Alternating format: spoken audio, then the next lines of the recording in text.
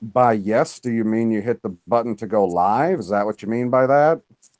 Of course I did. And welcome to Oh, the Fandom Zone. Oh, I love these like impromptu intros. yep. The smooth intros. Oh yeah, we're never rough, coming in. And you know what? I can't say that without it sounding wrong. Jesus. Well, at least there's no dead time. This is why there's never lag in these. Welcome everybody to the Fandom Zone, and we are back here. We got some good topics, some some good things to get into tonight. But before we start jumping in to everything, we've got the co-host, the commander, the racist, sexist Jedi. Go ahead and introduce yourself. Hey everybody, it's PB here. You can find me at Pop Culture PB on YouTube and on Twitter. I talk about pop culture, focusing mainly on Marvel and Star Wars, and a little bit of Game of Thrones. The last video I put up was some proof showing how Game of Thrones is guaranteed to get an Emmy for their writing in the series finale. Ooh. Not really. Have you ever heard of satire? Anybody out there on the internet? Because that's what it is. It's some beautiful satire. I love it. I love it because the last season just felt like satire. Yeah, just the whole season. Yeah. The whole season was just when your friend tells a bad joke and he's the only one who finds it funny. Go ahead, Stevie J. Introduce yourself. Yeah, g'day everyone. Stevie J from Stevie J Reviews. You can find me at that YouTube channel, and I'm doing movie reviews, trailer reactions, all that kind of good stuff, and the occasional stream talking movies with some awesome people. So, yeah, check it out. And I will be, just to let everybody know, I'll be popping in and out a bit. I got some stuff going on at home, but I will do my best to stay in and contribute. Really sounds like you're trying to make another baby when you say it like that. Yeah, well, no, definitely not trying to make another baby. There's You mean enough if going on. you're popping in and out at home on mute? Yeah, but there is one thing.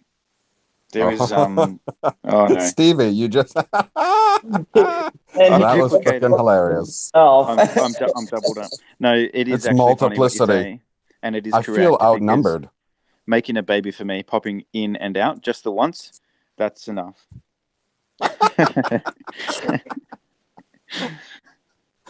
Oh, well, as long as it felt good. Yeah, of course. So, yeah, that was intriguing. I am surrounded by duplicates on the screen right now. What is happening? We have officially.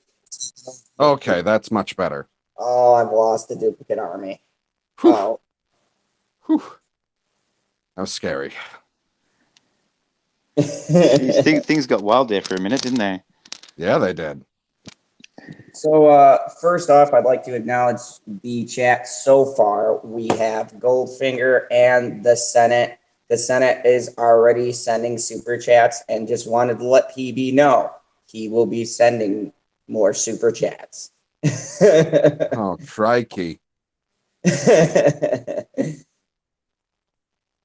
Yeah, his first super chat is some shit because fuck you. And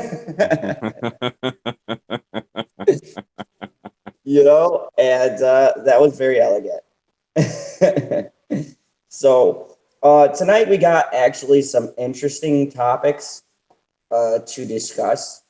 I have one about MTV, but for some reason the title would not allow me to put all of my thoughts into it. So I'm going to run with that first before we get to Toys R Us because I'm really excited about that, because I'm a Toys R Us kid. But anyways, the first thing I wanted to talk about was MTV movie awards ratings drop 43%. And Brie Larson bitches and complains about this, and so does MTV. Not only that, but they're blaming this on other options for consumers. You guys have been hearing it like, oh, Netflix and Hulu and Netflix and other options. I see So where you're going with that, or not going with that. Here, yeah. I'll say it for you. And DC Universe online. Yeah, I was trying to save that. So, and Senate, you are right. It's been a fucking joke for a while. And don't worry, buddy. We're gonna get into that because I have a different take on this. Everyone's going the go woke, go broke concept, but can we really say that? Let's be real. The MTV Movie Awards were never serious, and I don't know when in recent years it started becoming a thing because it was never really supposed to be a serious thing. It was like, you know, artists came and bullshitted. I thought the And, MT I thought they were supposed to be for music videos, not for actual feature films. no, they haven't done, they haven't done music videos in like how long? When was the I last mean, time? that's a good point. When was the last time we've seen MTV actually? I remember when they used to have TLC. Yep. Yeah, that was the last time. And even that, they wouldn't show you the whole music video. Well, they showed you the music videos. And then if you notice through the years, those videos got shorter and shorter and shorter. And, the talking got longer and longer and longer. And at first I didn't mind because they had a good balance of they show you a whole video and why it's in the spot it's in. And they would, um, then they would talk to like an artist of the week or something. And then, they would show more videos and so such how a show like that should be. And then for some strange reason, it just like morphed into this like they show 5 seconds of a video and then a bunch of talking. And that was pretty much Yeah. what MTV became. Yeah. So the award show, I couldn't tell you the last time I watched any of the award shows on MTV. If we're talking movies, video games, frickin' Teen Choice Awards, anything that they even broadcast. So not the ones that they're giving away, just the ones that they even broadcast because they take themselves way too seriously. You're MTV. You're supposed to be there for fun. We're not talking about the Academy Awards on ABC.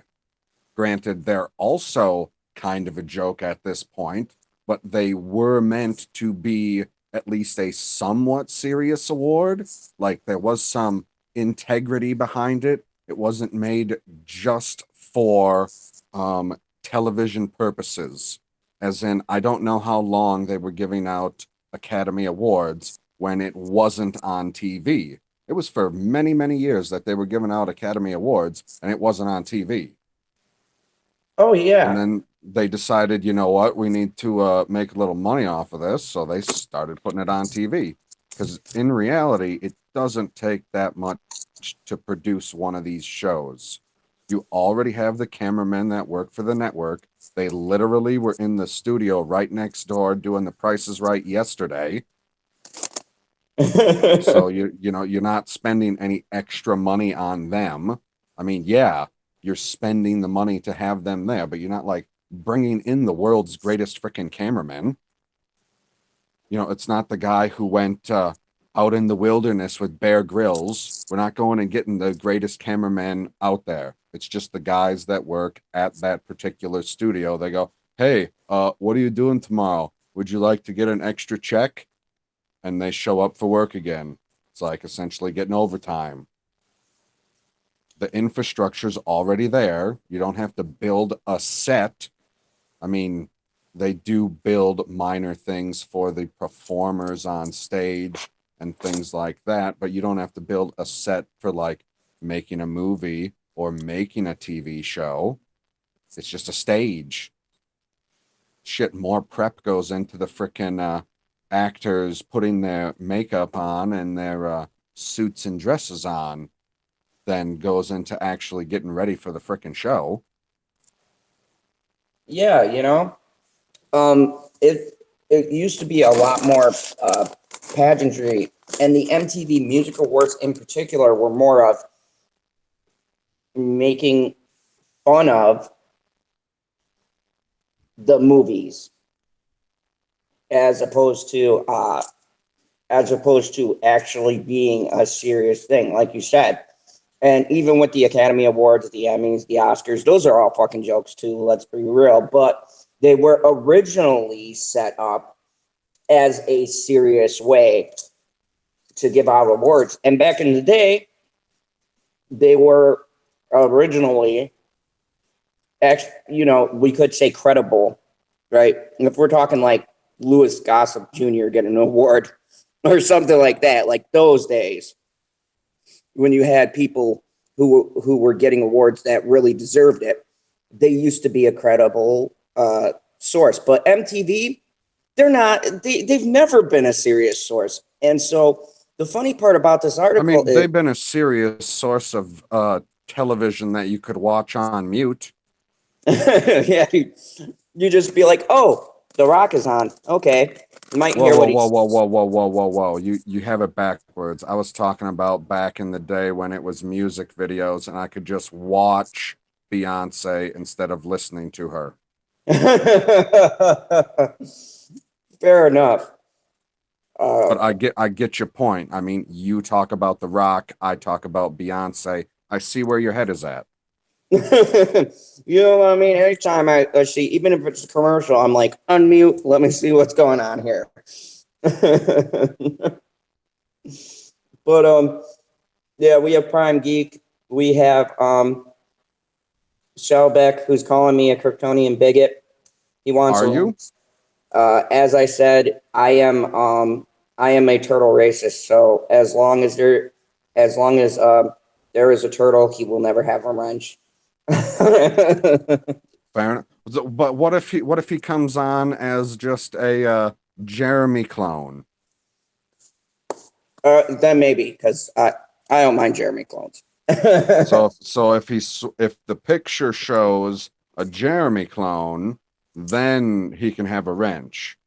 But you know how he's going to play that is he's going to show up as a Jeremy clone, get his wrench, and then all of a sudden you're going to have Franklin just dropping links to sexy ladies. Yep, exactly. And it's a Vase Productions in the house. What's up? He is totally unbreakable. That was a great metaphor right there. I like that. Thank you. So, yeah, I mean, he uses the tagline. Very true. But of course, now people highlighted some things. Okay, MTV was bitching, right, about how their award show isn't taken seriously. Well, I guess in one of the categories, Captain Marvel, and whoa. They put Captain Marvel in a category to win an award? Yeah, you see where I'm going with this. I didn't know that they gave awards for the flattest ass in a movie. Oh yeah, that's the thing now. Well, shit. We definitely gotta nominate some people, but Captain Marvel went against Endgame, and it was the fight between Thanos and Captain America versus the fight between Captain Marvel and people. You're talking about the Skrulls? Yeah, I guess. You mean when she was up on the frickin' ship? Yeah. When she sticks her tongue out? You mean when she had faced no actual challenges whatsoever? And she just blasted people Yep. with her hands. Holy shit. Oh my god. And guess who won the award? You're gonna be Thanos, shocked. because they have integrity. Oh, wait, we're So talking about MTV. We're talking about MTV. Let me rephrase my answer. I need to leave. What a piece of shit. What a You gotta piece be of shit. okay. Okay, so naturally, they gave the award to the women. Yep. I And mean, now wasn't she? I mean, when they narrow the fight down between Thanos and Captain America, they're talking about specifically those two fighting alone. yep. That's How not the does that fight, even though. compare? But it doesn't even compare. I mean, No, they're not similar things. Like but Captain Captain America picked up Marvel, the fucking hammer. yeah, He picked up the hammer. exactly. He picked up the Jesus. fucking hammer and smacked Thanos in the face, and then, oh my god. And one of the issues I had with Captain Marvel in the first place, just as a movie, was that she never had anything to really struggle against. Like, she already had all that power. They were just keeping it under wraps. And then she had just got more power. It never stopped her from doing anything. She was never in any real trouble. It was just No. I mean, I when thought she, she was in trouble when she was falling back to Earth, and then she went Super Saiyan. And yeah, I but want to just point out something because Senate did put a good point here. He said MTV obviously never heard of John Wick 3 or Avengers Endgame. Hmm. I thought for a second there you weren't going to read the second half. You were going to say John Wick 3 and like, yep, that should have won all the awards. No, I was tempted. But I was reading Sen's statement because it is funny to what's going on, right? So, of course, Brie Larson is pissy about this, and MTV is pissy about this. I'm like, MTV, you're not a serious award show. Your thing started as a joke, and now years later, you're gonna come out and act like you're the fucking Academy Awards. Now, the Academy Awards is a joke now, but if they came out and said seriously, "Hey, our viewership is down," which they are, but I'm just saying that is more of the Academy Awards, their viewership is down. But we Well, all I know mean, it would have some credibility or weight to it. Whereas the MTV fucking movie awards coming out and going, our viewership is down, and I don't understand why. Trying to sound like they're a fucking serious member of the film award community. I guess you would say it's so dog, hilarious. stop fucking growling at nothing. Exactly, PB. Exactly. Yeah, she's fucking pissed off about it too. She must hear everything that you're saying. And she's the only woman out here. It's me, two male dogs, one female dog. She's the only one growling. Like, that bitch fucking stole another award from fucking Captain America. yeah, it's almost like her winning that award was the joke. You know how they have the raspberries? It's like that whole thing was the joke. Like, everyone should have just started laughing in the audience. Oh my god, it's funny They, with that. I'm speechless. I'm actually speechless because that's just fucking ridiculous. How could she win for that? And then this was the same one where she got up and said and brought the stunt women up on the stage, Yep. wasn't it? Oh God. And she's like, "Oh, thanks to these stunt women. Thank you very much." She actually thanked But the I do all my stunt own stunts. women. Yeah, she got up there and she's So like, you're "Oh, whoa, whoa, I'm gonna." whoa. Oh, go ahead. No, go ahead, Stevie. So she got up there. She brought the two stunt women up with her that worked with her on Captain Marvel, the movie, and thanked them for all their work and how the movie couldn't be made without them. And so she's basically now what she said is, "I'm a fucking liar. because she said in that interview with Chris Hemsworth, oh, you guys don't do all your own stunts? Oh, I just thought that's what everybody did. So yeah, I just do my own stunts. And then she's going, oh, thanks, stunt women, for helping me on the movie. Couldn't have done it without you. I'm full of shit. Well, that's excellent. I know the next compilation video I need to come out with. Yes. You should And check out a I'll just, video. yeah, I'll just have to get either the number of days or number of months so that I can, in between, say, the span of time that it took for her to just incriminate herself. Like, Oh, we perfect. had all of the, pictures of her literally standing next to her stunt double the next day, like, hey, she said she does her own stunts. Who's this fucking lady standing next to her? This doesn't make any sense. But now you'll It, be able to take one clip and say, okay, 2 months later, thank you, stunt women. Thank you. yeah, Yep, it'll be yep. perfect for that. Absolutely perfect.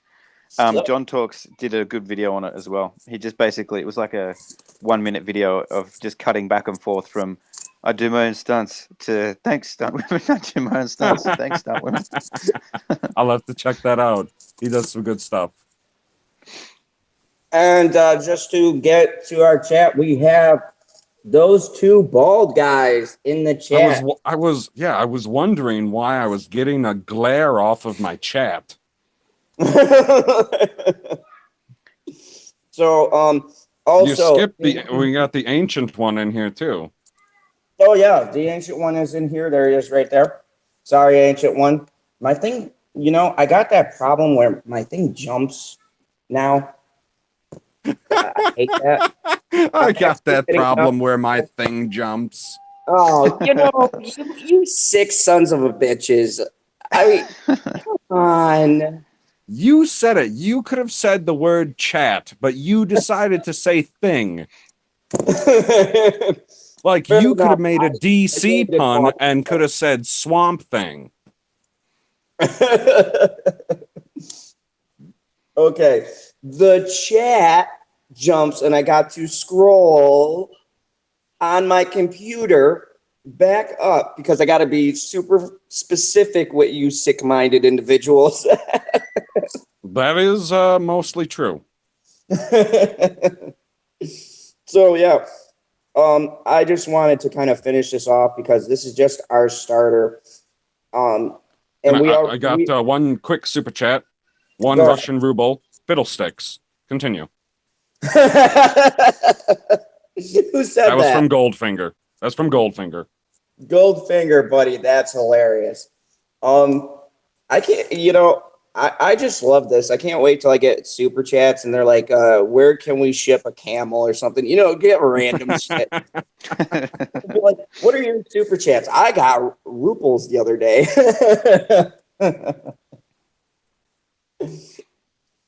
So, yes, it was definitely funny.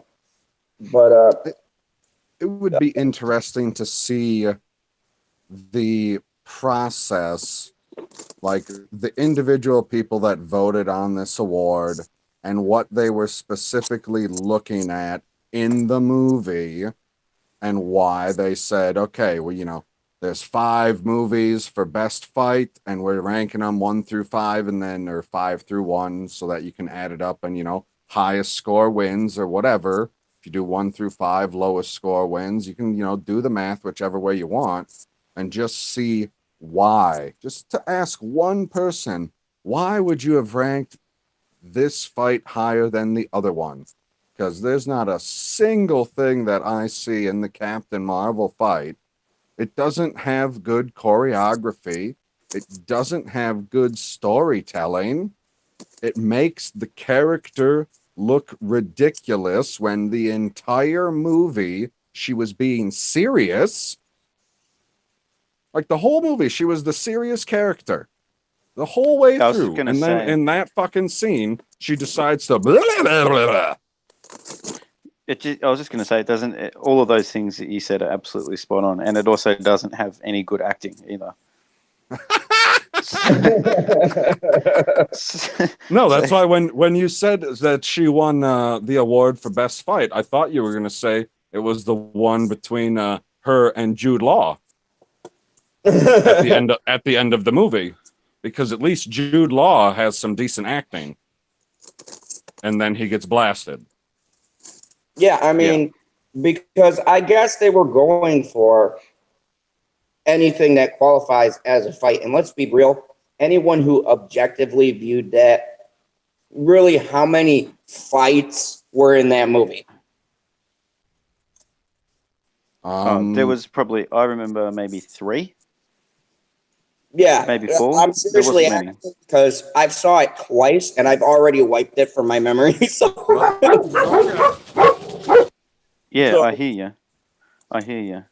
It's I remember there was probably 3 or 4 or so, but I don't remember them because they were memorable. I just sort of know that they happened. There's nothing I remember about them. Yeah, and I know the dogs barked, which works out really well with what I was going to say. Are we counting like dog fights in the sky?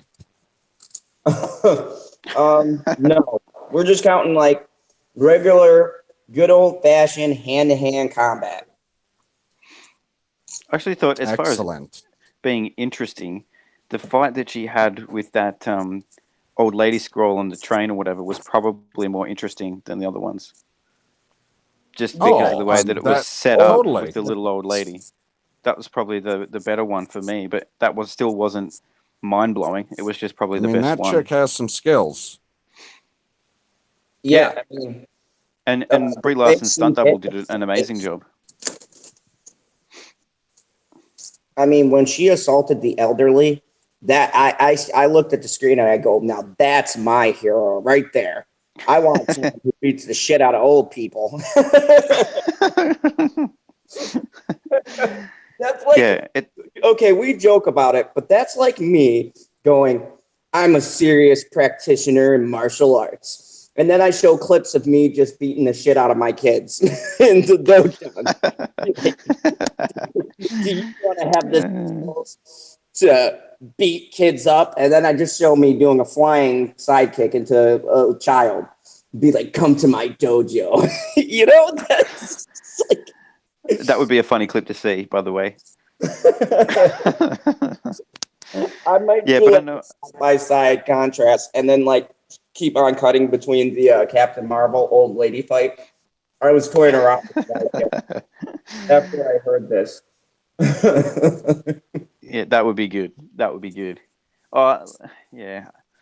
I don't know though. I'm a bit like you. I've seen it. I've only seen it once, but I did try to erase most of it from my memory because the first about hour and 10 minutes, I was almost falling asleep, and then when things actually started to happen, by then I was already over it, and nothing was that interesting that happened anyway. So, out of interest, I know you have erased it from your memory completely, but who do you think was actually the most interesting character in that movie?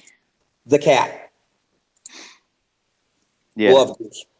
Yeah, I'd probably agree. The other thing I would probably say that was well done, at least, was Samuel L. Jackson's face. That was pretty good to make him look younger. Not acknowledge a super chat from. So now, okay, go ahead, and then I'll answer the question. Because it's hilarious. $100 Monopoly money because Zod is a racist bigot. Shelbeck, you got me, buddy. That's fucking hilarious. Continue. So now, are we talking the best done character or the best well done character or my favorite character? Well, I started off by saying... They're not necessarily the same. No, I started off by saying most interesting. Oh, most interesting. Okay. I was taking a little liberty with the question, my mistake. I don't want to answer it the Lee's Sources way. That's okay. Answer it the PB Racist Jedi way. Okay. Then mine was the illegal alien Talos. Oh, I thought he was the most interesting of all of the characters on screen in the movie. Which one was he? You're gonna have to refresh me because He was the lead Skrull, Ben Mendelsohn. Ben Mendelsohn. Yeah, Ben Mendelsohn. I think yeah. Look, Ben Mendelsohn was good, but I just personally think they could have, especially with him in that role, could have done more with that character. But then again, they could have done more with the whole movie. So, but I get what you're saying because Ben Mendelsohn is good and he was good in that. so What, yeah, what do you think, Zod? Did you like Ben Mendelsohn? I love Ben Mendelsohn as an actor, and in that film, I'm with you. He engaged me, but it lost me. And you know what? I don't give a fuck about spoiling this piece of shit. It lost me at the point where It's they been flipped months. it. Like when they did the flip and they made the scrolls good. Yeah, That you lost credibility and fucked over Ben Mendelsohn's character because up to that point, he was a pretty good bad guy. He was yeah. engaging, he was funny, he was one of the few people I actually enjoyed watching. But yeah, I Well, was with you till that halfway point. Then I was just pissed at the whole movie. yeah. Well, I definitely agree with that because he was, especially that part where they were in, where they were looking through all the files and all that stuff, and he runs into Samuel L. Jackson, I think it is, in that medical room or Yeah, when he's whatever. cleaning his glasses. Yeah, that was top Ben Mendelsohn right there. Good villain Why do I remember stuff. so much about this movie? I only watched it one time. Yeah, Maybe super secretly, it's your favorite movie. Okay, I mean, Me and in Stevie are all so honesty, here. I wanted to see the movie when it initially was slated to come out because they said, "Hey, it's going to take place in the mid to early '90s," and I thought to myself, "Oh, that means it's going to have Phil Coulson." But what I didn't realize was it's going to have Phil Coulson for a half a scene, and then it's going to be a Skrull as Phil Coulson until the end of the movie. You fuckers. yeah. Well, I It's know definitely from listening to you talk to Agents of Shield or about Agents of Shield, I know you like Phil Coulson. So He's the fucking glue man, fucking broke my heart in Avengers. yeah. I know those cards. Sad moment. and really quick, I have a super chat. 3,000 pesos. How is that burrito sitting, Senate? Senate, how is that burrito sitting, buddy? And two bald guys, because I know they did movie reviews too, and we actually talked about this during John Wick just a tad. I like how he says if they tweaked the story a bit and cast someone like Sackhoff, oh yes, from Battlestar, in the role instead, they would have had something there. Fuck yes. That would get my Oh, sack off. If they had Starbuck on there, fuck that. I I'd promote the fucking movie. If I they was. go if I'm they sorry. said promote us, I would have been like, fuck yes. I will give you as much time as my channel will allow. You'd be out on the street with a sandwich board on that said, "Watch Captain Marvel." Do it. I'm. Why don't you I. fucking do it yet? Oh no, I absolutely agree. 100%. Good call by those two bald guys because the issue I had was definitely with the story and with the acting as well of Brie Shitson because if they all they had to do with the story was just make it a little bit more interesting and engaging. So instead of starting her off with, um, she's already got her powers basically. I know she was restricted a little bit, but really, at the end of the day, the way that it was portrayed in the film, she was pretty powerful from the beginning. So the first fight with the scrolls or whoever they were, she took care of them pretty easily and escaped, no problem. And then Well, she really yeah, didn't they're face illegal any aliens. challenges. Yeah, really didn't face any challenges throughout it. So just to give it a comparison, like, and don't get me wrong, like, not all of the Marvel movies are great and well written, but take Iron Man for example. he's taken down a huge peg because he's going to almost die in that cave. You look at Thor; he gets his power stripped from him from his old man, and so he's going through that, and they all go through something like that. Cap starts off as a scrawny little kid who can barely breathe without dying. So, and then he gets up to where he's been.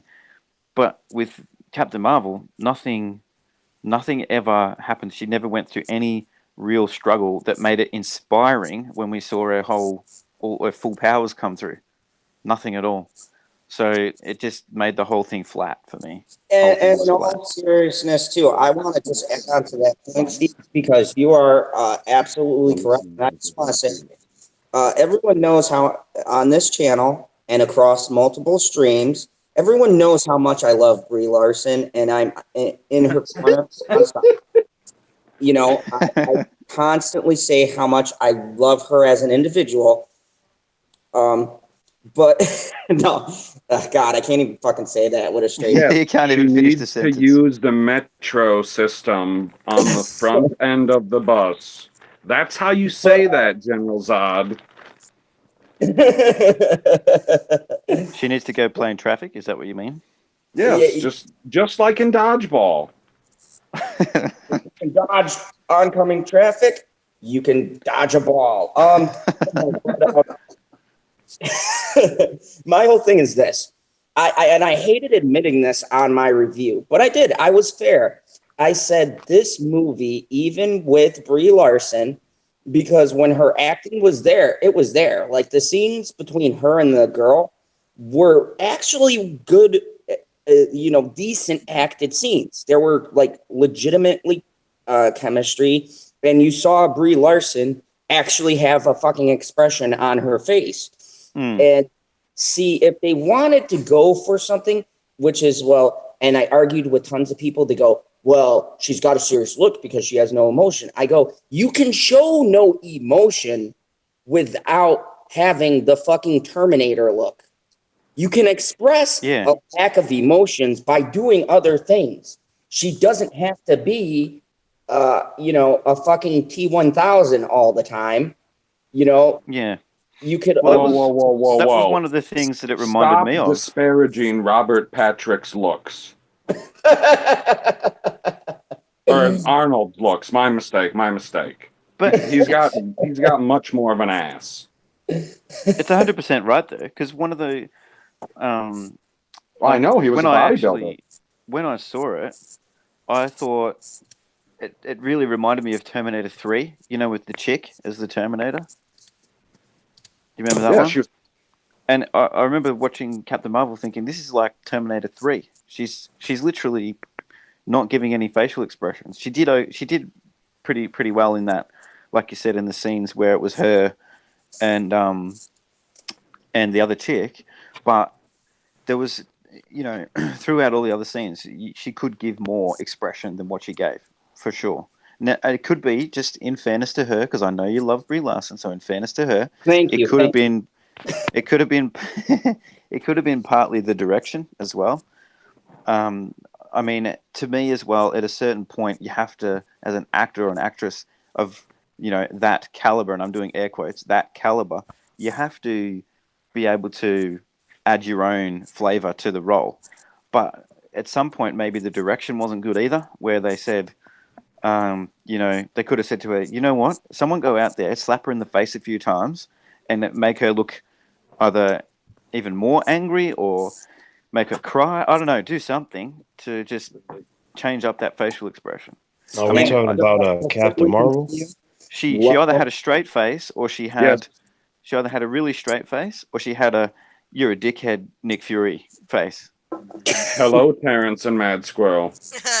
Hey, I would love to chime in on this. Oh yeah, go ahead, man. I would love for you to chime in on this. This is why you were brought in. Tell these humans what's up. See, to me, no matter if you have someone, if they were to come in and go like, wait, cut, hang on. Excuse me, Miss Larson, I just wanted to talk to you real quick. Bam! And just smack her like in her face, because, even if they would have got her to deliver any sign of life in her face, it wouldn't change the fact that the entire script was the problem. You know, Mm-hmm. the actress herself just made it infinitely worse. I'm like, when you have a poorly written script that is devoid of passion, that is devoid of accuracy, on top of ruining the source material in which it comes from, it's just there's too many areas of fail. So I feel like at the end of the day, you just end up with something that's flat and mediocre, which is what we got. And I noticed that there were a lot of humans that, went to see this movie because it's Marvel Studios. Exactly. Um, yeah, and with me, I was like, okay. I was like, I remember Captain Marvel from the comics, and I always thought her character was kind of whack. Every comic book that I read of hers was extremely boring, and to me, just uneventful in comparison to all the other Marvel characters that I came across. But I was like, you know what? I'm gonna go. I'm gonna watch. I'm gonna watch this particular film because when I saw the trailers, I was like, you know what? I'm excited for this. I want to see a young Nick Fury and Coulson, and so I was like, all right, let me see what this is about. And then I went to watch it, and within 20 minutes, I'm like, is this going to be the whole movie? Like, Mm, yeah. And did, can I add on to your point too, Terrence? yeah, Um, I buy its bullshit with the script sometimes because I loved Venom, and like take Tom Hardy out of Venom for a second, you have a shitty movie. And Tom Hardy solely as an actor was probably given like material. He goes, no, no, no, let me use this because I watched like the interviews and stuff. I also own Venom, and he said they allowed him when he came to a point in the script. He's like, hey, can I do this? And they were like, yeah, sure. They let him improv stuff. They let him be him. And look how that turned out. Because if you don't have Tom Hardy's acting and the cast that looks like they give a shit to be there, that movie completely fails. It fails spectacularly. But because you had directors who were willing to let the actors be actors and maybe throw in some stuff, and you had actors that were having fun doing what they were doing and not just being directed, you had something where it went from a movie that could have been completely atrocious to an actually enjoyable film. Yeah. um, I I wasn't. well, I wasn't by any means defending the movie or Brie Larson. Really, I just thought I'd bring it up as like another point of discussion because I know sometimes directors can have a big influence like that. But look, I agree with what you guys are saying. The whole thing was just flat, and I like what you said, Terrence, about it just being a whole series of fails all the way through. yeah, I just yeah, just there was too many things that kind of was like, what happened, and to go into something that Zob was saying about Venom. I'm like, with Venom, I feel more or less very similar in my approach. Like when I compare that to Captain Marvel, but like with me, Venom, for the first hour of the movie of Venom, I was like, at that point, I had the movie at an F. I'm like, this movie is getting a complete F. And when I review it, I'm going to tear it to shreds and have a symbiote come on to me and show people what Venom is actually supposed to be like. Because when I was watching that movie, I was like, yeah, Tom Hardy is good. He's delivering a good performance, but the only problem is that the movie is boring, it's slow, and he's not Eddie Brock. I'm like, where is Eddie Brock? I'm like, Eddie Brock is supposed to be like this asshole. He's supposed to walk down the street, and just because you walk by him, he's just supposed to shove you aside, like, cause he's like the king of the world and shit. He's very arrogant, and he's supposed to be a guy that the audience is supposed to root against. Like, this is like one of the most disgusting human beings that I've ever seen. Like, I would not even want to be around this dude. But the whole movie, he was such a nice guy that the audience was laughing for him and cheering for him.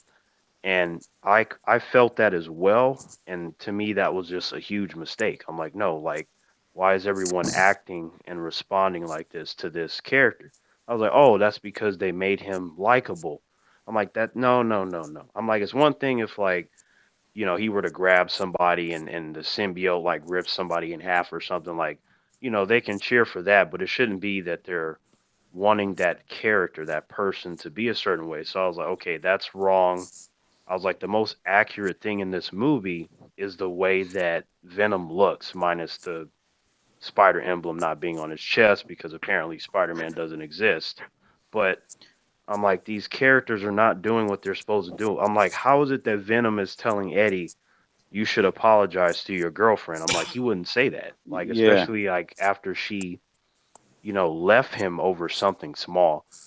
And It, like after the movie, I pointed this out, and like certain humans, they were listening to me. Like that was an accident. I was talking to my friend, but like I guess humans overheard me and they started listening to what I was saying. And then I like developed an audience, and I was like, oh shit, like I didn't mean for that to happen. But but yeah, I was like, she left him just because she lost a job. I'm like, okay, so that woman just never loved you to begin with. Like, you can't sit there and tell me that someone that's about to marry you, you're like, this is your soulmate and this and that. And just because she loses a job, which is something that you can replace, not so much the idea that you can replace love, even though we saw in the movie that she did. But I'm like, you're leaving him over that. It's not even like she got upset like, oh, I'll talk to you tomorrow or something, or I can't deal with you right now. Like that'd have been understandable. But she was like, bye. You fucked all this up. I'm like, weren't you just about to marry him? So I'm like, you mean to tell me that Venom is gonna like apologize to her? I'm like, no. The Venom from the comic books would have been like, is this the bitch that left you? Like he would have been like, do you want me to rip her in half? Like it should have been something like that. And then we should have had Eddie Brock with the most villainous smile that we've seen on screen. Like, yeah, we should kill that bitch. Like that's the kind of stuff that we were supposed to get with Venom, not this. Let me be apologetic. Let me try to right my wrongs. It just both of the characters, Venom and Eddie Brock alike, were way too nice for my taste, and I had a hard time getting through the movie because it was pissing me off that it was that inaccurate. And then when it got to the action of the movie, I was like, okay, that's pretty cool, but it doesn't change the fact that I'm still like relatively bored and upset with what you did with this character and the direction that you took this character in. yeah. I agree with what you said. I think it was uninteresting. It was just uninteresting, and the characters, right, too, like you said. Eddie Brock was like, I don't know, he was kind of like a little bitch. And then the other thing was at the start of the movie, the prologue was about 20 minutes long. Instead of being sort of like a 5-minute prologue, it was 20 minutes. And Right, they also, at the beginning, they split stories off very early, like with the antagonist, with the aliens and right, the symbiote. They sent her off on through old ladies and through other people for a very, very long time. And right, it, right. it wasn't until like 40, 50 minutes in that we actually started seeing some interaction with the symbiote and Eddie Brock. So it was, yeah, it was uninteresting. It was bland. But my point to it was, as many flaws as there was, and I acknowledge it because, Terrence, I think I read the comics too, so I know like Venom is a downright anti-hero. Anything he does good is like either he's being tricked and manipulated by Spider-Man, or it's within the character's own interest to help the good guys in the particular situation. He's not built to be a hero, and that did annoy me. But I'm saying, in contrast to what they did to Captain Marvel, at least the film, at least to me, is watchable, and I enjoyed it for what it was, and the fact that it was stuck in production hell for as long as it was. And I'm not saying that that makes it the best movie. I give it an average. Like, I can watch it. I enjoyed it. I enjoyed Tom Hardy's performance, and it was enough for me to own it. But I'm saying when you compare that to the way Captain Marvel was handled, and then they come out with the excuses for that movie. And I'm saying when you compare the styles and the scripts are pretty similar in how really bad they are. Right. But you see one is able to sort of pull that itself out of that mediocrity where you can watch scenes in that movie and still have enjoyment, where Captain Marvel, in my opinion, is just totally unenjoyable, just totally fucking boring. There's no real major fight. There's just nothing. Yeah, well, I think Tom Hardy's performance is good. I don't think I've seen too much where he's not good. He's a great Right. actor, Right. and so I think for me, I mean, you said to me, what are you going to watch? You've got these two movies to choose from. I choose Venom Oh Oh because yeah, yeah. Yeah. at least I enjoy watching Tom Hardy on the screen. yeah, and Um, that's what Yeah. I'm That's talking right. about when I That's right. say Yeah. between yeah, Captain Marvel and Venom. I mean, we could probably all agree if we go the source material route or whatever, we could definitely say, yeah, Venom is nowhere near on the board perfect. It's got some really grossly bad flaws to it, but there are scenes, there are fights, and there's things that you can pick out of it that is enjoyable. Where you got a movie like Captain Marvel, and you're like, there is that was literally it was bad going once, but going twice, I literally told my friend that he owed me for wanting me to go. Like I literally made him buy me shit to see that movie a second time. See, for me, but to me, like the real thing that really carried the Captain Marvel movie was Samuel Jackson. Like if you Mm-hmm. remove him from that oh movie, yeah, there is yep. no joy, there is no charisma. Like it wouldn't even work. It would like I ended up I think for Captain Marvel as a movie when I took my fandom out of it and try to critique it as a movie, I'm like the movie's okay, like it's not really special or anything. And then I had to do it both ways. I had to look at it as a movie and then as a fan. So I had to give it like two separate scores, but I'm like Samuel Jackson's charm and just seeing how he interacts with everything. That's what I was most interested in. I was like, okay, well, the trailers did intrigue me and stuff, and I was excited. But when I got there, I'm like, well, is there anything else aside from Samuel Jackson? Not that that's a bad thing, but I'm like, I'm supposed to be enjoying the character, even though I'm coming from a position of not liking the character. I'm like, well, this is still Marvel, so you already have my attention. So it's like, can you get me to like this character that I don't really like anyways? Like, what can you give me? And they didn't do that. All they did was make me appreciate Samuel Jackson, but at the same time, I was like, he's a little bit too funny to be Nick Fury at this point. I'm like, like I have a problem when a character is established and you know them to be a certain way, and then when you see like a younger version, they're just so far away from where you know them. I'm like, I'm not really believing that this is supposed to be this character. I felt the same way about Anakin in the prequels. I'm like, you mean to tell me that this whiny ass bitch is supposed to be like one of the coolest villains I've ever seen? Like that, I'm not But the buying it. difference is Yeah, there is at least 100%. the third movie they pulled it together where you see him at that third movie and he slaughters those younglings and you go, there he is. Right, but I had to wait two movies, and then on top of me waiting two movies, I was like, okay, you have character inconsistencies and contradictions. I'm like that whole trilogy, like in a way with Venom and Captain Marvel. I'm like these characters are not behaving the way they're supposed to. I'm like Jedi's are supposed to be individuals of confidence and peace, and they will not stop until they help everyone else. It's all about everyone else and not about them, in the same way that you would get with something like a Shaolin monk or just any kind of a monk in general. Like everyone comes before that individual. And in the movie, it was just a bunch of we can't do it.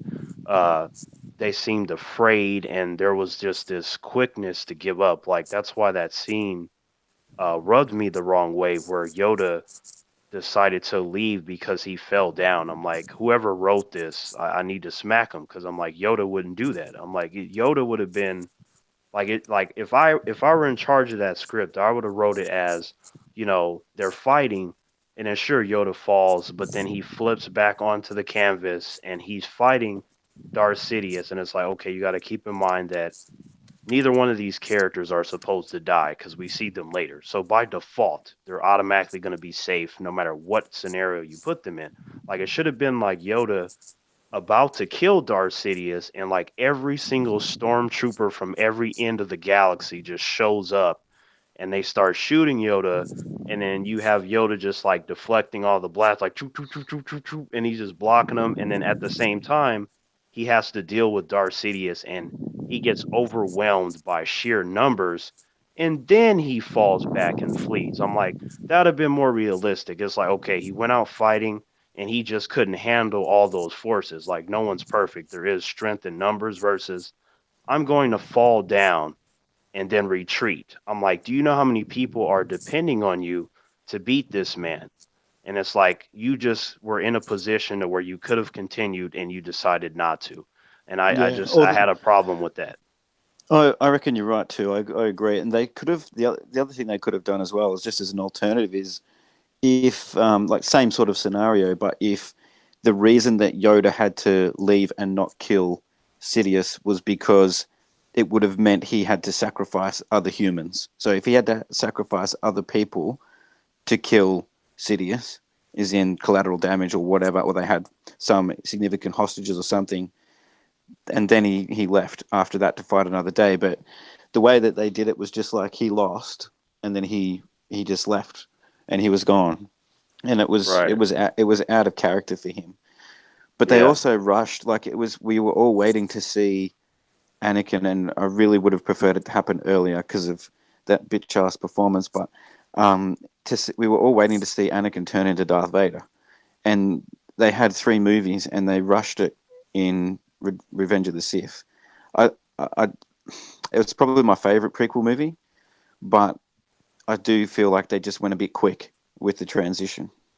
Yeah, I agree, Stevie. Like, because to me, I guess out of the prequel trilogy, I guess the third one would be my favorite too. But I'm like, it just, again, there was something that bothered me about the way the characters were handled because um with my training, like mental and physical training and all that for 16 years, I was taught that you're never supposed to give up. Like you Yep. keep fighting and you're supposed to help people if that's what you decide to do until your last breath. There is no surrendering and retreating. I'm like, no respectable fighter or hero would ever consider that an option. It's just not even possible unless they are completely forced into it. Like when you analyze the situation, like there is nothing you could have done. But this whole, you know, this is not really going my way, so I'm going to stop. Like, if you apply that to every situation in Star Wars, everybody would have died. Like, imagine if Luke was like, damn it, my ship blew up. I can't continue. Or the Yeah, C3PO is like, I couldn't get the message to this person, so I'm never going yeah, to try to give them another message. Like, any of that. Or R2D2, like, well, if the ship is destroyed, I'm not going to try to repair this hole in the ship. And if R2D2 wouldn't have done that, then Luke would have died because there was too many times where their vessels were damaged and about to blow up, and R2D2 stopped that by repairing patches in the ship. I'm like, yeah, imagine if all these characters would have did exactly what Yoda did in Episode 3. You wouldn't have no Star Wars. Everybody would have been dead. yeah, exactly. And And we kind of did stray from the topic, and I wanted to ask you guys while you're in here, and I'll start with you, Terrence. So the reason why Captain Marvel came up was Brie Larson, of course, and MTV were bitching because viewership was down 50% because they gave Brie Larson's fight scene with the scrolls an award over Captain America versus Thanos in Endgame. So I already know how. Oh boy, yeah, yeah, yeah, Zod. That is So, complete bullshit. I but mm, before mm. you answer, I know I'm gonna let you speak. Before you answer, uh, so they're complaining about this, and now we had 2 points. One, MTV, who the fuck are you? Because you're not a serious award show. So the fact that they're even claiming that they are, which nowadays most award shows aren't, but they were never established as serious. But now they came out and they're blaming, the typical talking points. It's men, it's cable, it's Hulu and Netflix and all this. So I wanted your take after hearing that, what you think the problem is and why MTV's viewership is dropping so sharply.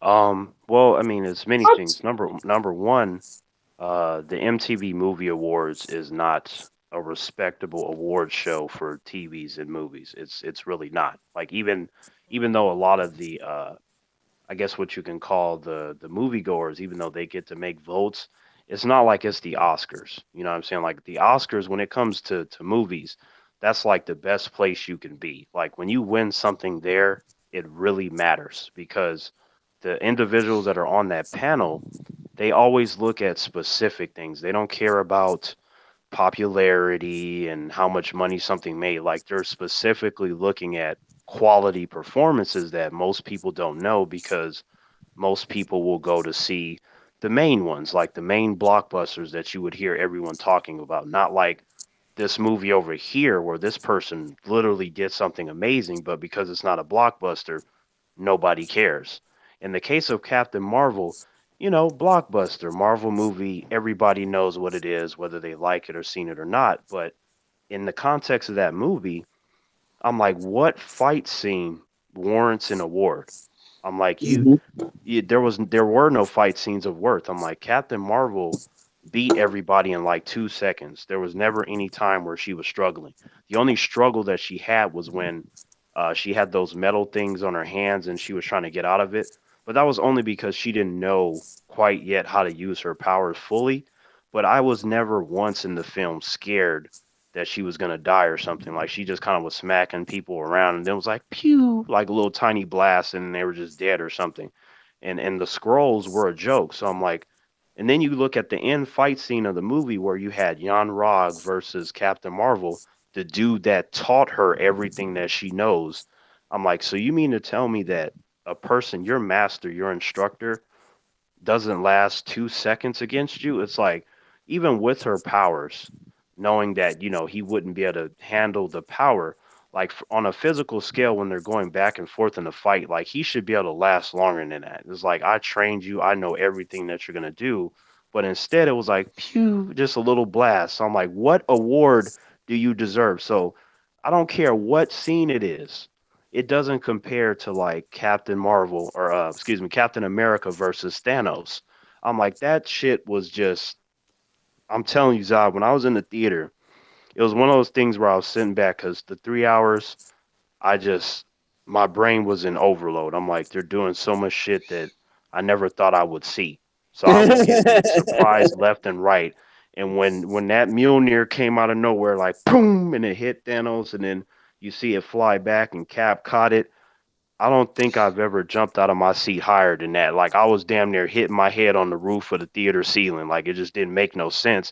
And then he was doing the combos, bouncing it off the shield and the lightning. I'm like, that alone is better than anything that they could have ever done in Captain Marvel's entire movie. Because number one, people they love Captain America, they're connected to him. But even if he was a new character, like that scene was just so phenomenal because you have a powerful opponent, you know that Cap can't take him, but Cap is still trying anyway, and he's doing it in the most beast fashion. And him being able to lift Mjolnir, showing us that he is very worthy of it, because we all know that not anyone can just lift it up.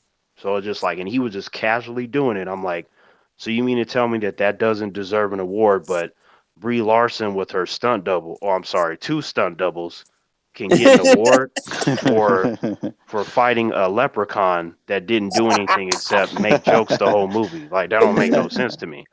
Oh my But it goodness. was it was good writing as well. It was good writing that Captain America being able to pick up the hammer, because there was that one in that scene in Ultron where he just budged it, just budged it, Right. and Thor was like, "Oh, nah, told you he couldn't lift it," and then they threw back to that, but it wasn't. They didn't do it, over the top. It was just a quick cut to Thor, and he's like, "I knew it." It was Right. perfect. It was perfect, and I That's like you, right, man. Stevie. Fuck yeah, this is awesome. Hold on 1 second. I want to give a shout out to someone. Continuum Trek is in the chat.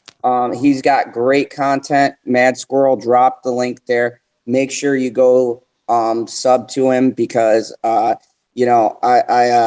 like his channel. I like his stuff. Continue, guys, on the subject. But yeah, Stevie, I'm with you on that, and I really like that that you mentioned Age of Ultron because believe it or not, a lot of individuals did forget that he slightly moved it because Mm, that scene entailed so much. You had so many people trying, so like when you bring that up to people, they're like, "Wait, when did that happen?" And then you start explaining it, and they're like, "Oh, that's right, he did do that." So then it just all clicks together in their mind because so many people, when it happened, they were surprised, including me. However, I did remember that that scene happened in Age of Ultron, like you mentioned, but in the yeah, comic books, though, Captain America has lifted it, Beta Ray Bill, and Hulk. It's just like there was a bunch of people that did it, but they were all exceptional, and it all happened at a very special time. And it's like, what better time to do something amazing than when some big, huge purple guy comes in and he's talking about, yeah, I'm going to wipe this planet out because he's just tired of their shit. And I'm like, this is the time for you to summon everything within you, not run away like Yoda, like stand there and fight. Like it just you have to do that. And like Captain America, like notice how even though he did all that, he got hit and it looked like he was about to die. That when he mm, got up and stuff and the shield yeah, was messed up and you could see it in his eyes. He was like, "Man, I can't beat him, but I can't just stop. I'm Captain America." And they're like, to me, there's something dope about that. Like you got to yeah. respect him, And that you was know? true to his character all the way from the first Captain America movie. Because Right. even when he was a little runt, getting the shit beaten out of him on the street, that was still his attitude. He was still going to keep getting up. He was still going to keep fighting. So, Right. and I think just going back to Zod's original question about Captain Marvel, I think she actually could have or would have been more right in winning the best fight award for getting headbutted by Thanos. That would have been better. That would have I that would would have have been yeah, yeah. accepted that. Now, now let me go to Mad. Because I'm pretty sure I already know what she's gonna say, but I love when she goes off on her tangent, the angry squirrel. So go ahead. What would be the, I guess, can you verbalize the question a little bit more specific? Because I've been doing modding and stuff and tracking around in chat. So I'm just trying to catch up a little bit on the actual question itself. Because I've heard every direction with this question be answered. Uh, so the question was that MTV had been bitching, of course, and Brie Larson, because of course anything involved with her, she's got to put in her 2 fucking cents. We all love her on this panel, and they were complaining about how the viewership for the MTV Movie Awards was down 50%, and then I was explaining that maybe the reason why was because there were two. There was a category for best fight scene, blah blah blah, in a Marvel action movie, blah, and they put the end game fight between Captain America and Thanos against Captain Marvel fighting all the Kree people, and she won.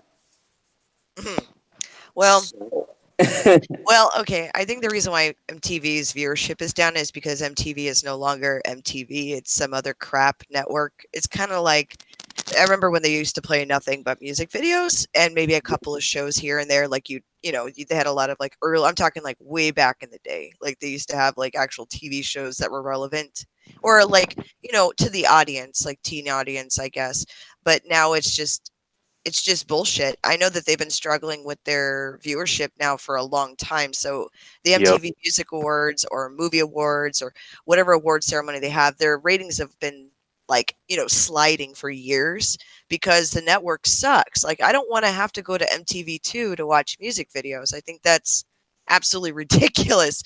I should be able to go to like MTV and watch actual music videos. I remember sitting and watching nonstop music videos all the time, but now they have like television shows and a bunch of like SJW filler bullshit on MTV, and nobody really cares about that. So kids want music. They don't, even when I was young, I wanted to just watch music videos or get music related news.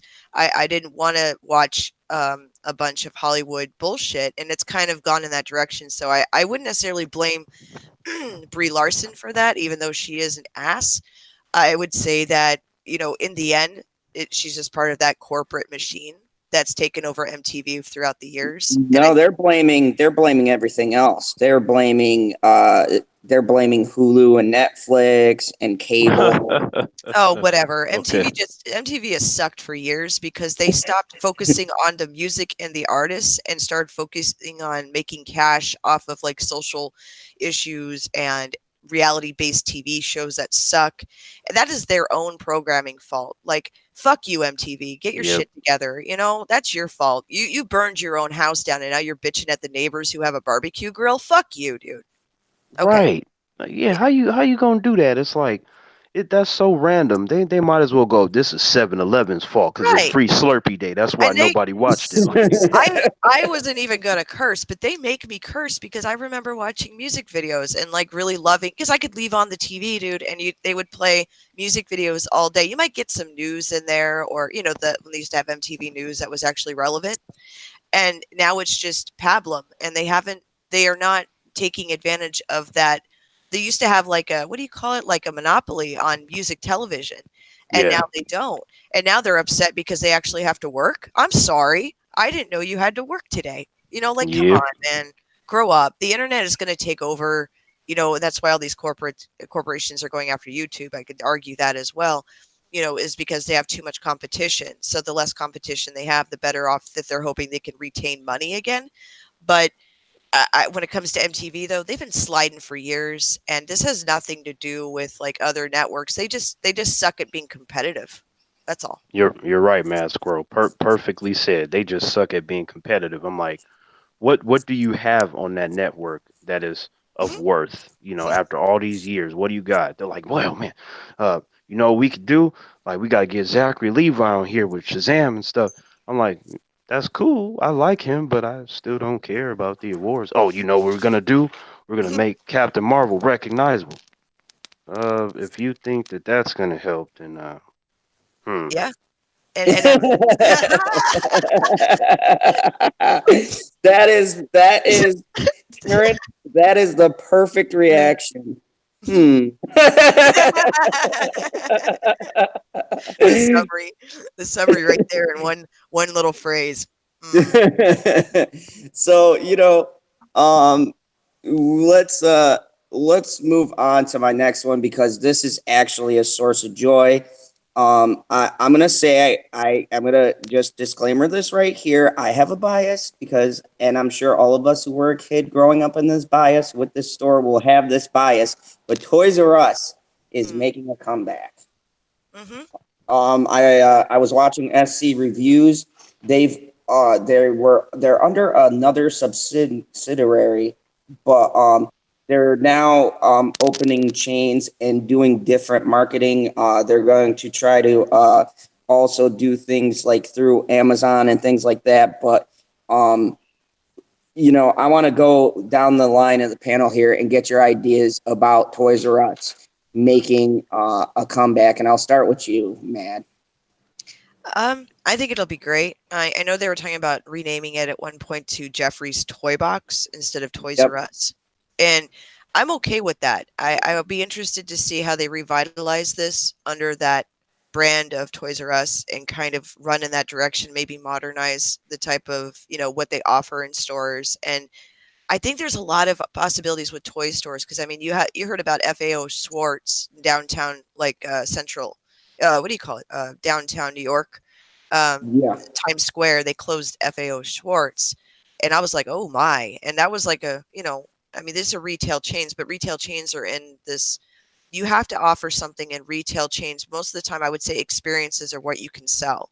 So if they can offer something at Jeffrey's Toy Box that a lot of other toy stores and Amazon cannot compete with, you can sell experiences very easily. That's why idiots go to fucking Disneyland and they go, wow, this is the first time I've seen Mickey Mouse. Like, motherfucker. So, I mean, you can sell experiences. And I think if they can do that, and make that store a little cutting edge and competitive with Amazon, they'll take off. I really hope for them, and I will go. I will absolutely go to a Jeffrey's Toy Box. But if it's like shrouded in crazy town, I'm leaving. That's all I'm saying. I'm not gonna make it. But I'm PB, cool. what do you think of this? Well, obviously, Mad Squirrel was right because she's got me pegged exactly right. When I think of Toys R Us, I think of memories. That's where I bought my first ever Yu-Gi-Oh video game when it came Hell out back. yeah. It was awesome. Yeah. And second point, I love giraffes. Who doesn't? That fucking giraffe, man. That giraffe is boss. So, all right, Stevie, what do you think?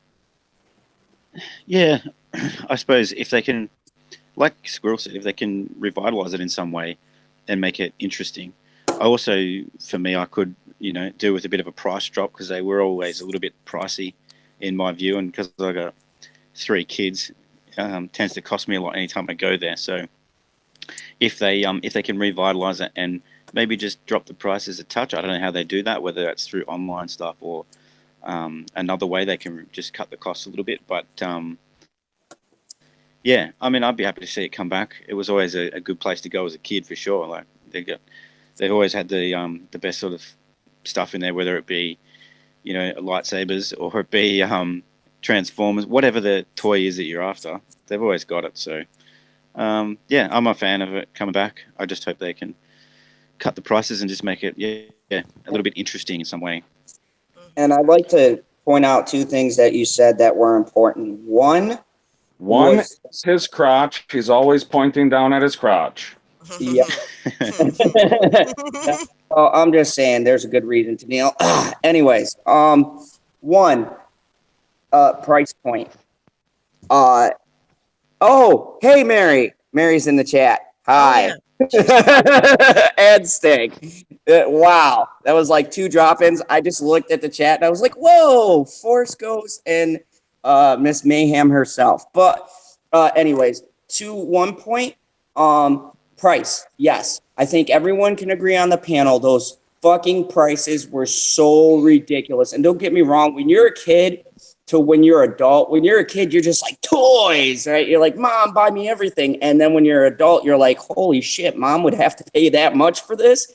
I love the features because Toys R Us had everything you could possibly imagine. But the problem is the price points, even from what their store is, and then you go to like a Walmart or a Target, that fucking pricing is way off the mark. And it was dying out for 2 reasons: the pricing and then online. They had nothing until the stores were starting to go under. They had nothing to compete with the online market or an online shipping or a feature to go online and do anything. And they were getting destroyed with it. So, those 2 things have got to be revamped majorly, or they can't survive. Not with the way that the market is now. And welcome, Stackhouse. Go ahead, PB. I was just making fun of your noises. On Yeah, that man, note, I'm sorry. I got to get going, but thanks for having me on, and have an awesome night, everyone. Oh, Have have a an good night, awesome Stevie J. stream. All right, Stevie. You too, Stevie. We'll So, catch you next So, time. Terrence, are you a Toys R Us kid? Um, when I was younger, whenever I would do well in school and things of that sort, my parents rewarded me and my brother with video games and toys, and we went to Toys R Us quite a bit for action figures, and I remember getting a lot of PlayStation 1 video games. I remember getting Tekken 1 from Toys R Us, the very first Tekken game, and I spent so many hours on that. I'm surprised I didn't become a Tekken character myself. Yeah, we all spent hours on that. In terms of, so many things I've got from that store. But I think Toys R Us coming back today to me is slightly laughable because I'm like, you might be able to make it, but it's just so many people do things differently in terms of buying things online, and sure they can develop something like that, but to me, I don't think it will ever be what it used to be. And that's always the thing that you got to just throw out there on the table. Like, no matter what you do, you can never be what you were. Like, in the same way of when, with most things in life, like you try to bring back this and bring back that. There's a reason why most of that stuff fails. Like, the ones that make it could be that they got lucky or they just made the right call at the right time. Like, there's variables as to why something like that would work. So I think it's possible, but I just don't see it being what it was. Because back in the day, I mean, Toys R Us was always packed. Like, it didn't matter what time Mhm. my parents or my grandparents would take me to a Toys R Us. It just seemed like it had its own life. Like, and if you Oh yeah. wanted a certain toy or even a video game, like if it, you could easily just have to wait like to the next week or whatever because everybody was going just like you. And I just don't see that happening in the same way today. So while, I guess the inner child in me could be like, yay, well, I'm like, okay, well, I don't really buy toys, so, that wouldn't appeal to me. Um, I'm not a gamer like I used to be. Like occasionally I'll play like if there's like a new Street Fighter or Mortal Kombat game or something like that, then, I'll play it. I know that like one of my friends will have those games, so I'll be able to play it that way. But I haven't purchased a video game myself in countless years. I think the last one was, I don't know, like Tekken 6 or whatever. But so there's many things that wouldn't appeal to me personally in the same way on top of everything that I said. So for me, it's just kind of like I'll sit back and it's a wait and see. And while I want them to succeed because of all the stuff I got from them, I'm just like, yeah, we'll see. We'll see. And that's a fair point. A lot of it is nostalgia's sake, and I agree with all your points that you raise. They got to definitely they got to do something different, and like you were saying, the markets are different now. I mean, everything is different than growing up. So, and welcome, Sean Stackhouse. How are you? I'm good. What's going on? We're Hello. talking Toys R Us, and when I Hey, started talking Sean. this, I Oh, had wow. to ask, "Are you a Well, Toys R Us kid?" Yes and no. hold on, hold on. Are you sure you want to join me? I'm a fucking nymph, apparently. No, you're a river nymph, man. Get it right. How did you know that I live next to the river? It's just evident about your profile picture there.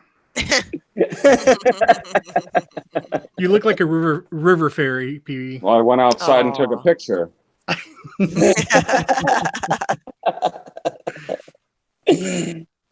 Oh shit. Uh, yeah, what do you think of this Toys R Us thing and their revitalization? I think it's cool because I mean, I do have a lot of memories of Toys R Us. Now, growing up in my area, we didn't have a Toys R Us. Like when I was a little kid, we had Children's Palace. Um, but when I moved to Texas, that was my in the late 80s or so, that was my first experience of Toys R Us. And from there on, I was always a Toys R Us kid. So, yeah, I think it's really cool. And I was sad to see them go. If they're able to come back and they're able to compete with mainly Amazon, really. If they're able to compete with them and do things where they can keep up with expectations and whatnot and keep their prices competitive, I think it'd be cool. I think it'd be great to have them back. Yeah, I mirror a lot of those thoughts. Now, my other question to that was, do you think that with the way now Walmart's a big competitor and Target, back in the days when we were younger, you didn't have where the bigger chain or the smaller chains, let's just say, or the less known stores, like let's put Walmart back in the day when it was first starting versus Toys R Us already established. Hmm. Have other stores that could necessarily afford the quality toys that Toys R Us were getting. Like, how many G.I. Joe sets could you only get at Toys R Us, or the latest, like, different? But now with Target, with Walmart, with these different places, they are able to get their hands on the same stuff and then mark down the prices, because that's not just their bread and butter. They're doing other things. So do you think in a world like this, they're going to be able to just be toy specific? It depends, because before Toys R Us went out, they were notorious for having Toys R Us exclusives for, whatever line we're talking about. So if they can get the line back on exclusive figures that are only there at Toys R Us, and also, like, they used to, if I remember correctly, they used to be like the main store for I want to say Hasbro, but I'm not sure if that's right. But they were the main store for like one of the big action figure lines. So if they're able to get it, just I guess it depends on, like, the first thing, and if they're able to get any type of contract as, like, the exclusive vendor for certain products. If I they're able think to it. do that. I think it's important to mention when you hear that word exclusively to whatever, 99% of the time you can buy that shit online. So in Well, that's 2000 true.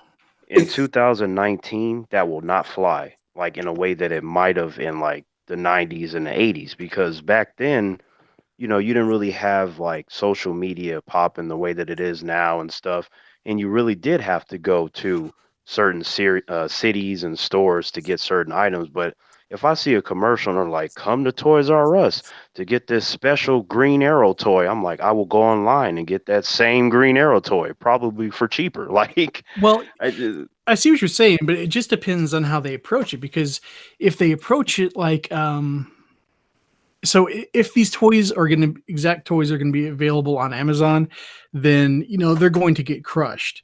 What they need to hope for is that they can strike a deal, like they'll have exclusive toys, like Comic-Con has exclusive figures or something. If you do find them online, they're going to be a hell of a lot more expensive than they were if you were to get them actually at the con. And that's kind of what they need to wrap their brains around. but if that's the case though, wouldn't they still? I feel like they would still end up going under, because how many times can you actually have exclusive toys to keep your business afloat? That's Like a great question. you would still have to have all the main stuff too, because like the average person per se, when they're getting toys for or action figures for themselves or for a kid or their children, they're trying to get something that the kids would want. So oftentimes they can just go into a store, and more than likely the child would want something that's there, not so much an exclusive Green Arrow toy. Maybe they just want the toy that's there. So Mhm. if with that, I don't see how it would make any difference. I think because I used to go hunting quite a bit for certain toys. Yeah, but I would go to Toys R Us looking for specific like exclusives or things like that. But I go back to, it's an experience. So for example, if the new Toys R Us, let's say Jeffrey's Toy Box, whatever the hell they decide to name it, um, they bring it out and let's say they have specific toys that are only exclusive to, let's say, a San Diego Comic Con or a different con throughout the country, and they actually have a real event for like that 3-day weekend. They have it set up in the store very similar to the experience that they would have at the San Diego Comic Con, except it's only in specific states maybe, or in specific cities, and just see where it test drive it and see how it is with audiences. I know that more people will go to an event for the experience, and they will pick up those exclusive toys or whatever items they're looking for, as let's say around our age group. It just, honestly, the experience is what sells it. A lot of people will go to Black Friday not just for the sales; they go for the experience, whether they like it or not, because that's kind of where our society's headed. Is these experiences that are not so they're not they're like mini, what do you call it, middle class adventures. they're not they're not Yeah, really they're not, yeah. I don't know what else to call it, but it's not really a real fun adventures, but it's like more of a consumer based adventure of seeking something out and being able to find or hard to gather or hard to find figure. There is that middle class success of, ooh, I got that exclusive crap figure that in 20 months I won't care about. But the point is, it's always about that experience. So if they can sell the experience over the product, which easily they can do if they make it sound like an exclusive event. I mean, it's all PR stuff that they need to work on and rolling this out, because really, if you look at millennials especially, you can easily cater to that crowd by just saying, look, guys, it's an experience, and don't you want to be somebody? Come to your middle class experience with your Indiana Jones pretend time, and that's pretty much what they'll be able to sell.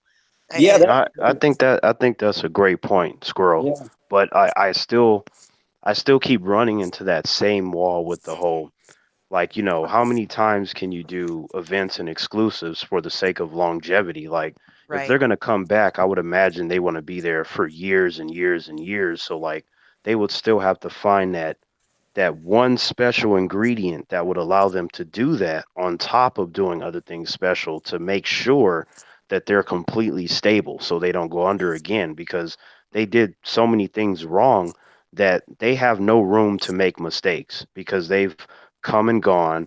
They're trying to come back, and when you're trying to come back, if you're not damn near perfect, history will repeat itself. So they need to have like a specific niche that they're checking a box in. Correct. Yeah, Do you correct. guys have a store called Vintage Stock in your areas? no, I don't. No. I can't say that I do, Sean. Okay. Never Well, heard of it. what it is a store that deals in Something for old people like Sean yeah, exactly. because it's vintage. Exactly. No, well, I mean, they deal in the vintage, but they also deal in like modern toy lines, as well as movies, CDs, records, Oh, comic books, stuff like that. okay. So, and that store is pretty popular on the web and in my area, and I forget what other areas it's in.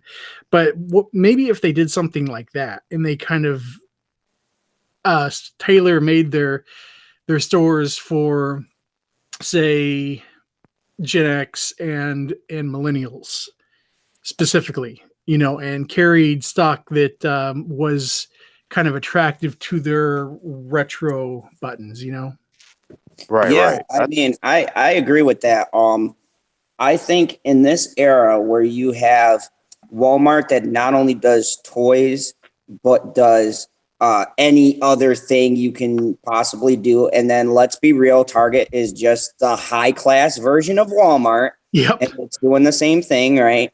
And then you have Starbucks and other places realizing they have to have just more than coffee to sell it.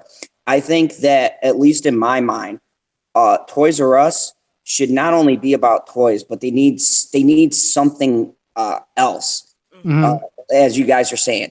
Yeah, Um, you need to have that, Zod, because like you it's kind of like this. Like you like with, all this online stuff in stores.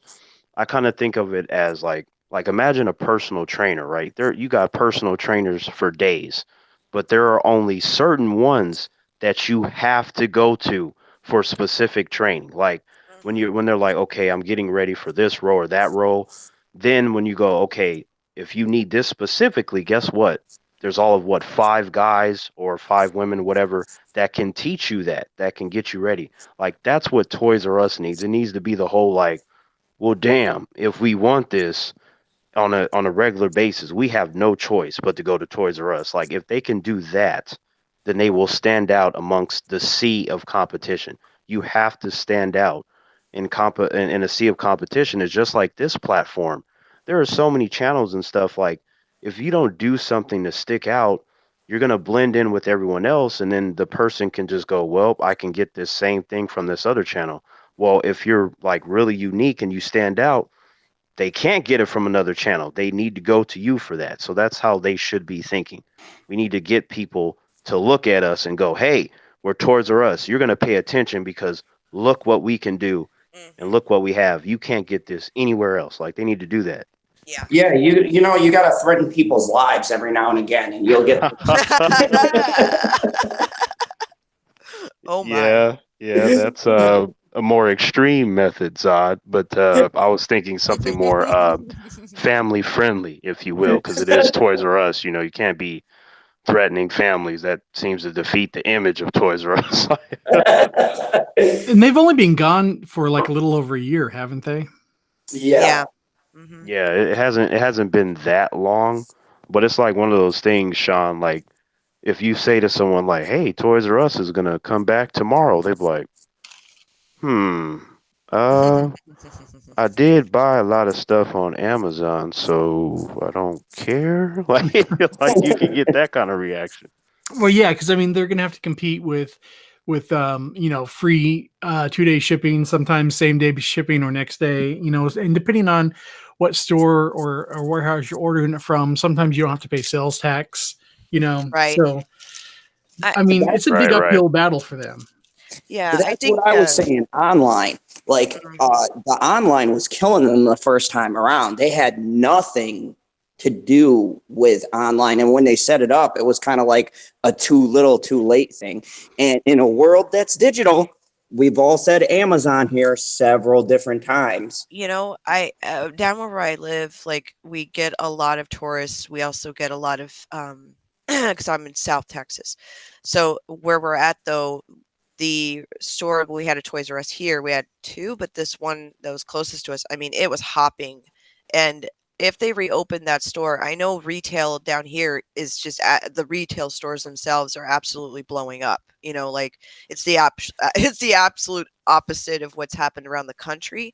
That's So cool. it is. And it's a lot of mom and pop stores, a lot of like, specialty stores, which is really amazing. And I've never lived somewhere, because honestly, I've lived in places where you see retail just dying. It's the saddest thing in the world not to see mom and pop chains making it very well. But what keeps them alive in a lot of sense is not just the tourism and people coming in from out of country or from people local, but it was having those easier to find toys that were harder to get online. Because the thing with Amazon, and I've noticed this, is that I'm getting delays on packages. Like we don't have weekend shipping like we used to. Now there's a delay. So if I order something, let's say on a Thursday, I'm not going to get it until Monday. And it sucks. I mean, that's the problem with Amazon is I think they're starting to pay the price for their shipping practices because of the contracts they had made before. And I believe this is going to affect them unless something changes soon. Because That now, is a great point. you know, so I do think that the retail can make a comeback. I think it's just about the timing and locations that the stores that they choose to open, not just opening them everywhere like Walmart's paying the price right now for their bad decision making. Hmm. God, Hmm. you're hearing about them all closing now because they went for a monopoly and it backfired in their faces. I'm sorry, Walmart, you suck. Yeah, they But do. Yep, yep, yep. and now they're paying the price for it. So I do think retail can make a strong comeback. It's just about making smart decisions about where they put these stores and locations. Exactly. That's right, Squirrel. That's right.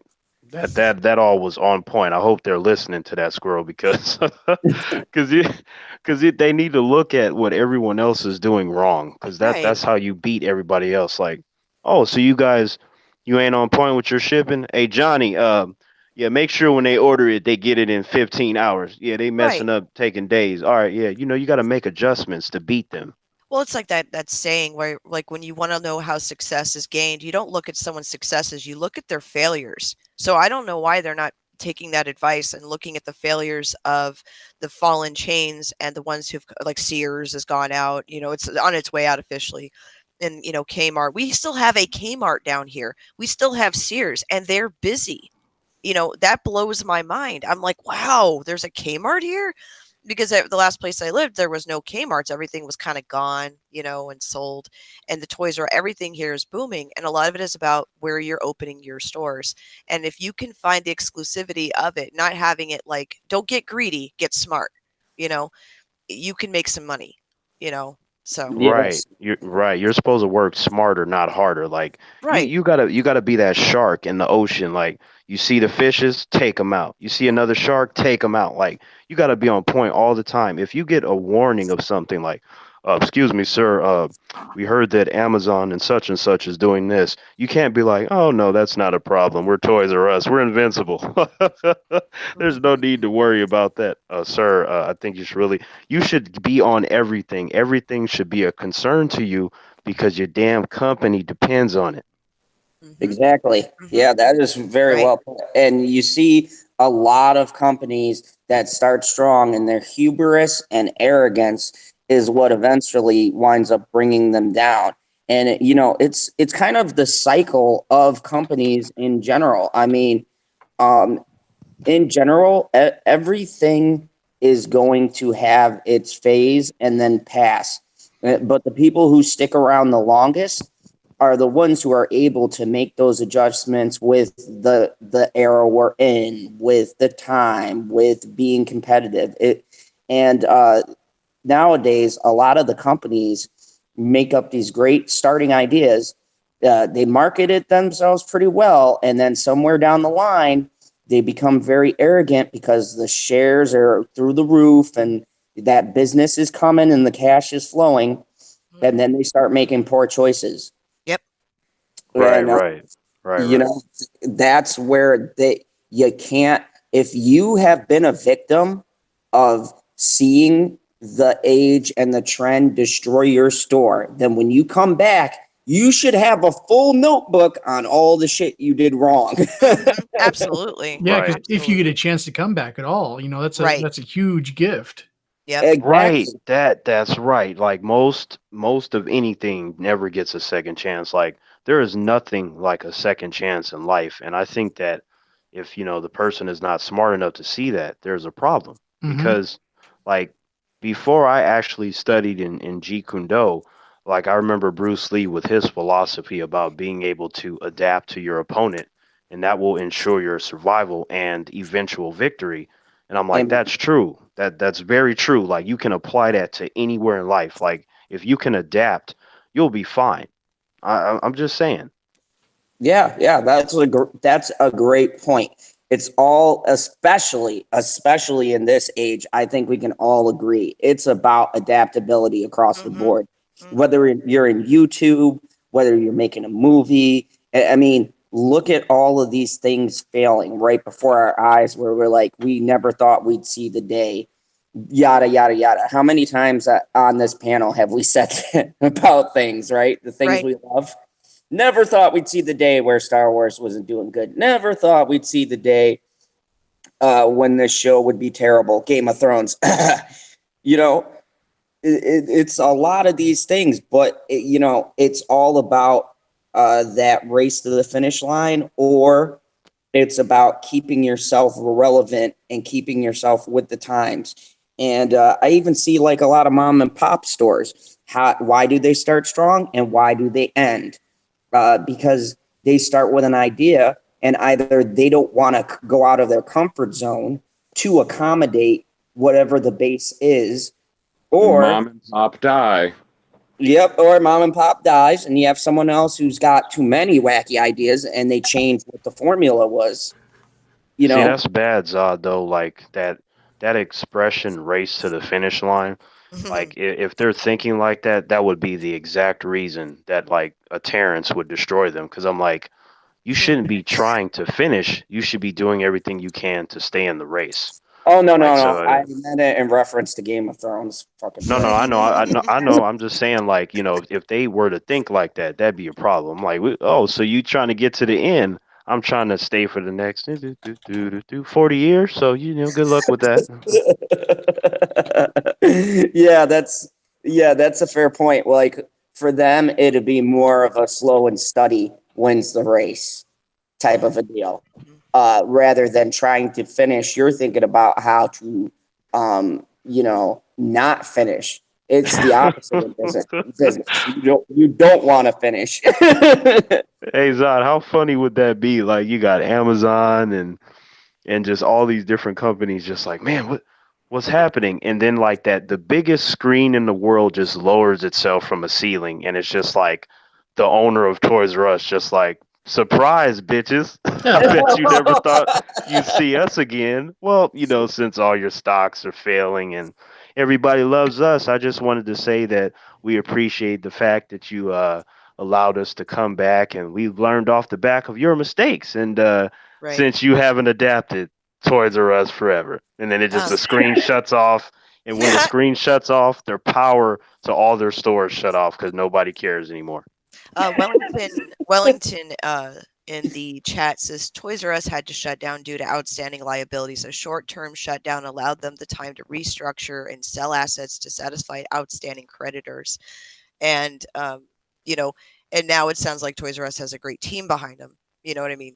He kind of continued with that, but I agree that they're trying to restructure and get it, and they that happens with every company. It's sad that they had to actually literally shut down all their stores. I mean, there might still be a couple in other countries that are open, but it's one of those things where they just had to shut everything down and then restart it to kind of like reposition themselves in the market and to take a better look at the market as a whole to find out where they can make some money. And I think they were on the right track looking at collectibles. I think that they were heading in the right direction, but they just couldn't keep up, with the supply and demand, number one. And two, they didn't know. It was kind of like the blind leading the blind. They had some good ideas, but they didn't really have the structuring at the time to support it, Ooh, the blind leading the blind. I'm like, see, what they said, it just sounded like some excuses to me because I'm like, the blind leading the blind. I'm like, that's why you fail because somebody's supposed to have vision. You can't have the blind leading the blind. Right, right. Yep. So we're all in agreement here on the panel. I think we want them to succeed, but I think this is a great thing for us to turn into. Yeah, I love giraffes. And giraffes love you. Giraffes. I've never cared about that giraffe. I remember, I think it was my grandma that pointed the giraffe out to me because I remember they had the toy giraffes. Like when you would come in the store, that would be like the first thing I remember seeing were the giraffes, and it would irritate me because I'm like, where are the PlayStation games? I don't care about this giraffe. Where are the games? so yeah, it just was. So fair enough. I think that we could all agree that it's always good to see a comeback story. Everybody loves a good comeback story. So Yep. I don't know about you guys. I'll be pulling for them.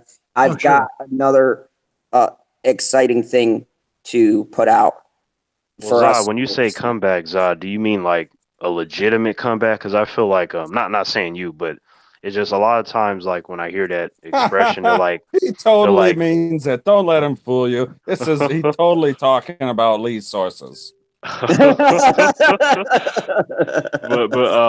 they'll say like, yeah, we made a comeback. I'm like, in some cases they were like never really gone, and then you have the ones where they were gone and then they actually made a legitimate comeback. So I just wanted to throw that out there. Yeah. No, if you shut down like they did, I consider that maybe not gone because there's a couple of stores from how I understand it that might be still operating, but when they make a mass close down and we'll just say, and I'm doing air quotes, not reconstructing, I'm failing on the word here. Restructuring. There we go. When you do restructuring, then I'm going to say that if they come back and crush the competition, I'm calling it a comeback. Oh, sure. Oh, yeah, it's definitely a comeback because nobody is talking about Toys R Us. That definitely applies to them. Like, there's nothing like no one cares and no one remembers until someone brings it up in a conversation. If someone has to bring it up to you and you just don't remember it on your own, then yeah, like I would say that you're pretty much dead. Like that's just how it works because no one alive is gonna be like Toys R Us. Which one was that one? Or I can't remember the last time I purchased a Johnny Quest action figure from Toys R Us. Like I mean, like, if they got to think about it, yeah, it's gonna be a comeback for them should they find a way to come up to the surface again. Yeah, so yeah, all right, cool. So we're definitely in agreement with that. Now, I got to reference what happened in the chat. The answer is because my headphones are diabolical, apparently. I didn't know what the hell was going on. I looked at the screen. I was like, what the fuck just happened? The headphones or the okay. Yeah, if you take your headphones and go to a touch screen, they totally work as a stylus. All right. I shit you not. And speaking of which, before I go on to my next topic, we have 11 people watching. We were at 15 people watching, and I Yeah, have. and then Sean got here. Yeah. So I consider No. it a time of night. Well, maybe it's because he was talking about river nymphs in the chat. I don't know. Well, actually, Stig started that whole conversation. I know He he did. did because he's a bastard. He dropped it and he left. He was like, "Bye, guys. I'm going to bed. But you know what? River nymphs forever." And he's out. Yep. And if anyone is to blame for the chat going down, it's Mary. She came in all drunk and left. I know. I was That's like, true. "Barry, where'd she go?" I did plug her though, but She she probably was, passed out on her keyboard. Yeah, probably. Yeah, 'cause She's I like- left her a link and I said, "Hey, jump in," and I got a yeah, and then she didn't. Yeah, that is definitely a sign of passing on. Like, yeah. But no, I just wanted to say to the chat, thank you everyone. And I had Zach make a comment earlier. He is listening to us, I believe, at work because this thing jumps down on me. But thank you, This thing everybody. jumps down on you? Oh my God, TB, you sick, racist, sexist Jedi. You could have just said chat, but you had to say thing again. You know, the thingy, the thingy. That doesn't make it any better. No, that's it's like making code. it worse. That's making it sound like it's handheld. Oh my. Oh my. geez. So, you know, anyways, thank you for everyone who is still watching, and I appreciate you, and we love doing this show for you guys. So, the next thing, if you guys saw the third subtitle, Mark Hamill confirms he's a Force ghost. Yeah, I figured. So I'm gonna go down the line and get some ideas because that Sorry. just One second. The Senate wanted to say I had to come back and call Zod a fucking idiot one more time. He just wanted to show you some love. Sorry. Thank you, Senate. They're like, someone asked me, they're like, how come your mods insulting you? I go, because it's the Senate. That's just the relationship we've built here on the channel. Quality insults. That's all I'm saying. You want to troll me, you better have quality insults. So, Mad Squirrel, what are your thoughts about this startling revelation that we all probably saw coming? Oh, Mark Hamill coming back as a Force ghost. Yeah. Not surprised. I mean, I don't know what they're gonna do with that, but yeah, we all kind of knew that was coming, I guess. It's just disappointing, even though we had there was like a little bit of like a slither, of optimism that it would be something greater than what it is. And it's not. Welcome, LB. Hello. Hello. What's up, LB? LB, what's up? I'm driving right now. Oh, it's a lonely in motion.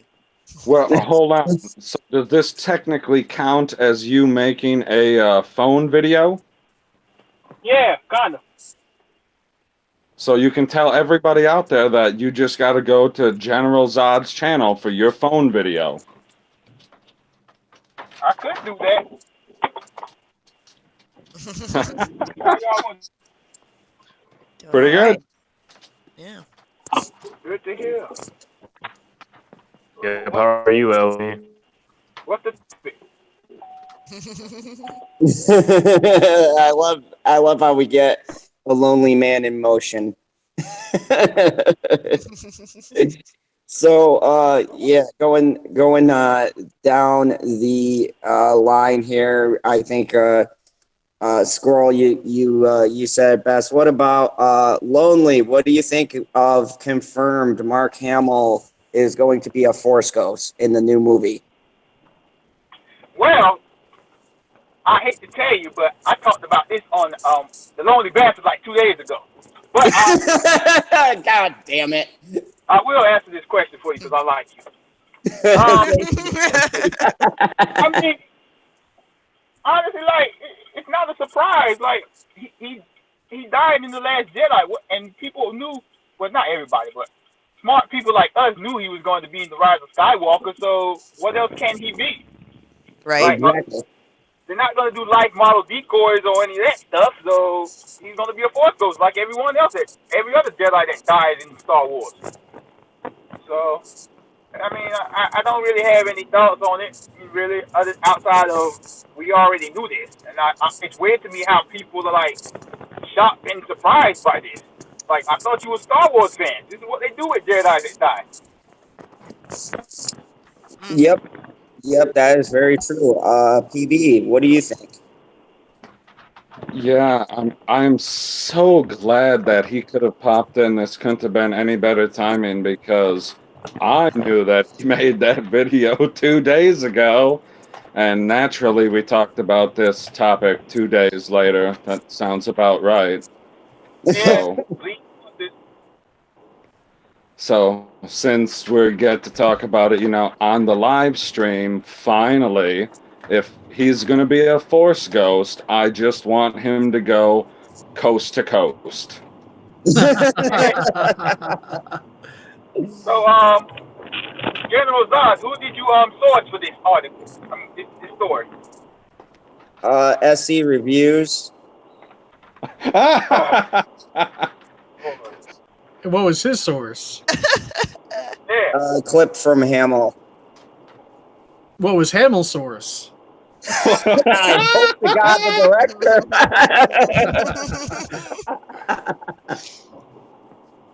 Yep, we all know Lee's sources. Yeah. So, yeah. But here's the thing, though. Hamill these days has been kind of like meh towards the whole thing. So I can't take anything about this movie really serious. Because who knows what's truth at this point.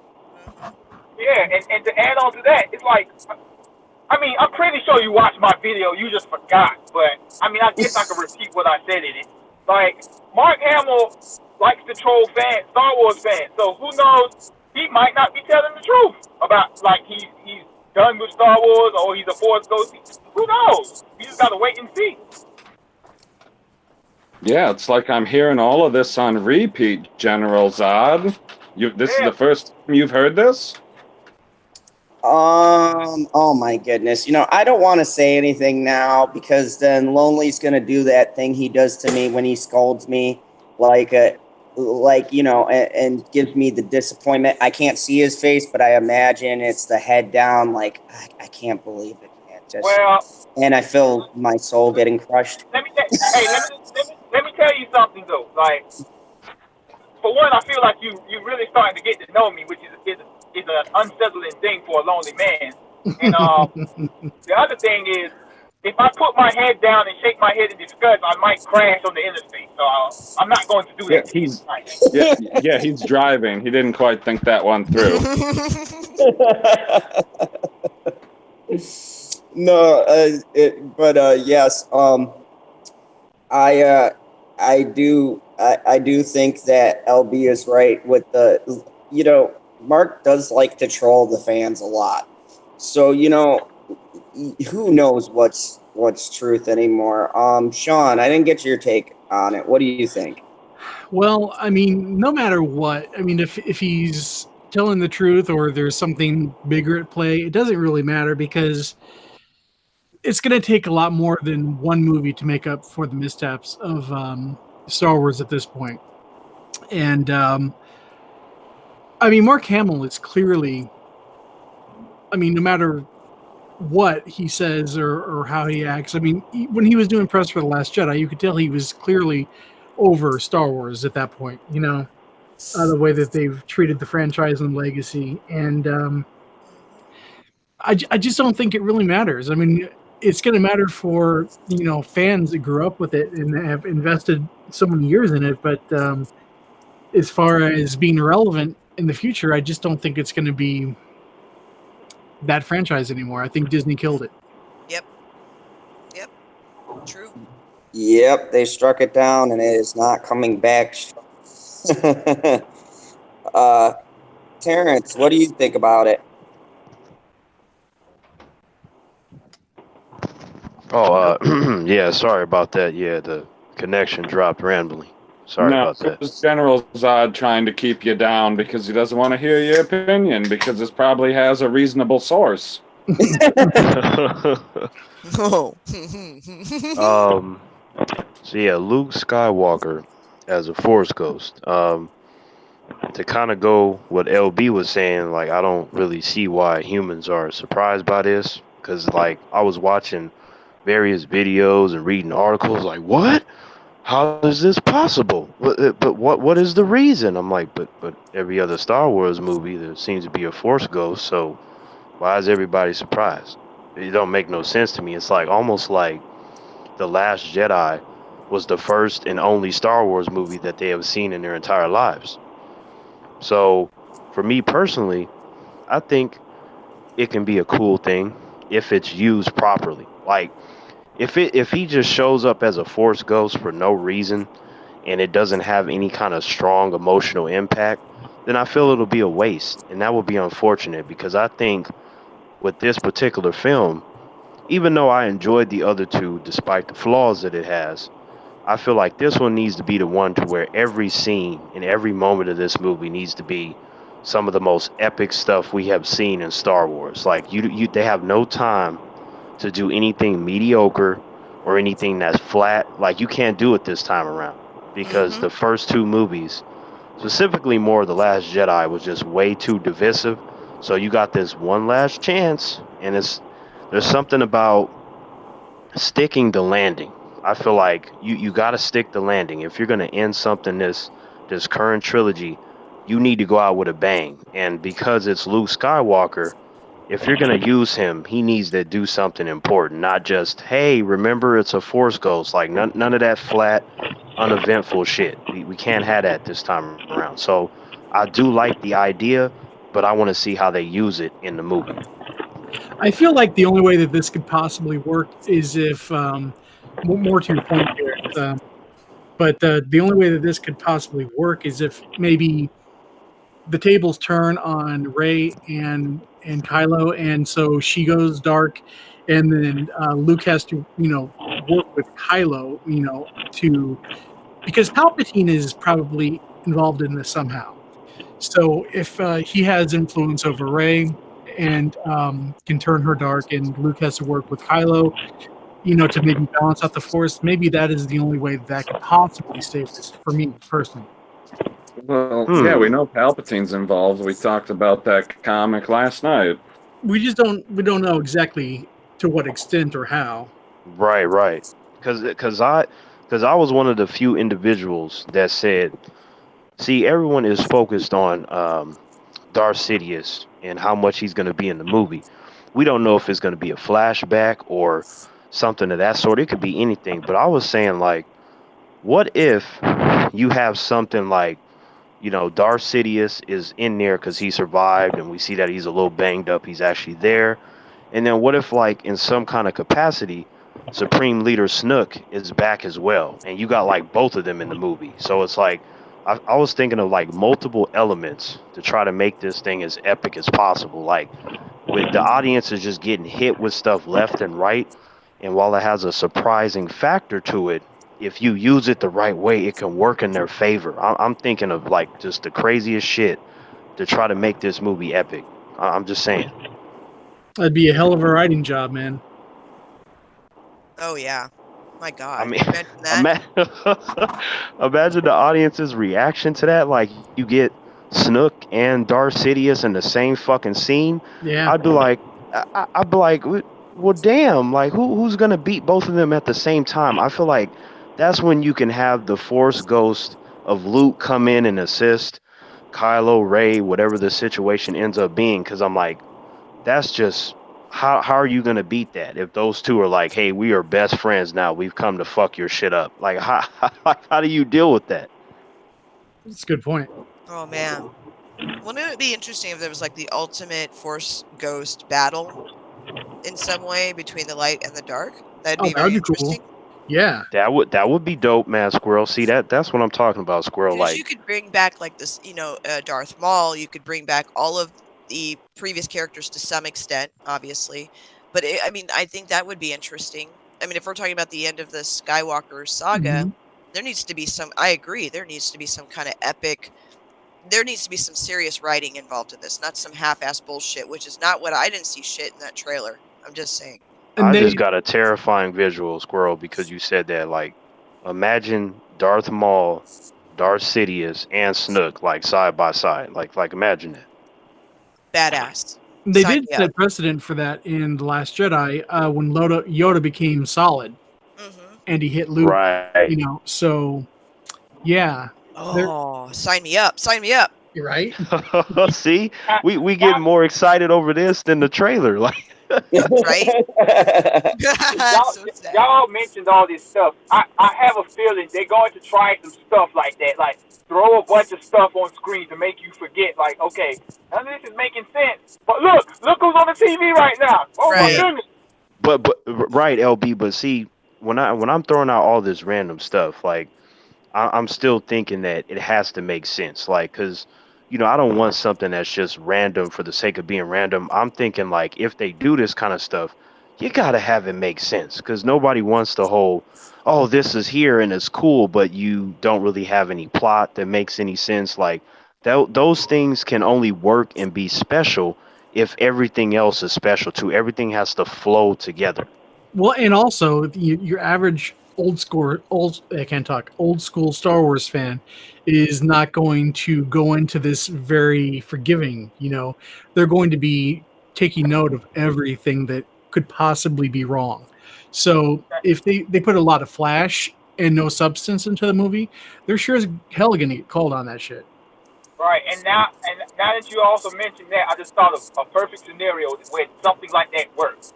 It was in Avengers Endgame when they threw everybody on the screen because it made sense. But like Right. Star Wars, if they did that, I'm pretty sure the Shields would be like, "Oh man, this was a groundbreaking moment in cinema history." But like Star Wars fans, they would be like, "Okay, it looks good, but it don't make any sense." Yeah. I tell you what though, like if it comes down to it, if we don't end up getting a good story or something like that, at the very least, we need to be talking about like fight scenes or something. Like this Yeah. movie has to have something extremely epic in it. Like we can't just walk out of this going, well, the fights were terrible. No. Darth Sidious was only in it for 2 minutes. Ray dies. Kylo died. Like you don't want to just have nothing but negatives to check off. We definitely need a very, very legit lightsaber battle. We haven't had Yes. one of those yet. Yeah. I got excited. I'm not gonna lie. When we were in the theater and at Last Jedi, I saw that scene in the throne room. I was like, Right. okay. I got excited. Number one, the editing was terrible. Hmm. I don't give a damn about whatever whatever the hell gender studies bitch. I don't care. I don't care about her at all. I actually didn't care. I was hoping her ass would die, and she didn't die. Not the way I wanted her to, which means instantaneously. But instead, we get this long, drawn out, ridiculous. I'm going to go into hyperspace. Check it out. No, that made no sense. That scene should never have existed. But the fight scene I got so excited about, but the editing was so terrible, and you could tell that they hadn't really worked out their editing at all. With when you look back at the footage of them actually having the lightsaber battles, they're not even meeting. There's you could see where they were adjusting, positioning and not hitting Ray where they could have, and I it was oh god, it was so bad. But it had I, so much I like that scene potential. though. I It had like a that lot of scene. potential. Oh well, I'm Yeah, sorry. to me, that's my favorite. That's my favorite scene in that whole movie because even though, again, like, see, when something is flawed, I appreciate the attempt. Like to me, the attempt, like it just made me excited. I'm like, if you can do this again but do it better, then I would appreciate that. So I'm coming at it from that kind of perspective, Right. like because if I sat there and went, damn man, look at this editing, it looked like Kylo didn't even hit him with that swing. It would have ruined the experience for me. And there was like that was in one part of my brain, but the other part of my brain was like an orgasmic heaven. I'm just saying. I guess I kept catching those things from in the middle of the actual fight. And then it had so much potential. I got really excited because I was like, okay, this is that scene, just like from the first and back from the '90s, quote unquote early 2000s Star Wars, where you had so much potential and you had some amazing lightsaber battles. But when you look at this crap, I was just so disappointed because you didn't get that seamless action that I wanted, where there was no editing, there was no cut through. I'm not that kind of person. I don't need to go back to a ship with some lady who doesn't know how to drive. I don't need to go back to that. What I need to stay on is the fight, the battle, because that to me was the icing. That's what was so important to that whole movie. Yeah. And they edited the shit out of it. I was like, who is driving this? It's because Yeah, Star Wars I can Disney doesn't know how to respect make that, good Squirrel. I Disney. respect that. I mean, like, I agree with both of you, because, like, me, I do video production for a career. So, like, when I go to movie theaters, I try to watch it from a fan's perspective and not judge everything. But, like, for example, like you mentioned, man, screw the throne room scene, the red room, whatever they call it, I noticed that stuff. And I try to avoid noticing stuff that I do for a career Right. the second time I watch it. But, like, I mean, stuff like that, it was just so noticeable for me. And it's a shame, too, because it's funny because, like, the movie looks great. It's, like, the cinematography, the way it's shot, everything is great. But, like, the editing, that was a big issue for me in the entire movie. It was like, wow. And I don't even do the video editing or any of that for a living. And I noticed it because I'd get into the scene and all of a sudden they'd be like, oh, Captain Gender Studies. Oh, it looks like I'm going to go flying. And you're like, I don't really care, lady. I don't care. I didn't like her character. And it wasn't even so much the SGW shit. It was just she wasn't likable. So I didn't care about her character at all. So that's writing issues. But to edit it during that fight sequence ruined the movie for me because I was like, I was groaning. I'm like, this sucks. And I wasn't the only person that was groaning in the theater. There were a lot of people. There were people that walked out. So, I mean, it was just that bad. It didn't nobody cared about the characters enough that, oh, look at the sacrifice Laura Dern had. Nobody gave a shit. Well, They're like, the theater room that I was in, Squirrel, like they had my reaction. Like we were cheering at the fight scene and the notion of that scene specifically when we were fighting. So like my theater room was echoing my reaction because I'm like I can either just sit here and focus on the fact that this editing is not that good, or I can appreciate the scene. I'm going to appreciate the scene. You must have been at the press screening. No. Like, unfortunately, not. Like that'd have been dope. But I'm just saying, like, I understand Squirrel's position, and that's not even wrong or anything. I'm just letting you know that I right. appreciate it. But to be real, though, to me, the best fight that I've seen in any Star Wars live action movie is still Darth Maul versus Obi-Wan Kenobi and Qui-Gon Jinn. Like to me, that's the dopest fight. Like For sure. hands down. Yes.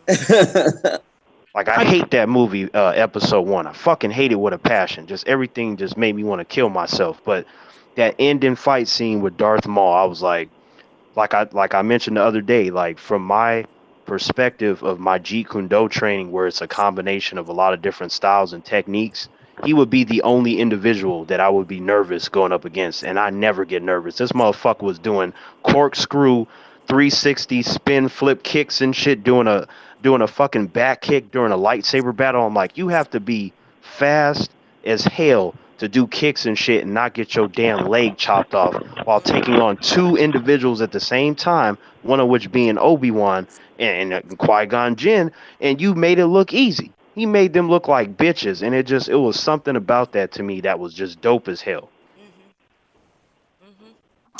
Oh yeah, that was that fight, and I'm a huge Liam Neeson fan, so like I was like, oh yeah, Liam Neeson Jedi, and then like seeing like, oh, he's gonna have a lightsaber battle too, and then I was in the same position, Terrence, because when I saw that, and at first, because we both have that martial arts background, I was like, at first I'm like, oh, Liam Neeson, veteran, and then young Obi-Wan in his prime, he's fighting two people, and then he pulled that out, and I was kind of where you were at, where I was like, oh, these guys aren't gonna win this. Hey Zod, and Zod, to continue off of that, like it was also the way that Darth Maul looked. Like to me, like in terms of like which character I feel looks the coolest out of all of them, like Darth Maul is like, that's my dude right there. I'm like, nobody looks cooler than him in my opinion. So it was like, it was his look, and also was the music too. Like I think that was the only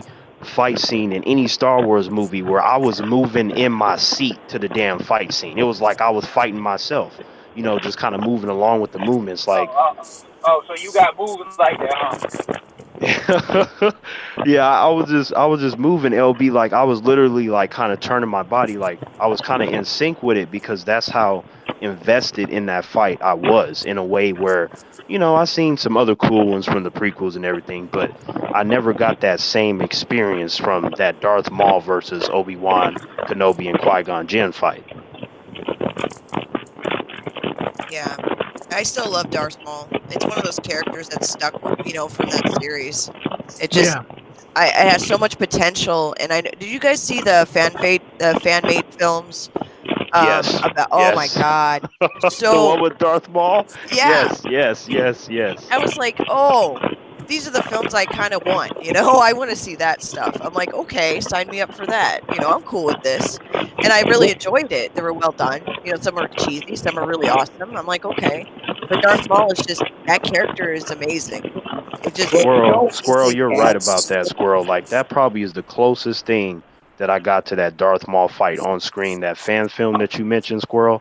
Like mm-hmm. that was the closest that I feel I'm ever gonna get, unless this latest Star Wars movie does something to make me feel like that again. I highly doubt it, but we'll see. Oh my God, I'm about to post a link to this figure I want really bad, but we'll see. But it's that samurai collection. They have a Darth Maul. It just came out not that long ago. Hey, And everybody send some super chats to Mad Squirrel so she can get these Darth Maul dolls. it's so badass though. I saw it in the store and I was like, oh my God, if I had $100. But yeah, it's amazing stuff. Like I love the figures for Darth Maul. It's a badass character. One of my favorites. Hey Zod, do you remember that build up to Darth Maul? Because remember, I think they were on Tatooine, if I remember correctly, when Darth Maul squared off against Qui Gon Jinn, and like Qui Gon Jinn, like number one, he got tired as fuck, and like from a fighting perspective, as soon as that opponent is winded, you got his ass. He is done, Yep. and like he just barely managed to escape that. I'm like, this Darth Maul guy is a problem. He made him that fucking tired. Up, he gonna get his ass whooped, and then he ended up killing him. So we all know how that turned out. Yeah, and here's the thing. It's like you're reading my mind, man. I was gonna say this is something that the new Star Wars is not doing well. And chat, feel free to let me know what you think about this theory in the comments. Mystery. That character is mysterious right up to his death. You don't know shit about him. And what made his death so much more like, whoa, was because here comes this character. He essentially whooped both the main character's ass, and Obi-Wan, let's be real, got lucky. And yeah, because Darth Maul was stupid as hell. I'm like, how you gonna let somebody flip out of a hole, land, and get the lightsaber and cut you in half? I'm like, that was the dumbest fucking ending to a fight scene I ever seen in my life. Yeah, so I mean, he got lucky with that whole fight. But on top of that, what makes Darth Maul so intriguing until this day, and it's really to the credit of Lucas himself, is that character is so fucking mysterious. He literally comes out of nowhere. You don't know nothing about him. They give you enough to know in the back of your mind before that fight that he is a threat. He is very imposing. Even like you said, the look. He looks like a demon. He looks like a demon, scary ass, like anything that would you would imagine would be terrifying is this man. And the dude plays it very well. He doesn't say shit, not a lot of dialogue, so he's building up that mystique. So when that fight happens, and that's what kept people so interesting in wanting to know where he came from, what's his backstory, how did he get the way he is in the Phantom Menace, which made his appearances in like Clone Wars and Rebels pretty awesome. Was that now you got a little bit of more of where he came from, what his bloodlines are, and things like that, and it made you vested into wanting to know more. And this is the exact problem with the new Star Wars? Where is the character that's shrouded in mystery? Where is the intrigue for knowing these new people? There's no mystery. They had me with Finn. I wanted depth there. I was very like him in particular. I was most pissed off about because he had so much potential and they squandered it. And Well, I that's mean, my problems between like the new series and the old ones. well, Zai, remember what I was saying a little while ago about how with Toys R Us, it's got to be the whole. You need to make them notice you. Yep. Like no other character has done that better than Darth Maul because like I'm 30 years old. Not one time, like maybe when I was a kid, like 5 or 6, because it's different when you're a kid. But maybe from the point of like me being 14 and on, like I haven't like feared like a human being. Like it's never happened. Like I've never seen a guy or a girl, like even other martial artists when I was up and coming, and I get my ass beat all the time by like the biggest dudes and shit because I was always so tiny. And like none of that ever scared me. It made me want to fight harder to show people like if I fuck this person up, like what how's that gonna look, right? So I get my respect and shit. So like in the case of Darth Maul, what better way to get people to pay attention to you when you're like the last bit of the movie, you're beating the shit out of somebody like Obi-Wan Kenobi, which everybody knows, and then you're taking on Qui-Gon Jinn, who they specifically said that he's damn near just as good as Yoda in terms of his fighting ability, and you made him seem like a chump. And then you also take in consideration that technically speaking, Darth Maul was actually a beginner, like a beginner. Like he didn't have that much experience. So like you mean to tell me that someone that is relatively new at this was able to best both of them?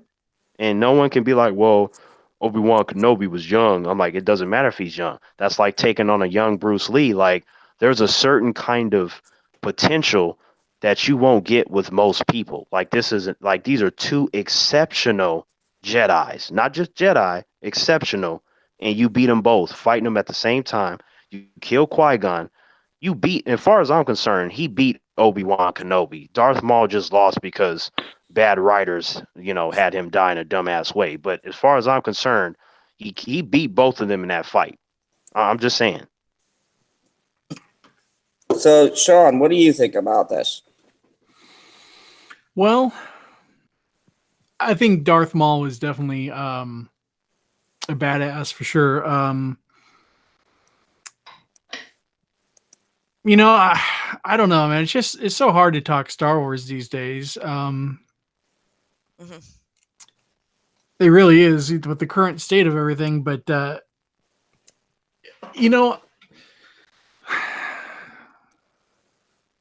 don't know. Darth Maul.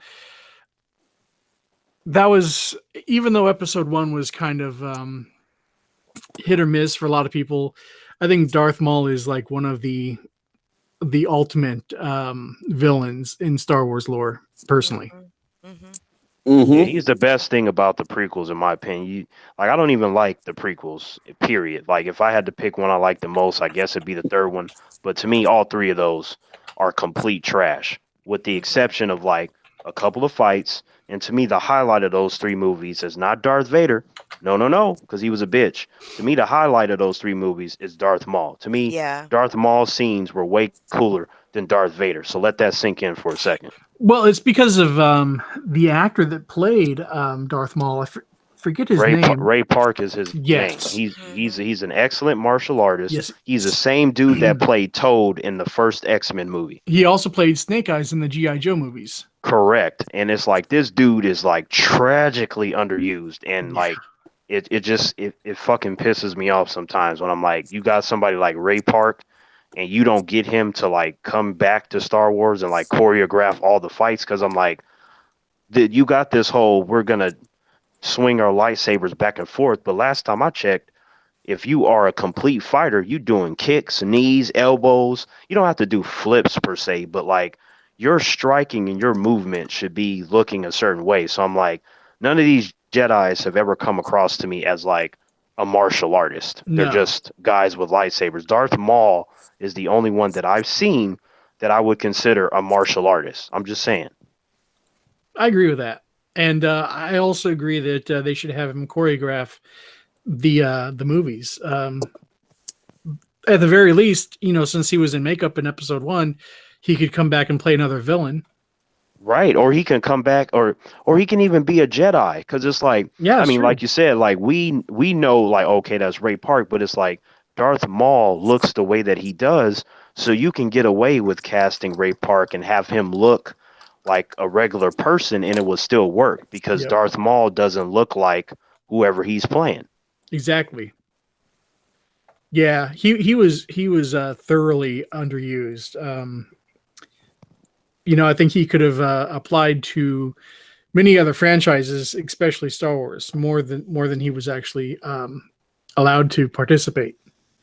Right, right, and you know what? I don't care.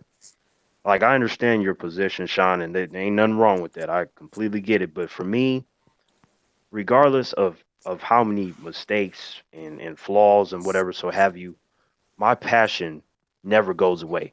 Like with me, like I'm so passionate about DC and Marvel. Oh, sure, They me can't too. do they can't do anything to get me to go, I'm not watching this movie. I'm not watching this show. Like the hell I'm not. Like, because if I check out and shit, what if they do something that I like? I would never know because I checked out.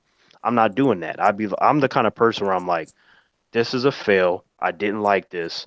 Move on to the next thing. I'm like, what you got this time? I'm always that person in line. Like, what you got for me this time? I'm that Hmm. kind of person.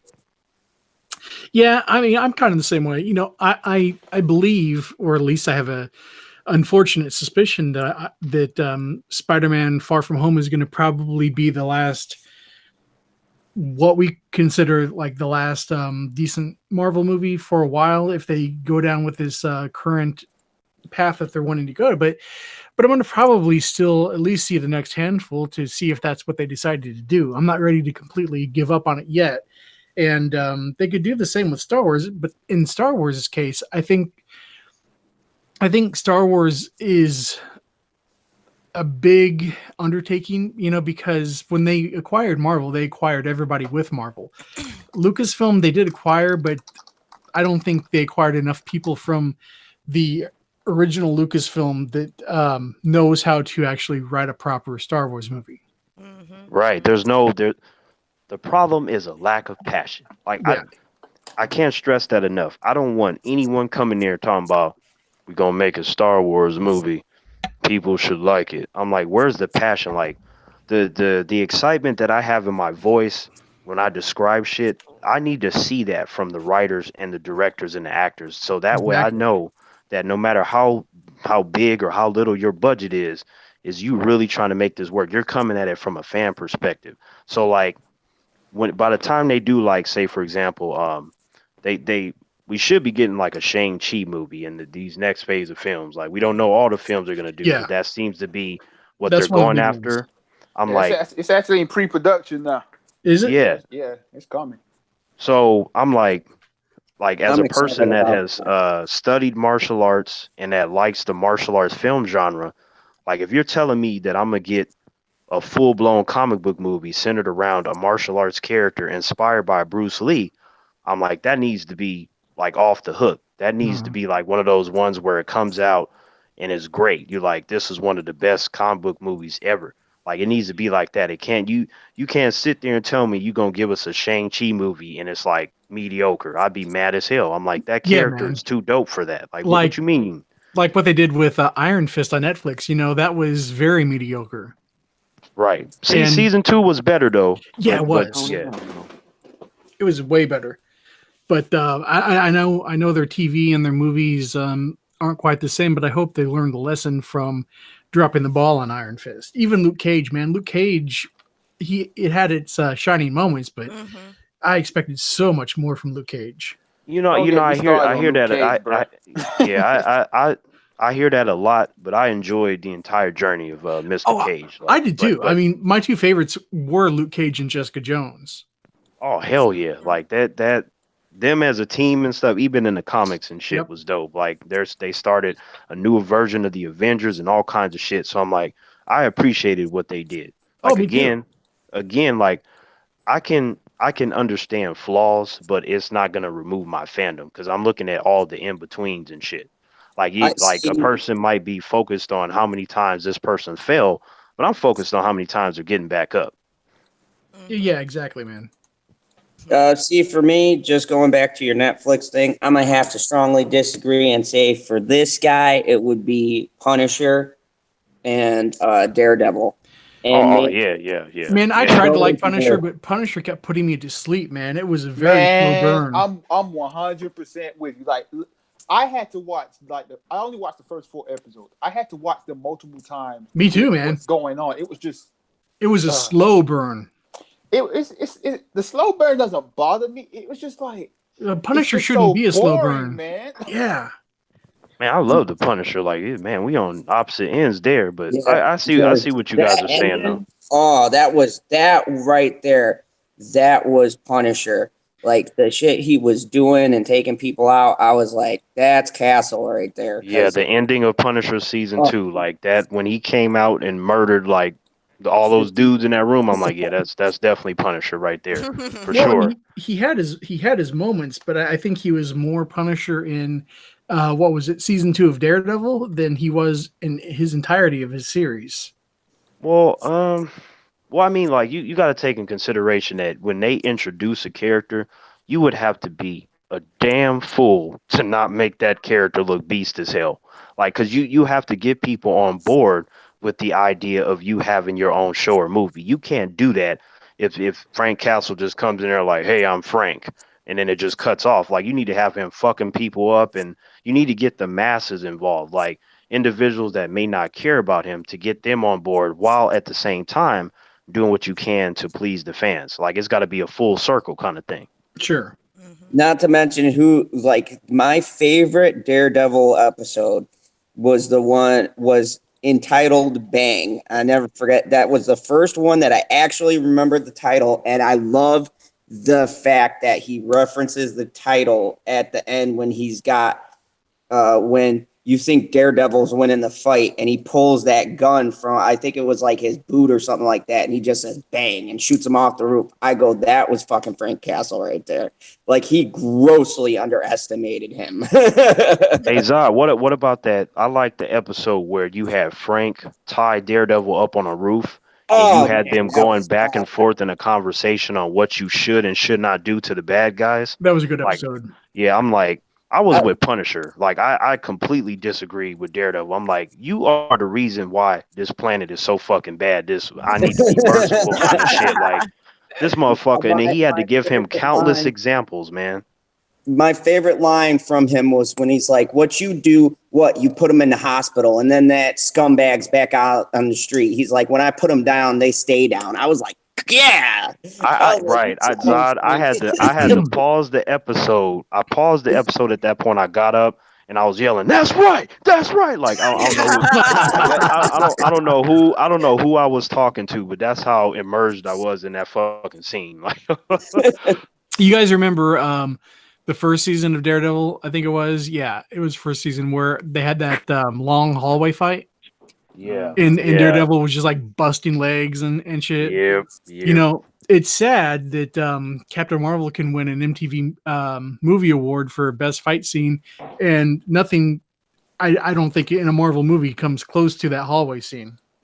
Well, I mean, in Yeah. terms of an MCU movie, like in terms of fight scenes, to me, Captain America: The Winter Soldier is Oh, like sure, way the better. like Oh my god! that's what you got. Like that fucking when Cap and Winter Soldier were on the freeway when they had that knife fight and fucking Winter Oh, Soldier like punched him, he tossed the knife in the air and caught it and hit him with that uppercut and back kicked him.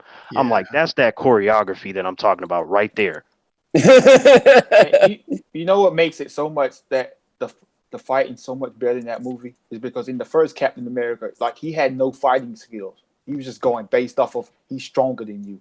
And yeah. then, like the Winter Right, Soldier, you could see he trained to become a legit fighter. And it was just like, right. man, just watching this progression. I love Yep, this yep. movie. Yeah, I echo that, L, because to me there's nothing like showing the improvement of a character. Like remember how he Uh-huh. was and look at where he or she is now. Like that to me, that always makes me lose my shit. Because And you're not really expecting that per se. Yeah, I and just like, wanted to point out something in the chat and actually get your ideas on this because Zach Hawkins just brought up one of my personal favorite Korean made films of all time that America fucked up. Old Boy. Mhm. Has any of you guys seen that? Ah, yes, Yeah. yes, yes, Oh, yes. that Both movie. versions. That movie is. I got it on DVD, and my mom calls me sick sometimes because I watch it. She watched it once with me and goes, "This is the fucking ending to the film." She goes, "What the fuck is wrong with you?" Yep, yep. It's like, no, you don't get how poetic that is. But anyways, he said the hallway fight scene was the best he'd seen as far as hallway fight scenes, and I gotta say, I'm inclined to agree because that scene is so brutally raw with this, like the way that was shot, and like how that, like, unlike Daredevil, who like is trained and has like some experience, oh boy, he trained himself for like however many years he was locked up. He watched like boxing and started working out and shit like that. So he had no formal training. He was like a businessman.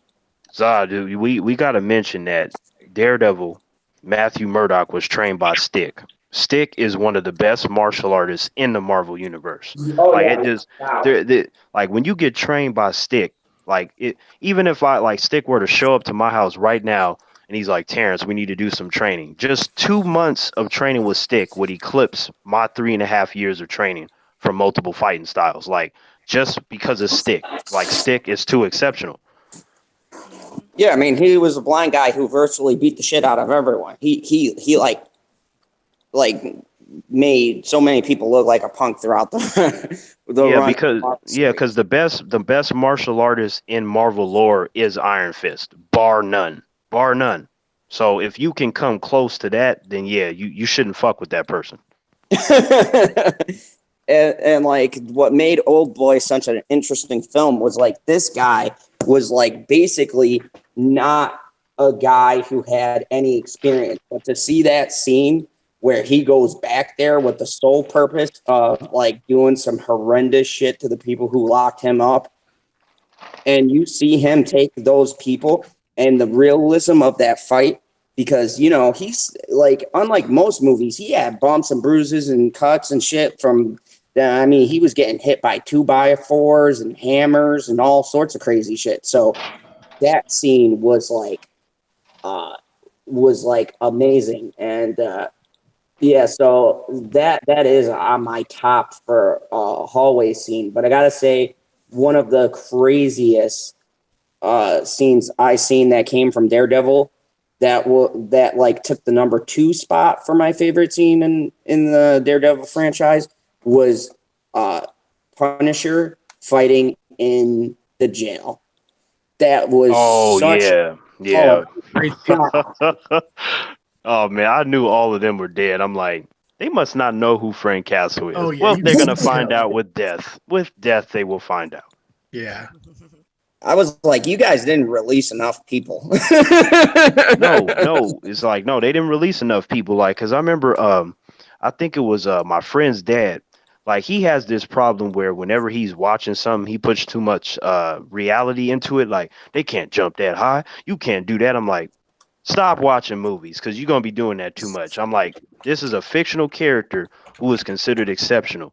You can't send enough people to take him out. If you see 100 dudes show up, I'll be like, that's it. Like, damn, they gonna all die. Like, it's not a matter of if, it's just a matter of how long is it gonna take for Frank to take all those motherfuckers out. Like, it's just that simple.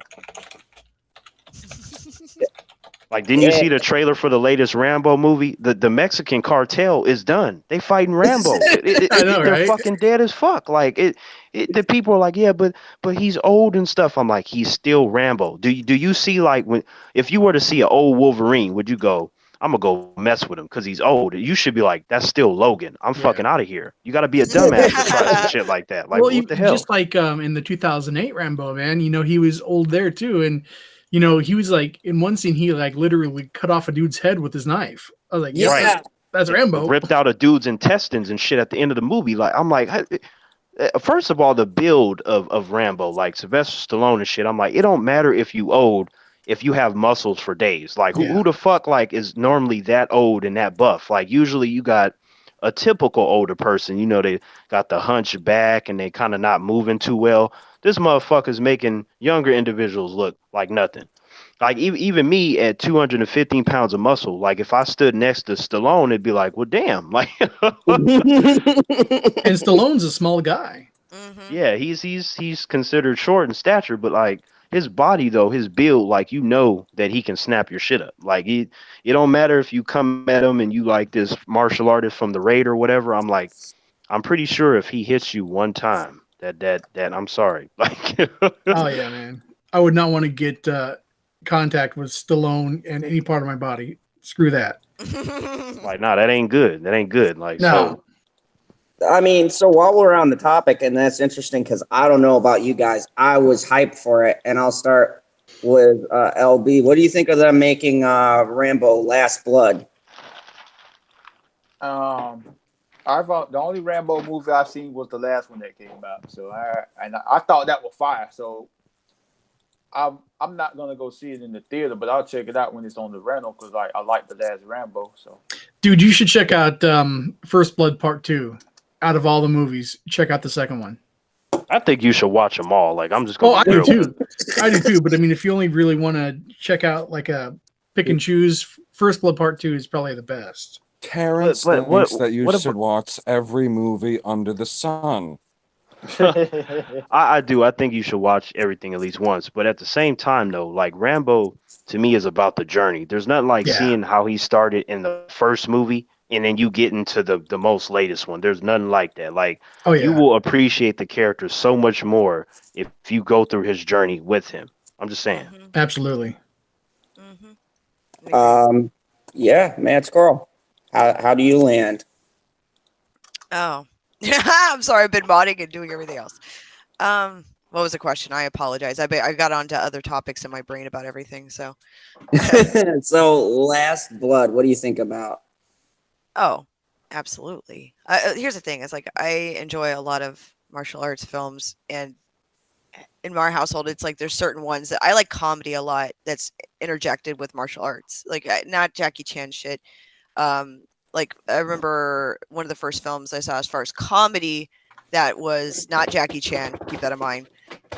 Was Kung Fu Hustle, and I Oh, that felt was I absolutely loved that movie, and I started to follow all the work associated, from the films, like from different actors and stuff in their work, and you just get accustomed to that kind of humor. And I always keep in mind, it's going to be a little what's the word, cleaned up because of China's regulations, but Stephen Chow is one of my favorites, so I follow a lot of his work and things like that, the films that he's had out. So I end up in that genre a lot more. So the more comedy action type films and even a little bit more of the fantasy like films without getting too, what's the word? Like I don't know, a little too fluffy for me, like The Notebook meets, some kind of Asian samurai shit. I don't really care about that. Oh, you don't want to disparage the Notebook in the fandom zone. I almost did. Okay, I'm just gonna say it. All right, I'm gonna put it out here. I don't care what anyone says.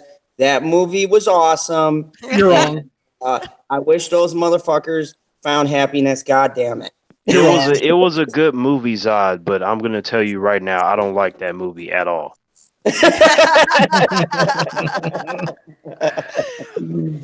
Fair enough. I'm just saying it wasn't a Twilight. So.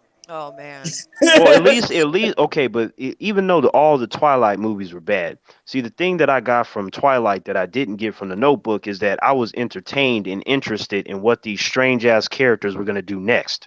Right. I was too. I'm like, where is this sparkling vampire? Like, why does he keep abandoning this girl, and why does he stare at her all the time? Like, I wanted to see where that shit was gonna go. Oh, Because stalkery he's a shit. creepy bastard. And now Yeah. he's Batman. It's true. I don't know.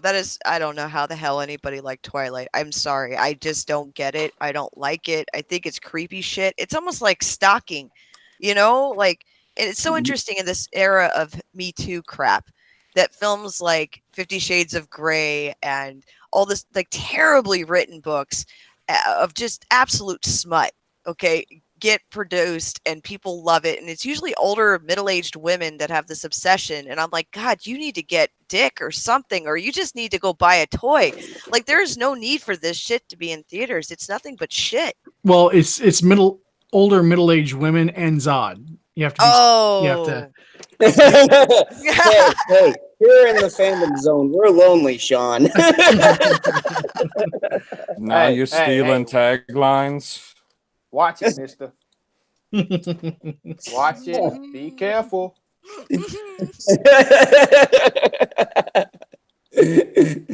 um, no, I wanted to say though, yeah, it wasn't for everyone, but I digress. Yeah, It wasn't for anyone. It wasn't made for me. It wasn't made for any straight man. Oh. But yeah, I did want to say though, as far as this Rambo goes, like Rambo to me, when I saw First Blood, that changed my life. I'm just gonna say that like, oh my God, like just so many classic lines in that. He's like, where he was like, they started it first, they drew first blood. I mean, who doesn't remember that? Oh In yeah. the diner with him talking to like his former commander. I mean, that was some shit to me that like, why didn't we get an Academy Award or an Oscar for that? Because like that shit was just on. Yes, Zod, and like that fucking thing where his general and stuff came in there and he was like, Johnny, yep, how are you? He was trying to talk to him and he was like, I was just trying to get something to eat, and they Yeah, drew first blood. I was like, Rambo, if you kill all these cops, I'd be so happy because you were just trying to get something to eat. You had that fucking cop like, yep, your kind doesn't belong here. Why don't you go and eat somewhere else? I'm like, Yeah, that's true. Rambo, can if you kill him, if you do nothing else in this movie, if you can get him, then I'll be happy. Just get him. That's a good. I'm sorry. I don't mean to derail it. It's a good question. What was the first movie you guys saw in the theater ever? Like as a child, or that you Oh can remember? shit. There is no way I can remember that squirrel. Like I would I would have to think about that. I because my remember. mom was pissed at my dad. The crappy one with Kevin Dillon, and I don't know why. I guess because I was so young when I saw it. The remade one, and the scene in the shower where the girl gets pulled essentially through the drain or her skin or whatever the hell. Oh my What's the God, I movie? would not go to the bathroom. I would not go in the fucking bathroom. My mom had to like basically like grab me and bring me in for showers because that shit just stuck with me. And yeah, she was. What was the movie, Zod? Your mom grabbed you and pulled you into the shower? Come on, PB. Oh What? my! You know what, Zod? It like I think I was like 4 years old or something like that when Terminator 2 came out. Like that's like one of the many movies that I wish I would have saw in the theater because that is one of my all-time favorite movies. So Oh yeah. Yeah, unfortunately, I feel like they desecrated the first one that I ever went to this year. Uh-oh. Which one? Aladdin. Oh, I'm oh so yeah, that sorry. that movie was, I thought it was all right. It was very what I would That's the call flat. problem. Nope, nope. You can't take something that's a 10 out of Classic. 10 and then make it all right. Yeah. Right, right. No, I got you. But see, like with me, when I saw the animated film of Aladdin, I was like, yeah, this is cool, but I'm like, it ain't one of my favorites. So it's like when they made it into a movie, I'm like, well, because I like movies, of course I'm gonna watch this, but I'm like, well, it just kind of looks kind of cheap and flat and uneventful, and it seems to be devoid of passion. To me, the best thing in the movie was Will Smith, but even then, he was just all right because the material just wasn't good. Like I didn't feel No, the magic when I was no, I watching like it. I like that parrot too. The parrot was Iago's flat my though, brother. PB. I Like I love like that. the I love Iago. He's freaking hilarious. Oh yeah, in the animated movie, but in the live Yeah, in action the one, yeah. animated movie.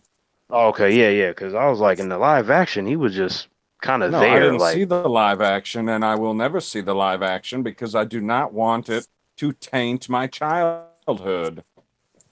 um. Um, I'm with you. But yeah, um, let me answer on Mad Squirrel's question. The first movie I ever went to see in the movie theater is either The Little Mermaid or Beauty and the Beast. Whatever came out first is what I saw first. Oh, Little Mermaid, Okay. I think. Yeah. Yeah, what is that then? Oh. I wasn't a That's why fan. he I wasn't a likes fan of skinny either of those. girls. What you say, PB? I said that's why he likes skinny girls. I just I'm wanted trying to to. think like what Disney movie did I like because it was like I saw Snow White, Little Mermaid, Beauty and the Beast, Aladdin, all that stuff, but Mhm. I never like cared about those. It was just something that I saw. So I don't know. Gotta think. I want to Uh, just give a shout out to the chat for a second. AML is in here. Everybody go subscribe. Awesome, awesome, I've never awesome. heard of this AML person. I gotta subscribe to him before I watched anything. Yeah, No, that watch sounds some. that If you sounds like creepy. it, Oh, Well, Like I watch a video hmm. before I subscribe. Quit Watch a being a dick, video, PB. watch a I video, and then subscribe. That's what I you tell can people to just do. Like subscribe. I'm just telling people to blind subscribe to channels is how you mess up your numbers. He's supposed to play into the fact that he's a Kryptonian bent on world domination. I'm just keeping him in check. Yeah, yeah. Somebody got to make sure Zod don't like go off the hinges because like that's how planets get destroyed. That's true. But I guess Pinocchio was one where I think that was probably the only one out of those like kind of Disney films where I was like, this one's pretty cool. Like the other ones, I don't think I've ever said this is cool and I need to see it again. But I think Pinocchio was like the only one that I felt that no. way about. When I watched that movie, I think it scared the shit out of me. That part about the donkeys and the kids, like they turn all those kids into donkeys. I was like, what the fuck? I was that like Yeah. really that was young the and it whole freaked me that was out. the point. I That was know. the and It that was scared me. great. They don't do I was that. They like, I, don't I, do I that fuck. wasn't I anymore. wasn't even I wasn't even scared. I was cheering at that. I thought that was cool as fuck. I was like, damn, Like what's P- happening? Pinocchio is a creepy movie, It and is. that's what I respect about Walt Disney and them. That they didn't shy away from scaring kids and all that stuff. Or Uh, racism. They didn't shine away from anything. yeah, and Mhm. to the point of that film, I'm sorry, and I'm probably like reading into this or maybe going in a very crazy route, but Don't you say that whole thing Pinocchio's with boring? Geppetto and Pinocchio, that was just weird, man. I'm sorry. No, You no, have I got you. I'm What the? just trying to find a Disney movie that I actually feel like I liked from all those movies that you would mention. Fox and the Hound. Yeah, that's a good one. oh yeah. Or my personal favorite, Lion King.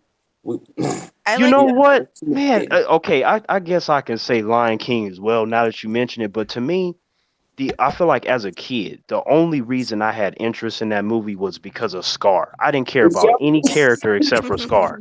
Scar is my Yep. boy.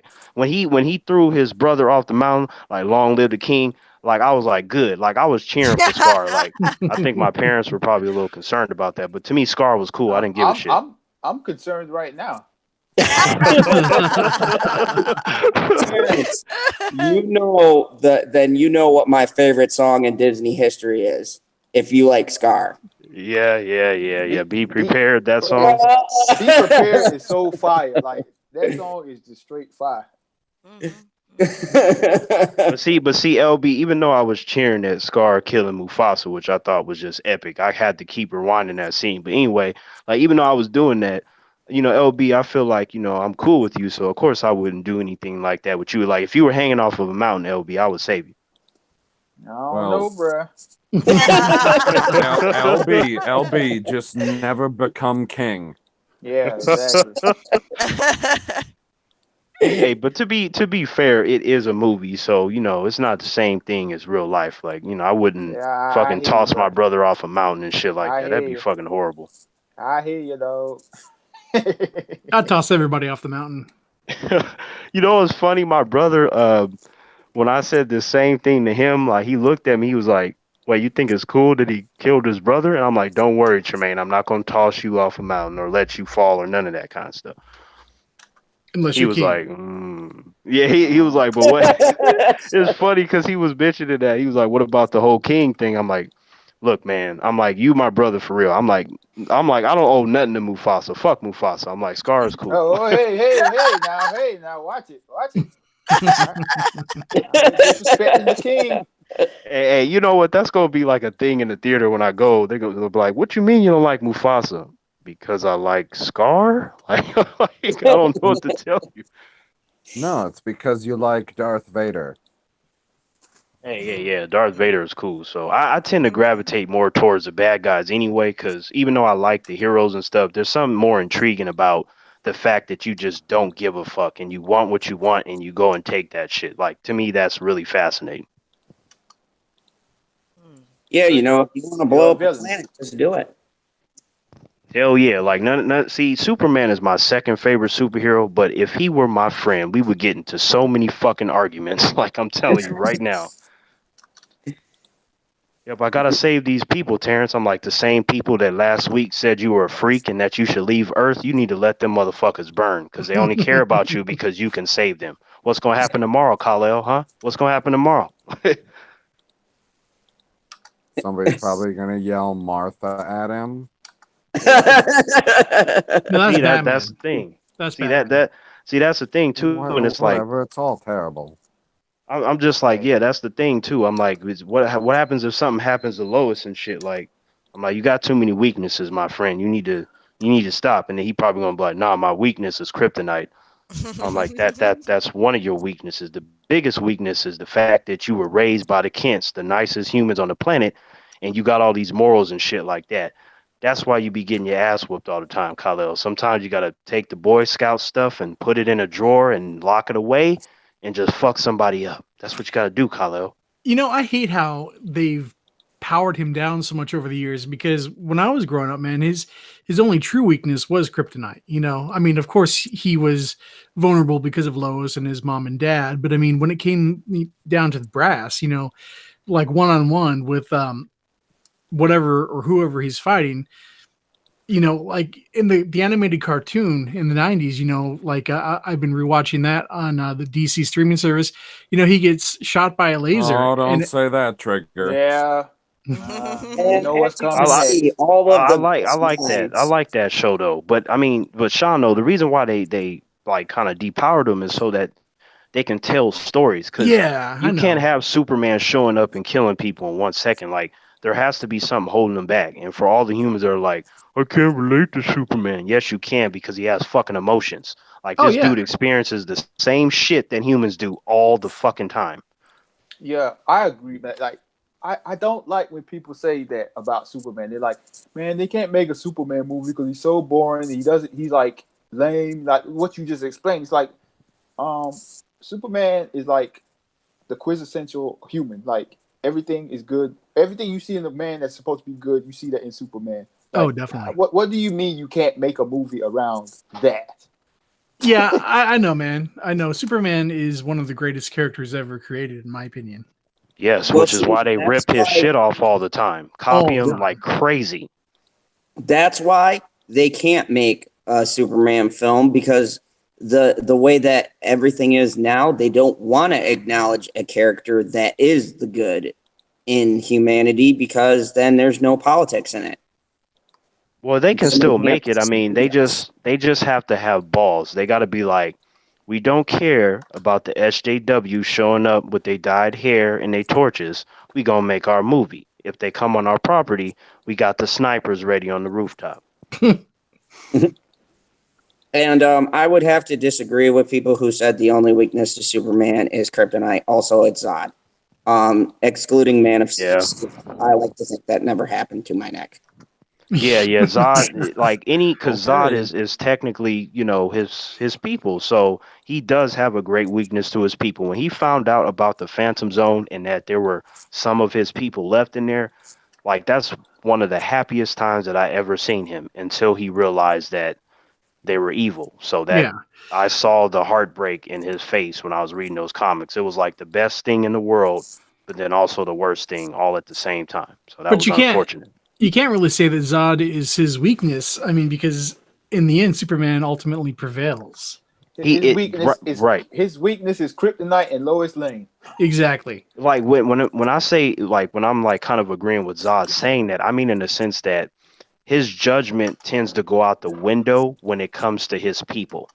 Oh, Like sure. if when you show up right away and it's revealed that you are a Kryptonian or a Kandorian, which is Kryptonian Mhm. anyway, it's just a different city. But like when Pandora. he finds that out, he lowers his guard like shit. Yeah, Yeah, he you does. you would never want to fully agree with Zod, just kinda. Wellington says, nor did Zod ever become the quintessential Doomsday. Well, No, he no, never did. because Doomsday is Zod doesn't have Doomsday. He's a completely separate character. Yeah, it's like Bruh, he's not supposed to be Doomsday. and y'all say BVS is good. No, no, no, no, no. Like Who's y'all? the theatrical cut of BVS I thought was bad, and then like the ultimate cut, I was like, this is pretty good. I didn't think it was like good, but I'm like, this is an improvement. But either way, I still would have did the film differently. But I Oh think there yeah, me are too. some cool moments in the movie that I can appreciate. That's all I said. I liked BVS.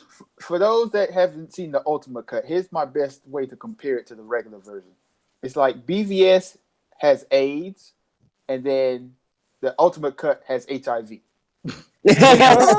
Well, yeah, you know that's I feel like that's fair. You know, I've heard something similar to that, but at the Yeah, end I of the was gonna day, say you just took a turd and polished it is all you did. Yeah, well, no, like I think it went from in my book an F to like a C. That's to me the difference. Mm, No. I wouldn't give it an F, even a theatrical. I would give it maybe like a D. Right. Well, I mean, you know, it's just one of those things because when you bring up Batman versus Superman: Dawn of Justice, you're not gonna really have too many individuals in favor of that, and I know that, and there's nothing to change your mind. But at the same time, again, this is like all these other discussions that we've had. I appreciate the good within the shit. That's all I'm saying. Sure, and I still wish Warner Brothers would have had more faith in what they were doing because it was so different than Marvel. If they would have let Zack Snyder finish his vision, who knows what would have happened? The Right. films It's were made anyway. right. Like, how the hell you gonna have Batman and Superman in the same movie and that shit don't make $1 billion? How the fuck is Exactly. that possible? and yeah, you got the two number one superheroes of all time, and you messed it up. Like how? Yeah, How Stone? All how? right. Like You you made you literally made have my less money two than favorite Captain superheroes. Marvel. Right, that's right, PB. Like they literally have my two favorite superheroes, and they couldn't do better than that. Like, But So it's not Captain even Marvel only made like 200,000 more, right? Because I no think BVS did like eight BV, something.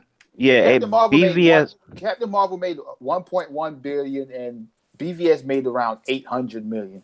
Yeah, Right, which is not bad, but it's like it's that's almost a actually billion. really good. Actually, it's really good, but at the same time, it's like you expected it to hit that billion and more. Like, But there's no reason. at the same time, man, Aquaman made a billion, and Right. Exactly. Superman and Batman in the same movie didn't reach a billion.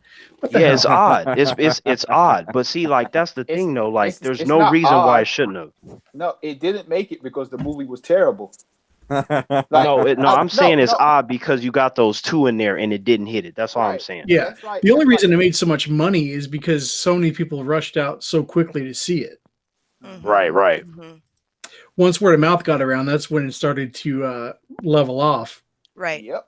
If it would I have been a just really like that good it film, it scared would them, have made Sean. over a Though billion.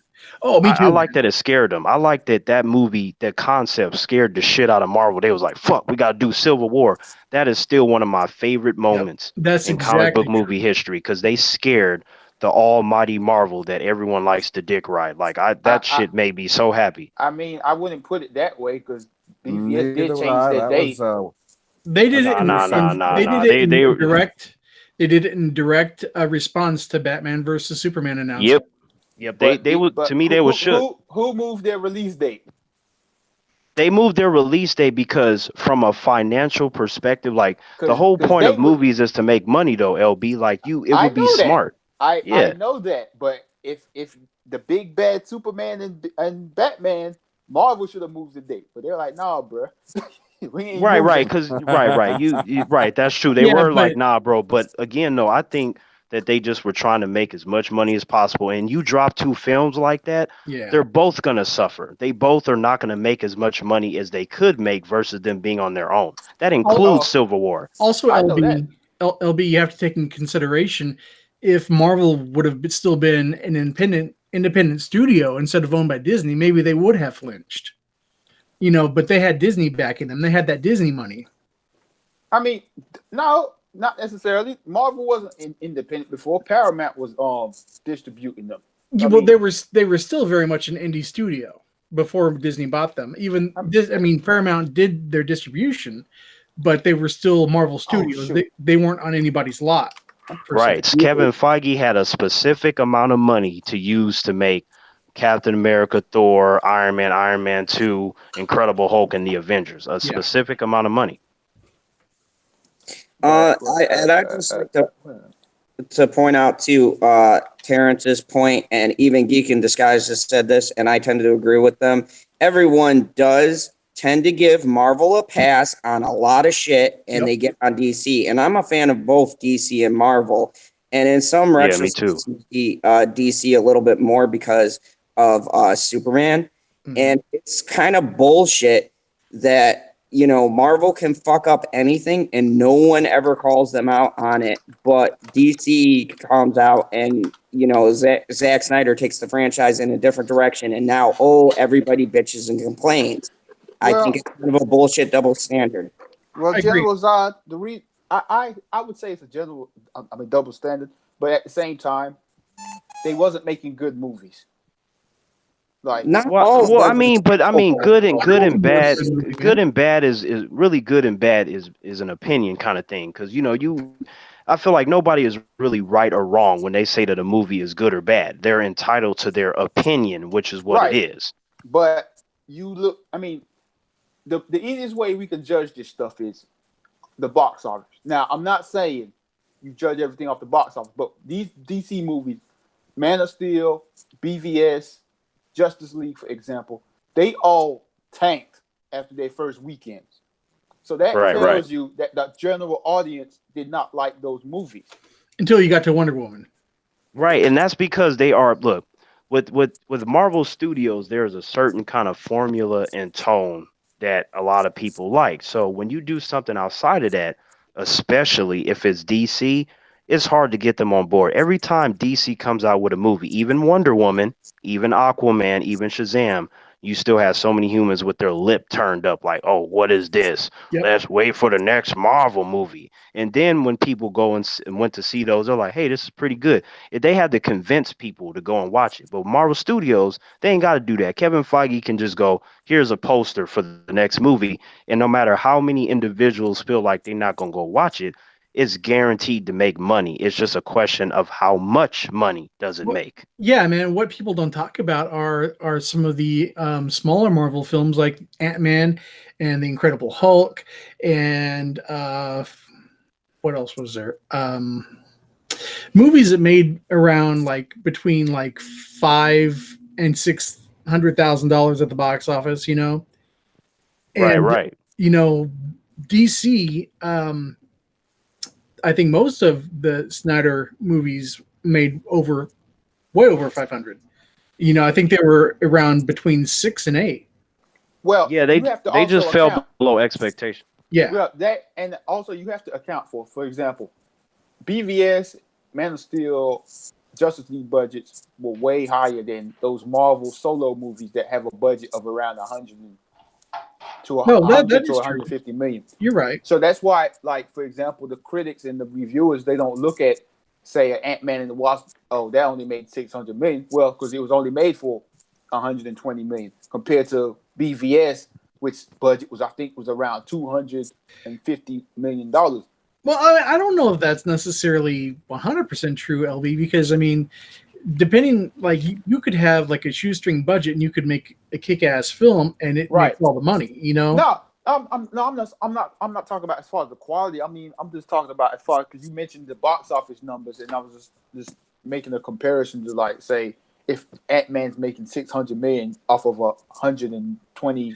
Well, $50 yeah, million budget. like it was a financial success. Right. Yeah. I mean, Right, right. No. LB is LB is right about that. But see, Yeah. here's the thing though. Like how you were saying, Sean, about the money.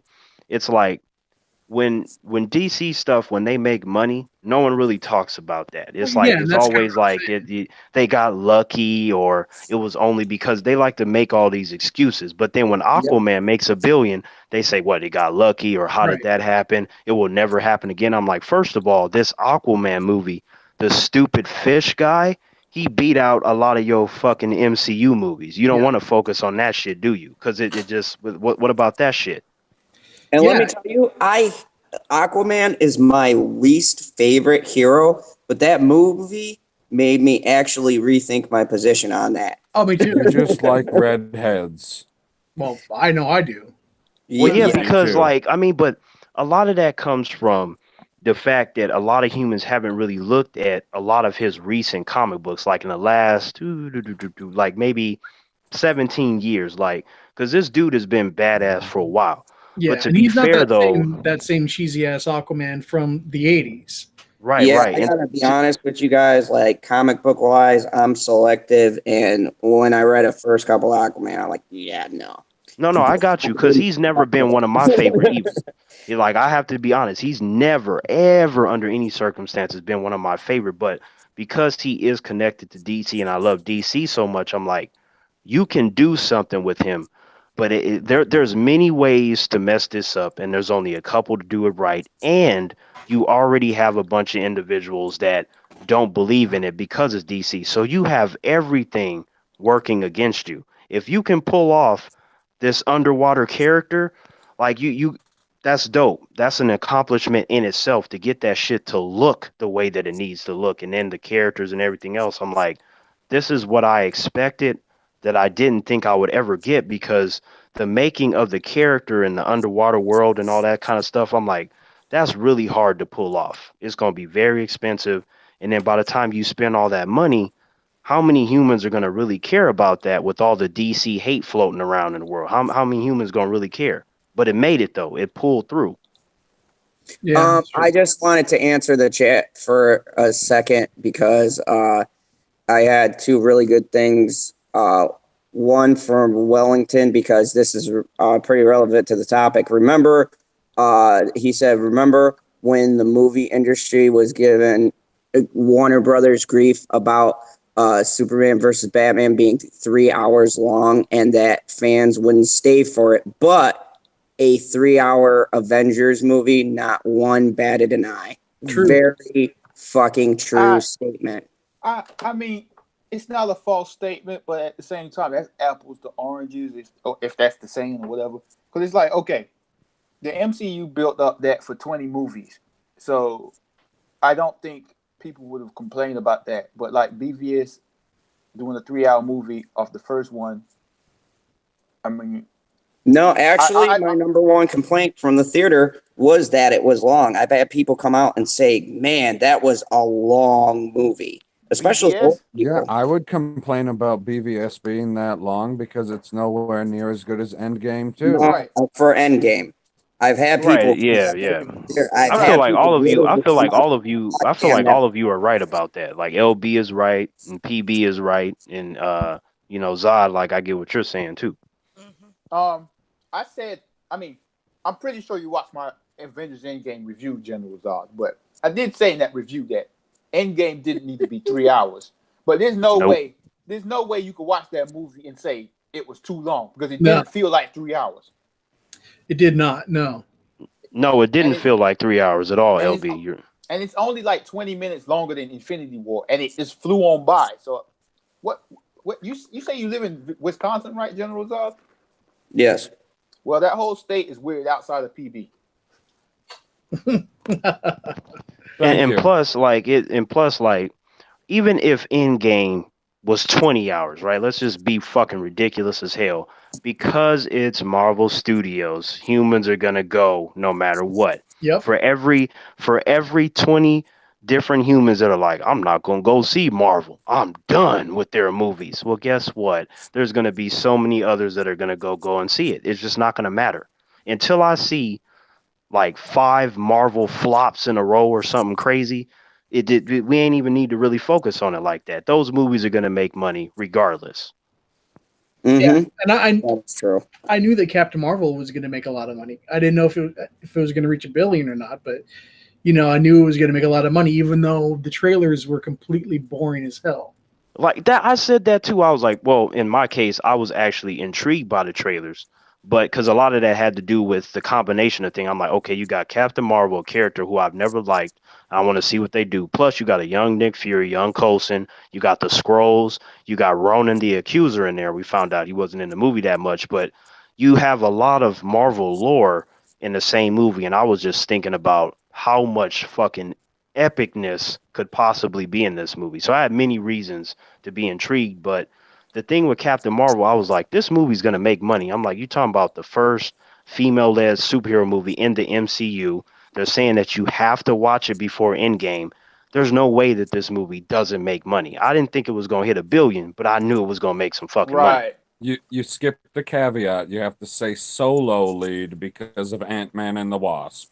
Right. Well, they Well, completely, forgot about that movie. But I mean, when I say female led, I mean Love that that Captain movie. Marvel is the main character. Like Wasp was not the main character in Ant-Man. The main character in Ant-Man is Ant-Man. Disagree. Um, I'm not playing devil's advocate. I've only watched Ant-Man and the Wasp once. I felt like a lot of that movie was from the Wasp point of view. That is true, LB. That is true. But I mean, No, it's no, not I a know what you're female saying. led though. You know what I mean? Like it's not Yeah, like Captain Marvel. Yeah. I fully get what you're saying. And like General Zod, can you bring up a topic? I don't want to do this Captain Marvel thing again. Yeah, I don't I'm think so any of tired us of want to her, do bro. it. Yeah. No. Like yeah. No, I was only trying to make a point. No, I'm not dissing you. I'm just saying, like, we do this Captain Marvel thing every live stream somehow. Yeah, I somehow don't know we how he, do something. Yeah, somehow we do get on this. Like that's interesting. But yeah. That's because that was a polarizing piece of shit fucking Brie Larson It bitch. pisses people off, man. That's all it does. Back to my happy place. Yeah, I just, I'm just bringing up a point. I'm fucking tired of the shade DC gets thrown. Like, not to plug DC streaming service, which is the best streaming service, and go and subscribe. Oh, I will mute you. I will. Zod, I gotta say this What's the now. problem Could with you, DC? Zod? I gotta say this now before I forget this thought. Like it just popped up in my head. Like when I saw the final trailer for Aquaman, like I'm not gonna lie, like I got stirred up so much. Like I thought I was gonna cry. It didn't happen, but it was because like when I saw that trailer, it made me so happy because I didn't think like it was gonna hit $1 billion, but I think it was at that point when I watched that and I heard the music and saw the visuals, I'm like, this is gonna be the DC movie that's gonna make a hell of a lot of money. Like Yeah. I just knew it was gonna be it, and it happened, and I was just so fucking happy. But anyway, Uh, yeah, and I'm right there with you. And everyone fucking called me crazy, but I said this movie has that. I don't know what it is, but like the X factor that is gonna attract people. As soon as I saw the way Jason Momoa was playing Aquaman and how he's very likable in that movie. And let's not forget Amber Heard. I don't care how people say how crazy they say she is. She that could be. that doesn't matter when it comes to the movie. I just want to see the character. Her what she does in her personal life has shit to do with the movie. And she was a I great mirror, agree. in my opinion. Right. And also, Zod, like you got to remember how many fucking superhero movies have we seen where you got a character that's based underwater? So that uniqueness helped as well. And Yeah. also, I would go to say, as far as women in the DCEU, I think Amber Heard's Mira is way more relatable and better than oh geez, Amy Adams as Lois Lane. Oh Right, yeah. right. Yeah, I agree yeah, with that. she's definitely hotter. Yep, I agree with that, PB. We Hey, right here on the She same. is, but I like Amy Adams. I just don't think that she was necessarily right for Lois Lane. No. To me, the best Lois I've seen aside from Margot Kidder in the Christopher Reeve Superman movies is Erica Durance in Smallville. Like I gotta Yep. keep Yeah. saying that. Yes, sir. man, Yep. like what's her name? Like Amy Adams is like the most generic white woman out there. I've always called her. It's like how do you make her Lois Lane, man? Yeah. I can't even like I said, Superman is my second favorite hero, and I have to agree with LB. I'm not gonna just say that Amy Adams is the best Lois just because I like Superman. She is she ain't that special. No, man, I'd take Terry Hatcher over here all day long. Oh Oh, yeah, definitely, yeah. This is pre-crazy Terry Hatcher, right? Like this is like when she Oh, was she's somewhat less okay. No, this is like 93 Terry Hatcher. she's Oh, Right, crazy. right. Oh, she's completely fucking nuts. Oh yeah. No Oh, wonder yeah. her character. Well, I mean, her character in Supergirl when she came in, she played Mon-El's mother, and Mon-El they Yeah. got a whole kind of history with the Kryptonians and stuff like that. But I thought her character was interesting. But other than that, we can move on to something else. Yeah. When you say crazy, like you, as far as politics and all that, oh, she's legit crazy. Oh, she's legit crazy. Like mentally disturbed crazy. Like enough where like George Clooney, like she was stalking George Clooney. She's like fucking nuts. Like Oh. she's not all there. Like if I had to deal with her on a movie set, I'd be like, you are you need to be in therapy and medicated. Like I wouldn't leave her like a loose on the what do you call it, the set, any way, shape, or form. She's kind of nuts. Like she's I'm not saying Mad Squirrel is wrong because I get you, Mad Squirrel, but I don't know if I would say that she's crazy. But I feel like I get what you're saying though. like So she's not that's why stable. her character worked on Desperate Housewives. Yeah, dude. Man. Maybe, yeah. She started a lot of shit on the sets with other actors and producers and directors. I'm like, she has a bad reputation already. Like I had a friend of mine who indirectly worked with her and said, yeah, she's fucking crazy. Like her and Nick Nolte crazy. Like total fucking crazy. Damn. Yeah. We can't. I can't deny that, Mad Squirrel. It's just, I'm just like, I'm probably a little bit behind you. I feel like I get it, but I'm just like, I need to see something a little bit more. But I feel you though. I got you. I'm like, ooh. I mean, as far as an actress, yeah, she's very good. I just don't know what the hell happened. I just don't know. I'm like, is that just too much Botox or was there some boob shit that went wrong? You don't know. You just don't She know. probably wanted to play Supergirl, and they was like, no, and then she just lost her mind after You're that. too old, bro. Yeah. Yeah, like Yeah. she just lost her shit after that. I guess. Like I don't I'm know. not too old. Bah. Yeah, Yeah. that's when you just drop the comic on the table. Like, yep, you don't fit this. Next, And you're not blonde. Oh God. next. Yeah, I like Terry Hatcher. She did really good in that Superman series before, and Yeah. she was Yeah, normal. Ventures of Lois and Clark is the one we talking about, right? Yeah. Yeah, she was very sane, and she was a team player, and now she's just crazy town population Terry. Holy shit! She and Man, Dean I Cain are liked trying to get a reboot of that. I liked Dean Cain as Superman. It's been like so damn long since I seen that damn show. Holy Yeah, shit! man, like 25 years, I think, since it ended. Yeah, God, like damn. Holy crap! It's been right? so long. Didn't even feel like it. Yeah. Damn. Mm-mm. Holy crap. Feeling the age. So, Yeah. who remembered what movies they saw when they were growing up? Okay, you remember LB. You were Little Mermaid, roughly. Yeah. Beauty and the Beast, I guess. Little One Mermaid. of the I'll two. go after everybody goes because I just want to think on it for a cool minute. And then Sean, what was yours? I don't remember exactly what the first one I saw, but like Gremlins comes to mind. Oh, I thought he was gonna say Bram Stoker's Dracula. There's a good family film. Yeah. Never No. seen so many titties when I was a kid. I was like, oh, look at Oh my those. god. I know. Yep. Hey. And Zod, what was yours? Gremlins, I think, was one of the very early ones, along with Ghostbusters, Mm. but I don't know which one came first.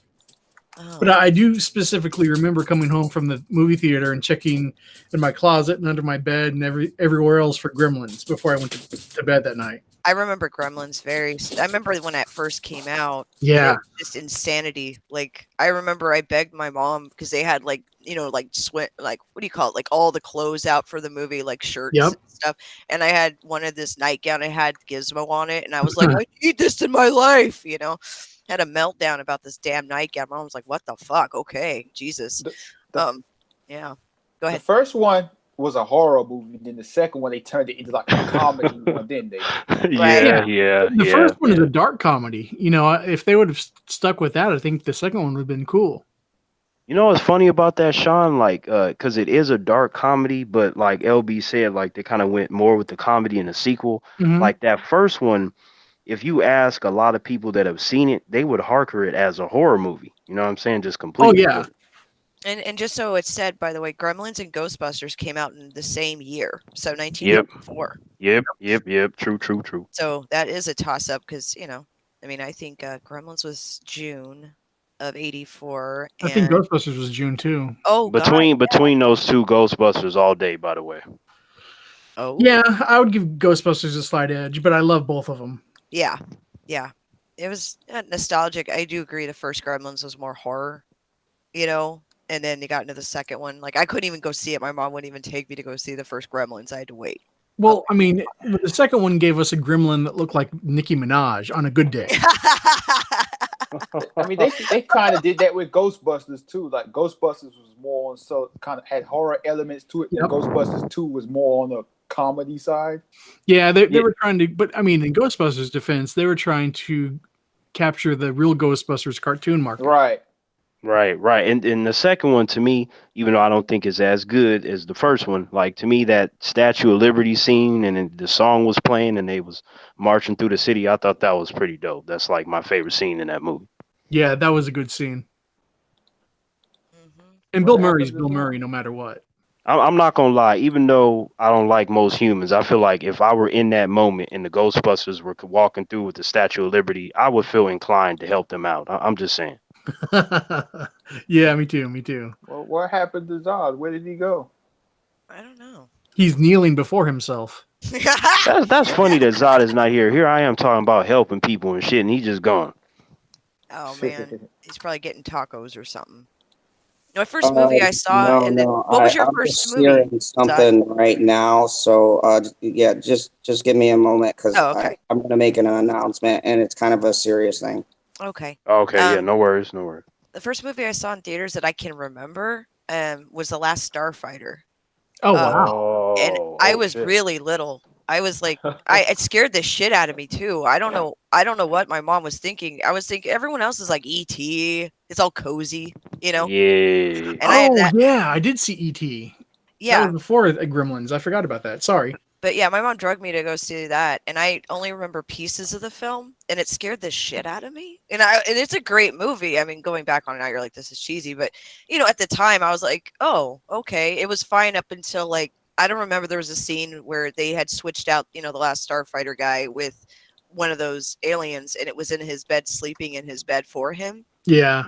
And that scene stuck out for whatever reason. I was horrified for months. I was like, oh God, But yeah, but we accidentally had cable. I don't know how, but we had cable. So we had HBO. So I got to watch a lot of like Star Trek and Indiana Jones. I remember they had that on HBO. This is back when HBO first started, So they actually played movies and shit. And but it was but they would replay the same movies over and over again too back then. Mm-hmm.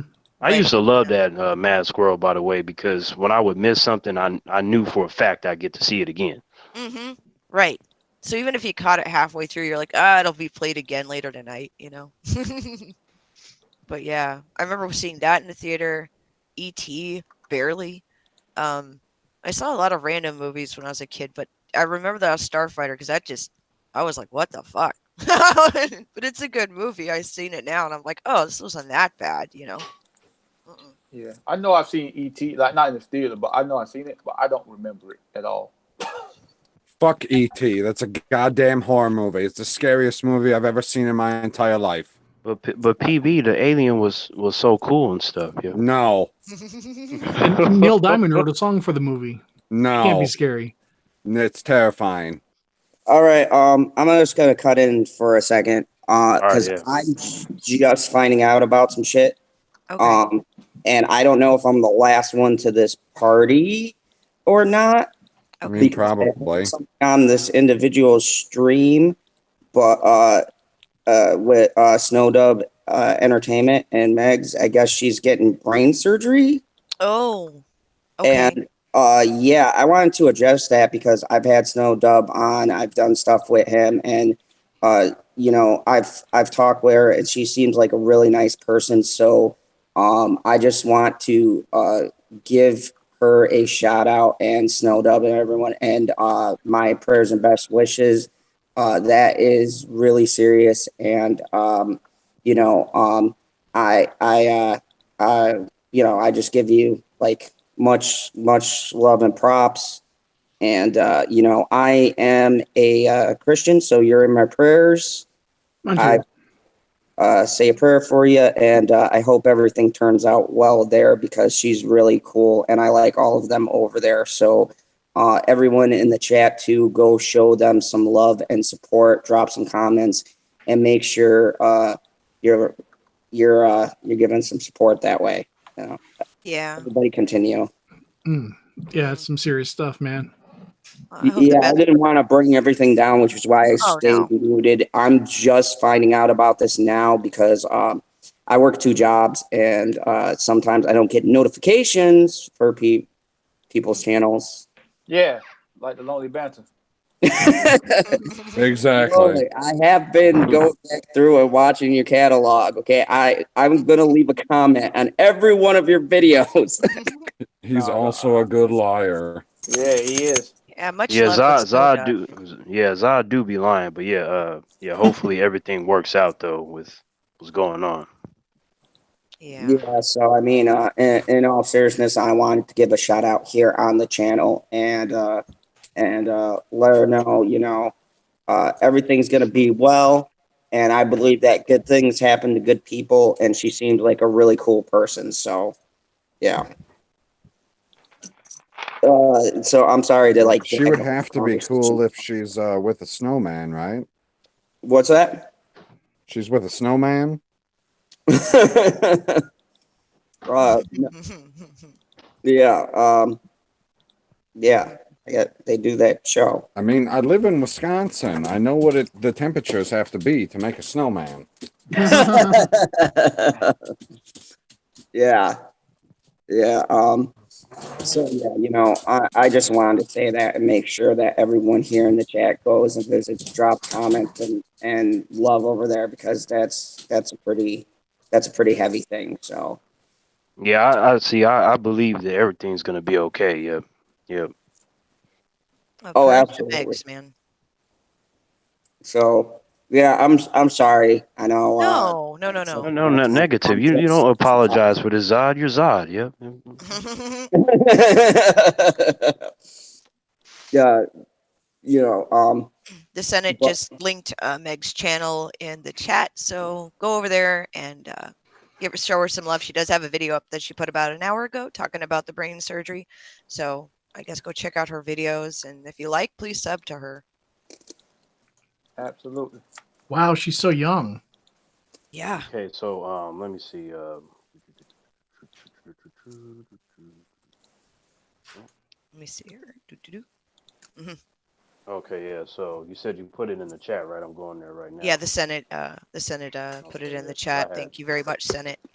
Sometimes I'll have it closed, so I had to go back. So Megs. All right. Yeah. Okay. Do we know what she's having surgery for, or did they disclose? She gets into it in the video. Just kind of, she had a recent diagnosis of Charia, which I cannot pronounce properly. It's spelled Chiari, and she's having upcoming surgery. So she kind of gets into it a little bit more. So anything doing with a brain is scary. Yeah, Good definitely. Lord. All right. Yeah. So yeah, I just subscribed, and then I'll definitely leave something for her in the comments. Charia, it's a malformation is a condition in which brain tissue extends into your spinal canal. So they're going to go and do that correction, I suppose. That's pretty serious. I sent her all the best. It looks like something that happens from birth. So maybe it was there and it just developed over time. So Yeah, that is Right. the feeling and from I'm like I said, like I believe everything's gonna be okay. So that way, Mhm. our positive energy can reach her, and Yeah. that'll like ensure that everything works out. I'm just saying. welcome DJD. Hey, what's up, man? Hello. What's up? Nothing much. Yeah, you actually came in during You got a happy vampire on in the middle of the night? Is this safe? Indeed. Yo, what's up? What's up? Hey, what's By up, the man? way, not to go the perp route, but Vampire Hunter D is one of my favorite animes. So I think of that every time I see your icon. Oh, cool, man. Thanks. Oh shit! Yeah. Yeah, I haven't seen that in a while. Vampire Hunter D. Yeah. Yeah. LB's like, Yeah, I was just giving a shout out to Megs because I just found out. So, uh, kind of got a little heavy there. So, but yeah, I just want to wish her the best here on the channel because I didn't know the situation. I had heard bits and pieces from the live stream that they did, but I was doing my own stream, so I didn't catch everything. And then she posted a video, so I just wanted to give her, the best wishes and let her know that, here on the channel, we're all, supporting. Mhm. Hey, Well, at least can I we say know you something? have a reliable source. Yeah. For once. wait, LB, go ahead. No, I was gonna say, like, man, I really enjoy chatting with all of y'all. Oh, perp, shut up. I ain't no hater. But anyway, yeah, I like the fact that like we all talk about topics, like even if we don't agree with each other's opinions, like we don't attack each other's opinions. We talk through it, disagree, agree, and it's always a cordial conversation. And I enjoy that. Yeah, me too. Yeah, same here, LB. I always appreciate talking to all of you about whatever it is. Indeed. Mhm. Yeah, and that's the thing, like that I feel when I hear about these things. I like to consider myself like close to the people within this community because like everyone has been cool to me from one time or another, and like the people who come on this like late show, and I really appreciate that. So, my philosophy is that the problem we have, and I think all of us mirror that within our own channels is like people attacking you for your views. And it's great that here on this show, for instance, we have so many different perspectives, but yet we can do something that seems to be a lost art in today's society and, actually sit down and talk and get different views. And at the end of Right, the day, right. we all don't agree with 100% on everything, but then we're cool and we do the next show. Yeah. And I think that is what I mean, I don't know how the rest of the panel feels, but I think that is really what all of our channels are about. It's about having discussions, like civilized conversations, and, at the end of the day, getting new perspectives. Right. I think that's important, Zod. Like it's important to understand that others have different opinions, and you should be able to handle attacks and others coming at you foul because you're supposed to have a strong spine. If you don't, then life on this planet is going to be very difficult for you. Mhm. So y'all want to talk about politics now? No, no. I want to know. No. I want to know if, since DJ D show is here now, if he's a vampire, the first movie he ever saw in theaters was probably the first movie that was ever in theaters. Pretty much, yes. A long goddamn time ago. Vampire in Brooklyn. Yeah, Yay. exactly. Eddie Murphy, pretty badass. Underrated Hey, film. hey, you go ahead, DJ, and then I'll probably go after you. Yeah. No, it was pretty much just that. That was one of the early ones I saw. Also, some of the '70s vampire films.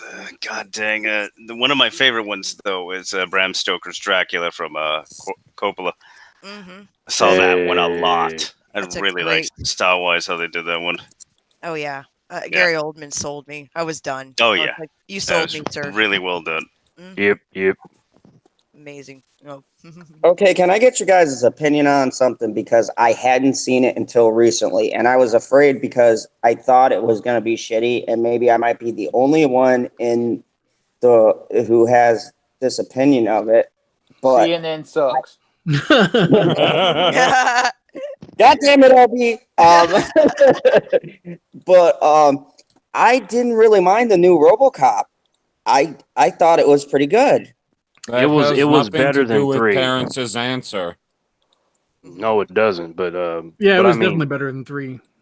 yeah, I haven't seen it. yeah, it was much better than 3. I did enjoy a lot of aspects of it, and I was actually like after I left the movie theater, I said to myself like, you know what? Wouldn't mind seeing a sequel to this. I think that they can do better with the sequel, and then that's how I felt at the time.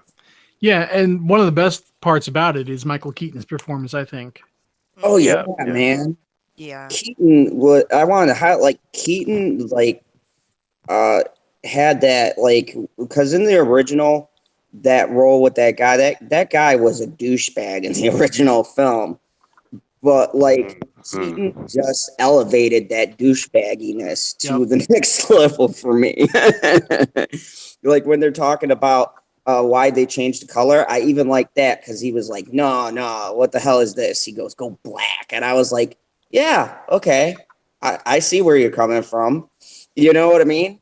Hmm. Yeah. In terms of I guess the other question, and with me, like growing up as a kid, I remember my uncle, he had a lot of VHS tapes. Like, I mean, he had that huge wall, and it was mostly full of action movies, martial arts movies, and horror movies. So at a young age, I was exposed to films like Enter the Dragon and Predator and things of that kind of sort. And then me being with my cousins on a lot of different weekends, we would just binge watch like an entire franchise of horror movies. Like it'd be like Freddy Krueger one weekend, Michael Myers the next, and Jason and Hellraiser and so on. So pretty much a lot of violent kind of films growing up. I remember very well. So, Mayor, what was your question? Because I was kind of like listening to that as you were asking the panel. Oh, like what was the first film you saw in a theater as a kid, or that you can remember seeing in a movie theater as a kid? Oh, The Blob, Kevin Dillon. Nice. Very Yeah. nice. That was the first film, and that was also the film that pissed off my mom because she was like, "You got to take a bath. You got to do it." And I'm like, "No, I'm never fucking going in the bathroom ever again." And that's why you smell it Right. to this day. Yeah, I couldn't be more specific with it because honestly, I don't remember my first theater film or my first film in general. I just remember a collection of movies, not so much a specific one. Right. How about you, DJD? Ah, God, can you repeat the question? What was the So- first movie you saw in a theater as a kid that you Oh, can God. remember at least? That Yeah, I I can know. remember. Yeah. Yeah. Jesus God. Wow. God dang it. 7-Year Itch kind of with Marilyn Monroe. That Oh? it might have been that one or freaking Jesus, some cowboy movie with some black and white. So God Throwback. dang. So yeah, Mhm. really old school, pretty much. Well, There was you a know, lot of Clint Eastwood too. Yeah. Yeah, that at this too. point, right? Yeah, a lot of Clint Eastwood. Yeah, well, yeah, 9,000 Year Vampire. So.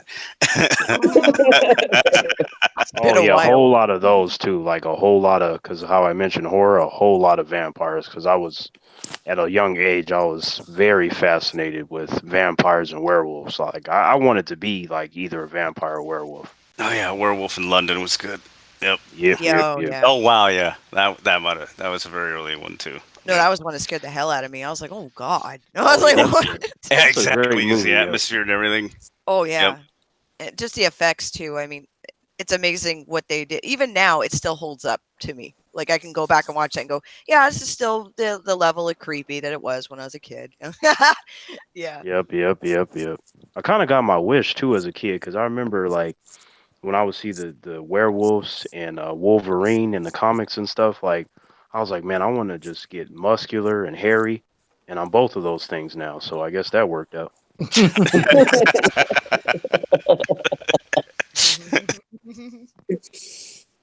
Yeah, I mean, and this is what, like, for me, going to see that, right?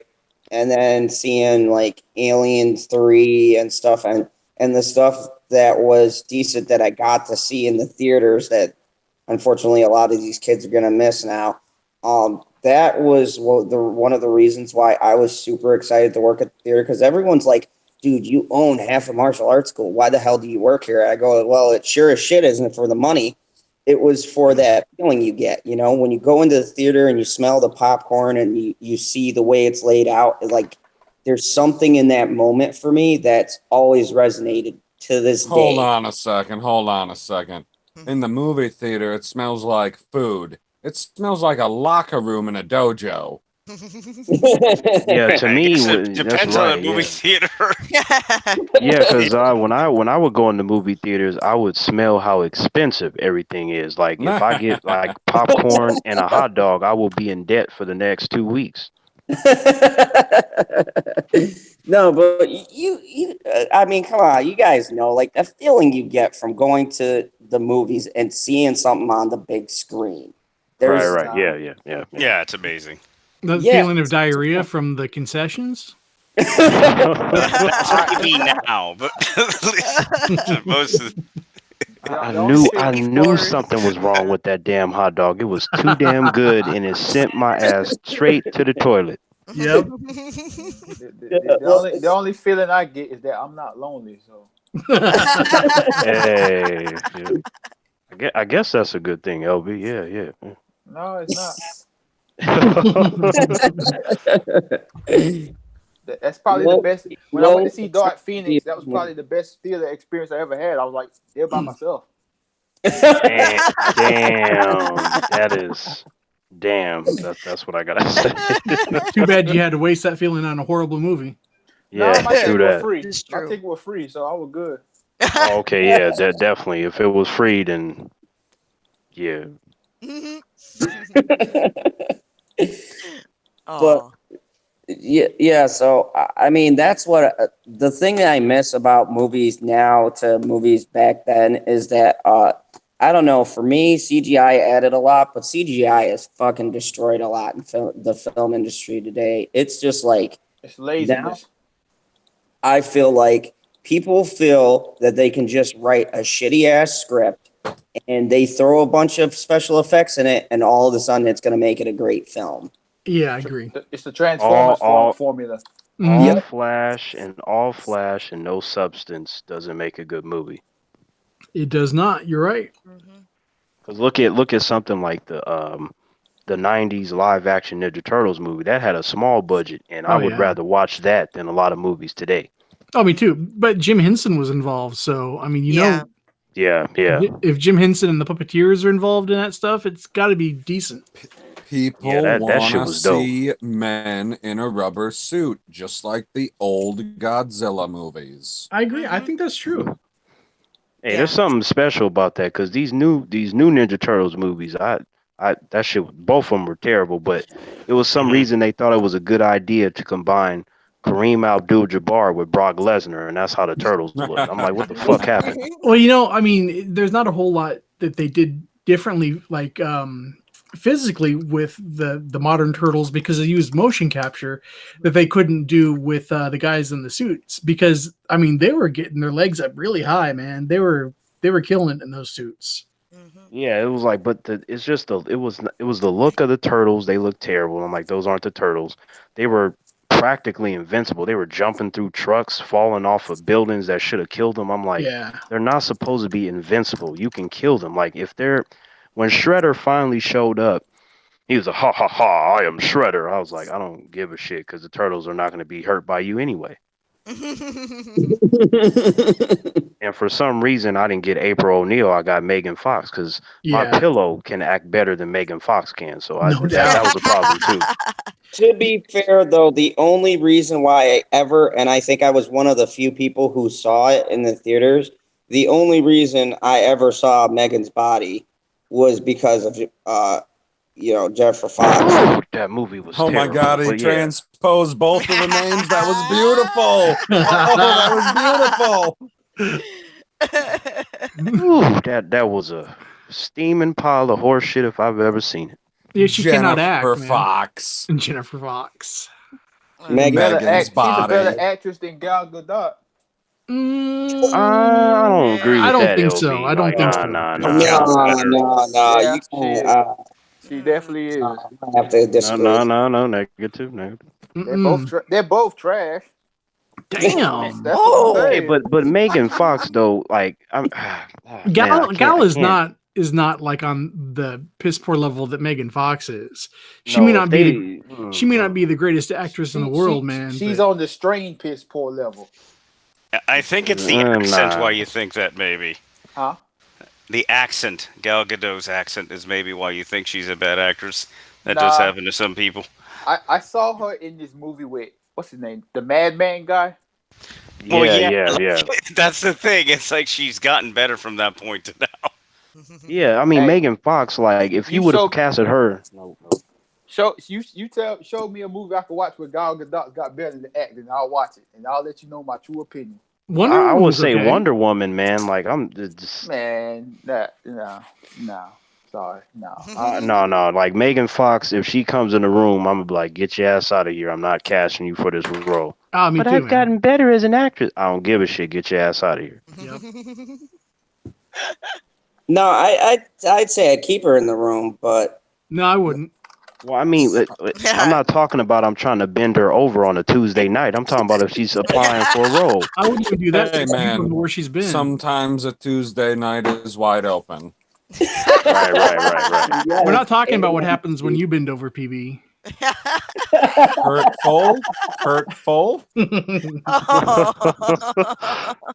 The way PB said that, I picture him just with the biggest gun ready to kill Sean. It's a medium-sized gun. hey, that could do the job too, PB though. oh shit, that was hilarious. But yeah, I mean, He'll be fine. He's freaking Captain Marvel. Look at him pulling his shirt open. No. The real one. Yep. Yeah. I know, but I know how old the shirt is because I don't know if I was in the conversation with him or if I was just listening to the conversation, but I know he told the story about it because somebody thought it was the Flash. That's right. Yeah. I thought it was the Flash. No, it's not. It's like there to me. No, to me, there's a. No, I know it's not now because he explained it a few nights ago when he was on the live stream. But first when I saw it, I thought it was the Flash. Yeah, a lot of people do. It looks like Jay Garrick's.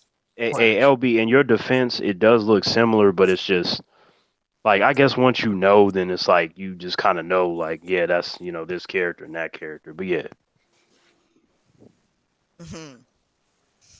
Hey man, I can't know every comic book character. I'm sorry. Hey, shit, I don't know. I don't know every comic book character either. Like, I mean, there's so many of those motherfuckers. I know 5. You know 500.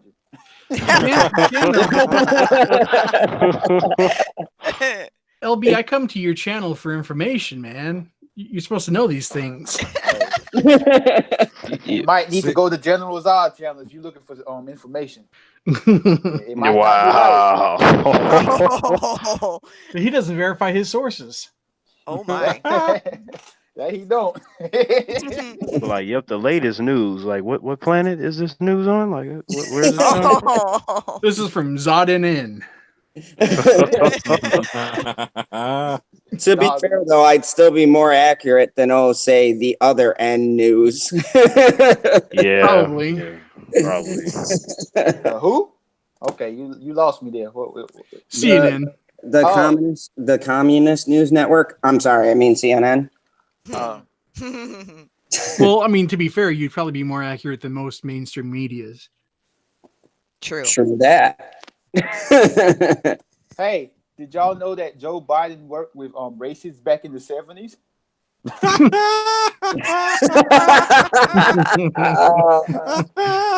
Oh God.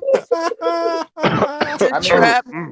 that's all I've shit. been hearing this week. So I just want to make sure y'all know. I have not heard that yet. Thank you. Yep, sometimes in life. Oh man, it's funny stuff. I mean, let me know if you hear that he's had sleepovers with racists. Hey, you let me know if he's hugged a little girl back in the 1940s, okay? Let Oh me boy. know. Oh Just boy. let me know. Oh no. No, it's you let me know if he doesn't know what every brand of shampoo smells like. Oh God. Damn. Oh damn. Oh, did I? I took it to a place that was opposite. My bad. Whoops. Wait, so Zod, were you were you trying to say that you like Megan Fox as an actress, or where was that going? Because I kind of forgot. No. He's saying he likes her as a statue. Yes. Thank Okay. you, PB. Okay. Zod needs to get his Kryptonian eyes checked. He's basically like she's fine and that's good enough for him. Oh, okay. Yeah, okay, he I watched got the first Transformers, and he only literally watches that one scene, and then cuts it off right before she starts talking. you. Yeah, I gotta tell you, I don't remember shit else that happened. Hey, I like. Hey, I Transformer like that. transformed. Hey, I like that first Transformers movie. Out of all of them, that was probably my favorite. My I favorite. like I like the Bumblebee. first three. Oh yeah, Bumblebee was awesome. Bumblebee was great. Yeah. See, I'm gonna disagree and call bullshit. Optimus he's a fucking semi truck. He's this beast. I love Optimus Prime. Well, every Transformer in Bumblebee was the OG version. Yes, like that's what I'm talking about. Like that opening sequence alone, I'm like, whoa. PB, Yeah. you did you see Bumblebee yet? I know you said you didn't see it when we talked about it a few weeks ago. No. I mean, I know that we all have bad taste in our mouth from the other Transformer movies, but if they would have come out with this one like after the first one, I think it would have been a completely different narrative. Yeah, I agree. All I gotta say is Breakfast Club, and everyone who's seen it will know what I mean. In that movie, that made it for me. Yeah. Say it again. Yep. Say something else. Yep. That's another week of detention. Like. Yep. Yeah, I was just like, because Breakfast Club is like one of my favorite in that genre of movies in the 80s, like with like 16 Candles and all that. Breakfast Club is my like favorite. I love that movie. I do the fist thing when I walk out of work. Speaking of that, did you see what Patty Jenkins and Gal Gadot, like the cast of Wonder Woman, how they did the Breakfast Club kind of pose? Did you see that? No. No, I didn't. Yeah, they like compared it to the poster and stuff. They just did it for fun one day. Like I thought that was pretty cool that they shouted out the Breakfast Club. Breakfast Club and Home Alone are probably my two favorite John Hughes movies. Yeah. Oh yeah, that's classic, man. Like, like Yeah. You just go online and put Wonder Woman Breakfast Club pose or whatever, and then it should pop up for you, and they'll have them like back to back. I hear keyboards typing now. Typing fast as fuck like the Flash and shit. No, he's typing like Captain Marvel, not the Flash. Wow. Yeah, that's a really good photo, man. Yeah. All right, hold on. I'm gonna see if I could. Oh, jeez. They nailed it He's pretty gonna much. hit a button. The live stream's gonna crash. Either that, or he's going to start broadcasting porn. You're like, wait, this isn't the Breakfast Club. Well, not that Breakfast Club. He's gonna screen share. Is that what we're saying? Yeah, I'm just saying, Zod. I thought that was pretty cool. Double check your screen. Yeah. Zod, we want the Breakfast Club, not the Butt Sex Club. Hey, if you want to put that on, that's fine. But I'm telling you, if they block this shit, that's not fine, buddy. yeah, if they block this shit, I'm just saying, like, Oh, that's weird. It says I can't screen share. Good. Perfect. Oh no, never mind. Darn. Oh shit. what happened? You couldn't find it, or you can't share it. Oh no, I found it. I just had to go to something different. Okay, so here we go. So you are gonna screen share? Yep. Oh God. I'm There Everybody we cover your go. eyes. Daddy, no. Please don't ruin my childhood. This ought to be funny.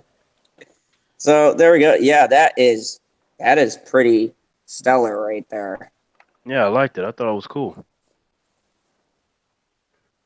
And yeah, I could definitely get down with the way Gal I can Gadot definitely is. get down how it's not showing up on the screen here, guy. It's only in the little box in the corner. You got to present, man. I did present son of I'm a. just saying, where's the diversity in this picture? Oh boy, oh boy. They What is this shit? Oh, it's about to show up. What is this? There What is we what? go. That's the Breakfast Club and the Wonder Woman photo. What Yeah, the I fuck? like that. That's a definitely a good. I could almost see like that being like a new version of Breakfast Club. I buy that. I can would see. not. I think they, Is this they for the might. new movie or the old movie? But I think a new one.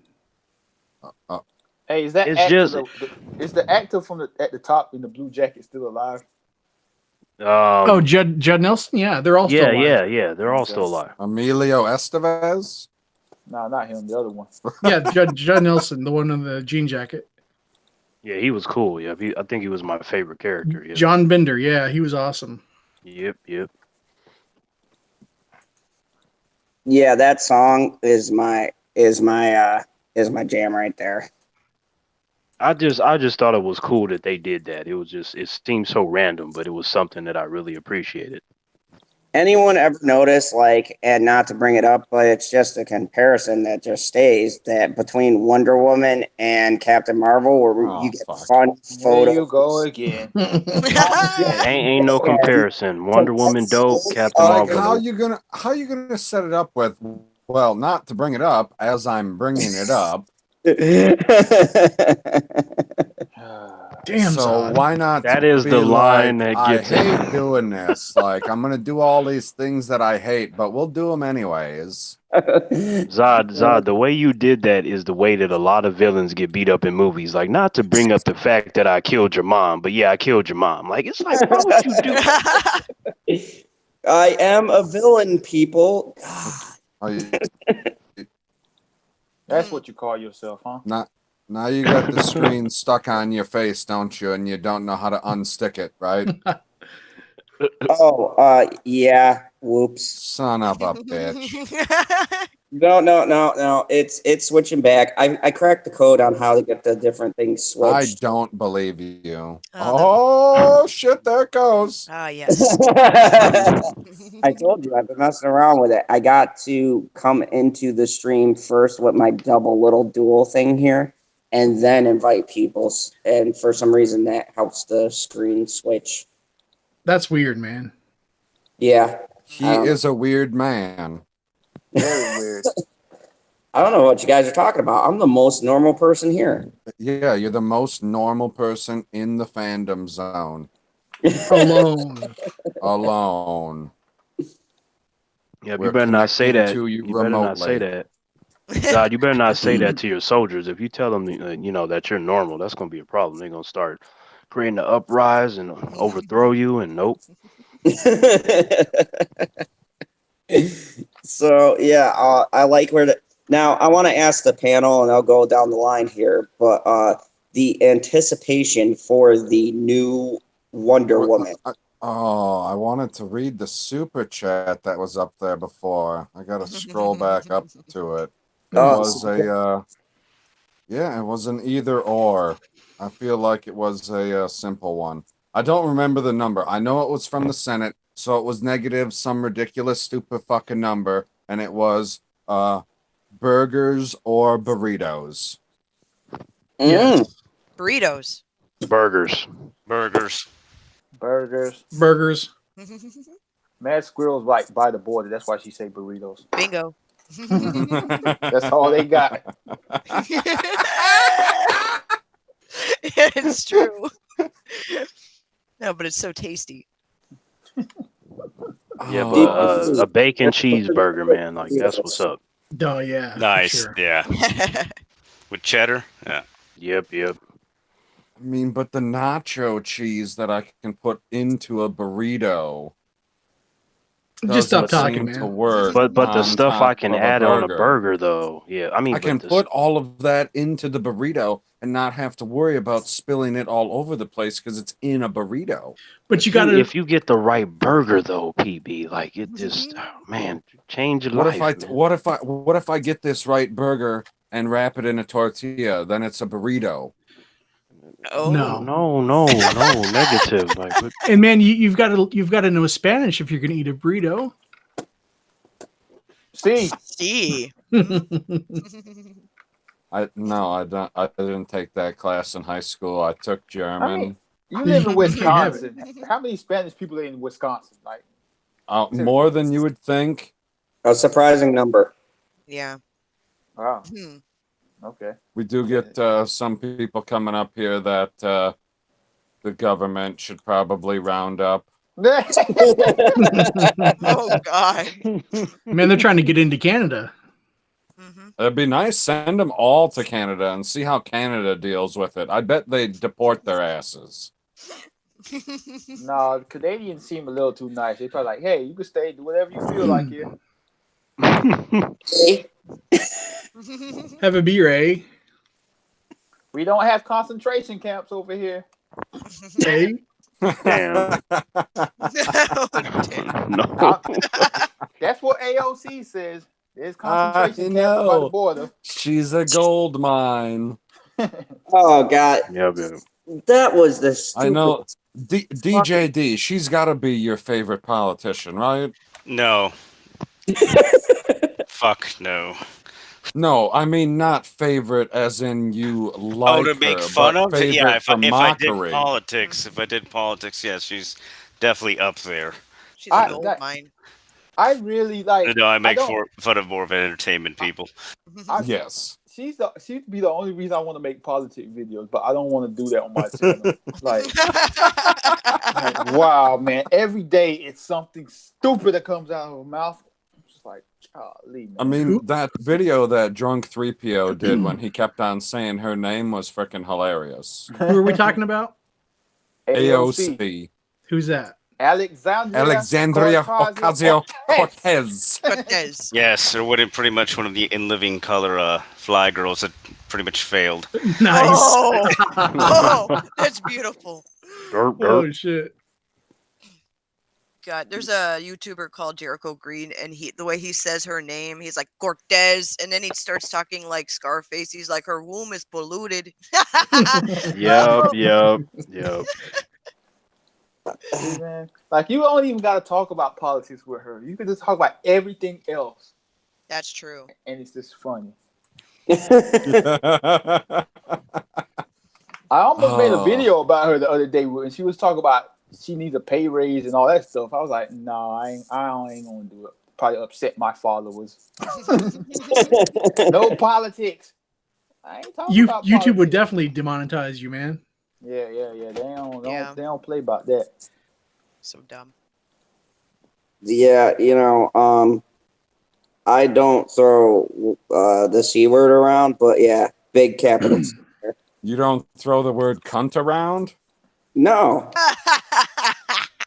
Wait, Sorry. yeah, the C word. That's such a dirty word, man. It is, I- Cunt? Like, Then that cunt needs to take a shower. Oh my God. Yeah, I mean, so casual. if she's allergic, she can use organic soap, I guess. Yeah. No, I think using soap is against socialism or something. Oh my. Wow. I'm just saying, like, you know. Yeah, and I tend to steer clear from politics myself just because of where my politics fall. Yeah, Hey but man, I ain't mad at you because you voted for Trump. I ain't mad at you, dog. fucking yep. And when reelection comes around, I'll be right back out there. Hey, you do use They are not letting you out of the fandom zone. I'll Yeah, send one of my because if they minions. do, you're gonna go straight to the White House. You've done it before, Zod. Hey, Yeah, we don't play that game. Just when you do let me go back to the White House, make sure it's no we don't like, so that way no, because I don't want fucking cheers, man. People are I'm gonna trying to go to the White House. I'd love to go. I've never been. Oh, me too. I've been to DC. Mhm. Which monuments did you go to? I went to the man. I went when I was little and I didn't have a choice. We went to the place where they make the money at. We went to the Library of Congress. That's all that I remember doing. But like, man, I want to go back because like I'm really interested in like American government and stuff. And back then, like I was mad because I don't know, I was an angry little lonely child. But Yep, he's so interested in American government, which is why he makes videos on Bella Thorne. exactly, I love it. exactly, I still don't know what a Bella Thorne is. bruh, I will never know who she is. Me either. I have a super chat from this Senate. I'm not gonna bother reading numbers because he said AKA some fucking ridiculous number. A question for the panel: would you rather fight the Punisher or Winter Soldier? Hey man, I'd stand my ground against both of those fucking guys, man. You know, I would be able to take both of them in a fight. Fucking daddy pants. Like, that is exact. I hope he pops up in here because I want him to say something on this because he gonna say that kind of shit. So we'll start down the line.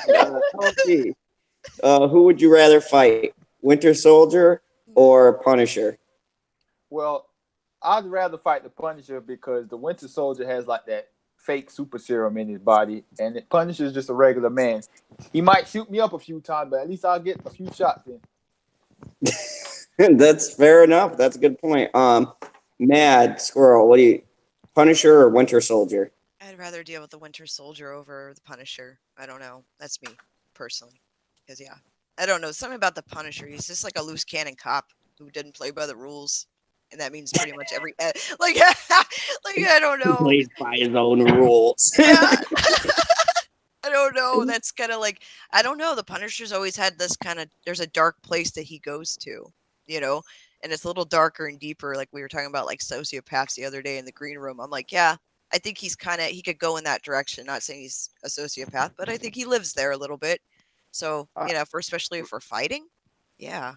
No. I don't think the Punisher is a sociopath. I just think that he's full of rage. I mean, his family did get murdered. Well, yeah, and I think people can be driven to sociopathic tendencies without being a sociopath.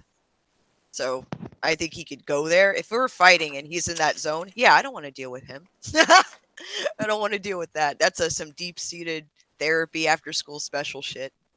With the Winter Soldier, all you got to do is play keep away with his arm. Right. Right, because Captain America was good with. All right, PB, Punisher or Winter Soldier? Well, Shellback asked me to go back and read his super chat, so I'm going to do that very quickly. He said, 1 Monopoly money for a retarded Kryptonian who can't even screen share properly. And he wonders why I'm racist against turtles. He wants a wrench, man. You got to make it right. Fake super chats are way he's better never than going real to get super chat. Like carry on. I don't know. I feel like, is this just a fight or is this a fight to the death? I feel like with the Senate, it's always a fight to the death. Well, then I'm gonna go with Winter Soldier because I think he'll kill me faster. That's a good point. Or I should say, I hope he'll kill me faster instead of like making me terrified because I have a grenade in my mouth. Oh God. Sean, Winter Soldier or Punisher? Neither. I'd rather have a naked pillow fight with Harley Quinn.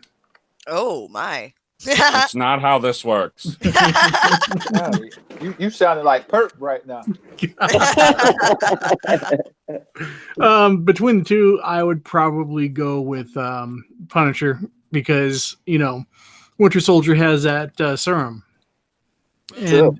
and I mean, unless you're Captain America, there's not really a chance. Exactly. And probably the only person who could stand a chance because they're Vampire Hunter DJD. Who would you go with? Probably Winter Soldier. I could just say the stupid magic word and he'd just shut up and sit down. Again, remember, he has that weakness. Oh, On that's top true. of it, his arm. I mean, if you time certain things right, you can pretty much magnetize that piece of garbage. And there you go. Lift his ass away. So there's a few ways to beat his ass, which have shown in the comic books. Also, he has a tendency, the way they do him, to be an idiot. So there's also that one. So there's a few ways to beat his ass. Unlike Punisher, who killed the entire Marvel universe, at least in one scenario. So yeah, someone who pretty much killed Captain America and a lot of other goddamn people, or someone who gets his ass kicked regularly. Yeah, I'll take the one. I'll take Winter Soldier. Yeah. Terrence, Winter Um, Soldier, Punisher. Well, let's see. From a combative standpoint, me with my current skills, I could not be able to take either one of them in a fight because, in terms of Punisher, in the context of the Marvel universe, a Marvel universe that is canon, by the way, because even though I love Punisher kills the Marvel universe, that's not Hey man, canon to the you character. would be able to take them if you would have them skills from that Oregon hood. But it's just one of those things. I 'cause- just picked up on what you said.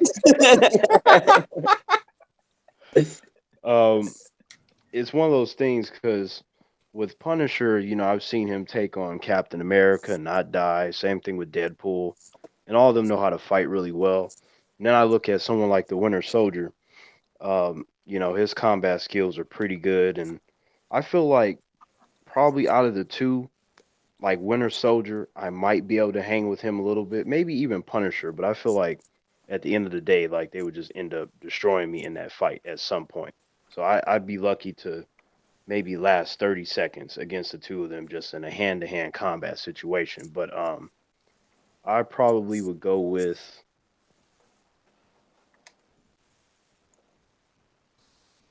I'm probably gonna go with Frank. Yeah, I'm gonna go with Frank. Like I had to think about it. Like I would go with Punisher because I feel like even though the two of them, I feel like they would beat me. I feel like I would have a better chance against the Punisher because the Winter Soldier, he has that super serum and shit, and that's a problem. I can never match him strength wise. He has the advantage with that metal arm. I feel better with Frank. And in terms of our mindset, like I have a lot of rage in me, even though it's not a constant like him. So I feel like I can more or less kind of roll with him in the way that he would think when it comes to fighting. So I go with the Punisher. Yeah, I would go with the Punisher because I'd want to test my skills because we both have a military background. I do know multiple fighting styles, and I would just want to see. While Frank doesn't have the super soldier serum, he does have an extraordinarily vast amount of tolerance to pain, which is what I think makes him such a tough opponent. is that like that dude could have a broken limb and keep on going. Like, I mean, going, yeah, he jumps off of buildings on a regular basis and he's fine.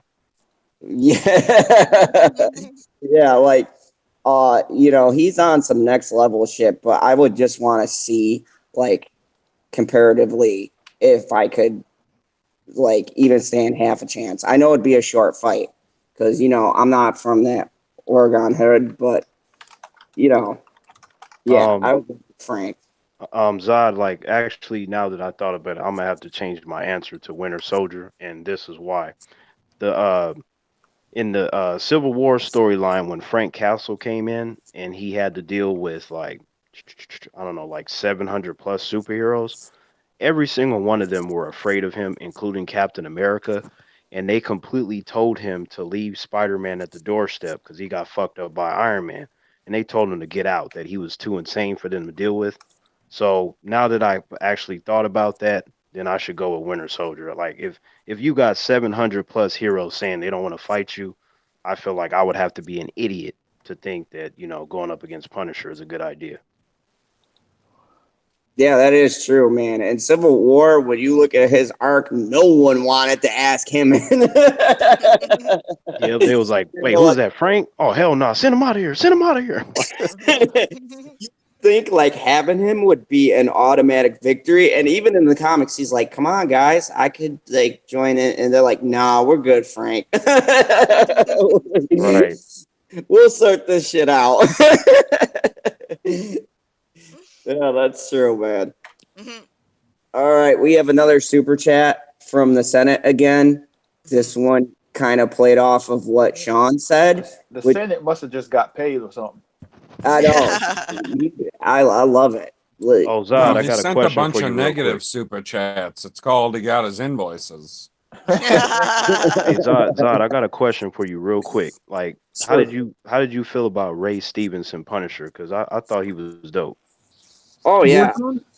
Oh yeah. Yeah. Ray Stevenson Punisher from Punisher Warzone. Yeah. That I felt like Thomas Jane. No, I, this is the sequel. Yeah, no, Yeah. I'm just saying I like Thomas Jane a little Like bit better. Thomas Jane's Punisher was cool, but he was too nice, way too nice. He was.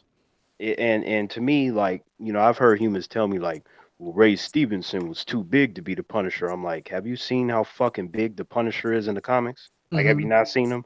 So I just dismiss that shit every time I hear it. Yeah, like he reminded me of the Punisher from the Max Punisher, like the brutal, like I liked his version of the Punisher. I like that movie. I actually do watch that from time to time, and like people are like, "Oh, it's so horrible," and you're like, "Yeah, maybe the quality of the film." What? No, it's not horrible. But in Yeah. what sense? Because all I hear is that he's too big and is over the top violent. Hold on, just relax. I'll tell you in exactly what sense. In the sense that he heard it from Lee's sources. So y'all just gonna ignore the super chat? No, I'm getting to that. Oh wow. Sorry, the Senate. But yeah, I definitely concur. That was a pretty good Punisher. Super chat from the Senate: naked pillow fight with Harley or Power Girl, and for Mad Squirrel, naked pillow fight Captain America or Flash. So, Well, Bro, the thought of two grown men having a pillow fight. Oh, wow. well, That I will takes be away the happy. superhero card. I will take Captain America for 500, please. Because the Flash is obviously going to be quick, so I might as well go for the Captain America. At least Yeah, it might one get more swing rust. would break your neck, Mad Squirrel. Well, that's what he thinks, man. Yeah, he's kind of. Oh. He's got the stamina. Bingo. oh, geez. So, LB, Harley or Power Girl? Okay, who is Power Girl? Let me Google. She's this the She's an alternate version of Supergirl with huge tits. Yep. She's All the right. better version of Supergirl. Power Girl it is then. Yep. Power Girl PB. all the way. Okay. Sean. Harley Quinn. Pish posh. DJD. Harley Quinn. Yeah, definitely Oh. Harley Quinn. Good man. Terrence. Damn it. Don't let me down, Terrence. Don't Yeah. let me down. Me too. All right, I'm gonna have to go with Power Girl because Thank it's just you. something about because I do like big tits, so them flopping and flying when I'm smacking the shit out of her with a pillow is where it's at.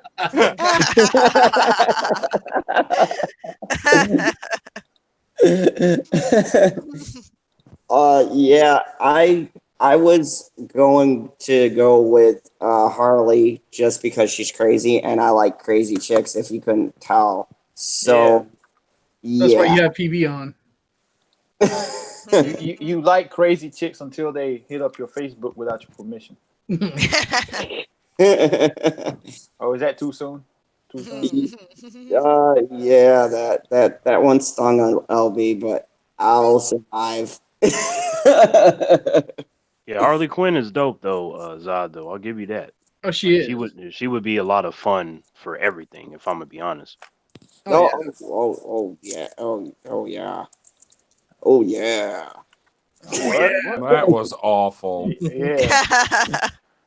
Come on, PB. It's like 4:24 where we are. I can't. Yeah, but you're all alone in a building. You can, oh yeah, with the best of them. Just don't screen share. Exactly. But I mean, but it even though this ain't the topic, like I would rather have Harley Quinn as like a sidekick over Power Girl. So Yeah, I get that. Yeah, because Harley would be down to do some crazy shit. yes, when she loves you, she will do anything, and that's something that you can't pay for. I'm just saying. Yeah, all the shit she did for Joker. After Joker then whooped her ass like 23,000 times in the last 10 years. Yeah. Well, they're changing it up now. Harley Quinn's the one beating up the Joker. Yeah, that's the thing too, but it's just that's fine. That does go back and forth, so that would technically be accurate anyway. Oh, I just guessed. Well, I mean, if the emancipation of Fantabulous, whatever the hell this movie is going to be called, is any clue, to Harley Quinn's current remaking, yeah, I would say that's pretty accurate. Yeah, it looked like Joker was like, "I'm tired of your shit. I had to break you out of the place where Amanda Waller had you. I'm done with this shit. Pack your bags and get the hell out. I'm done." Like, and then she's probably gonna be crying, buying dog food and shit, and then, hey, birds of prey.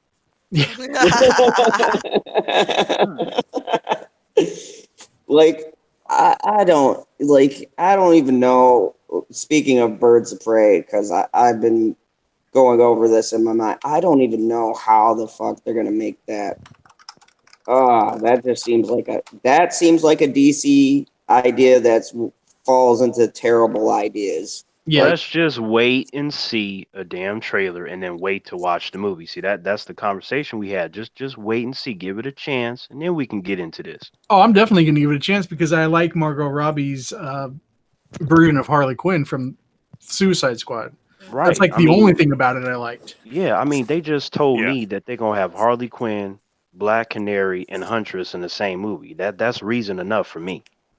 Yeah, but to be fair, I never liked the source material, and plus there was that god awful series that I never liked. Oh yeah, the one in I think the early 2000s. Yeah, that was bad, but like it was a live action series, Birds of Prey. Oh where yeah, the Joker like shot Catwoman and killed her and shit. I mean that wasn't horrible, but I mean, no, it was bad.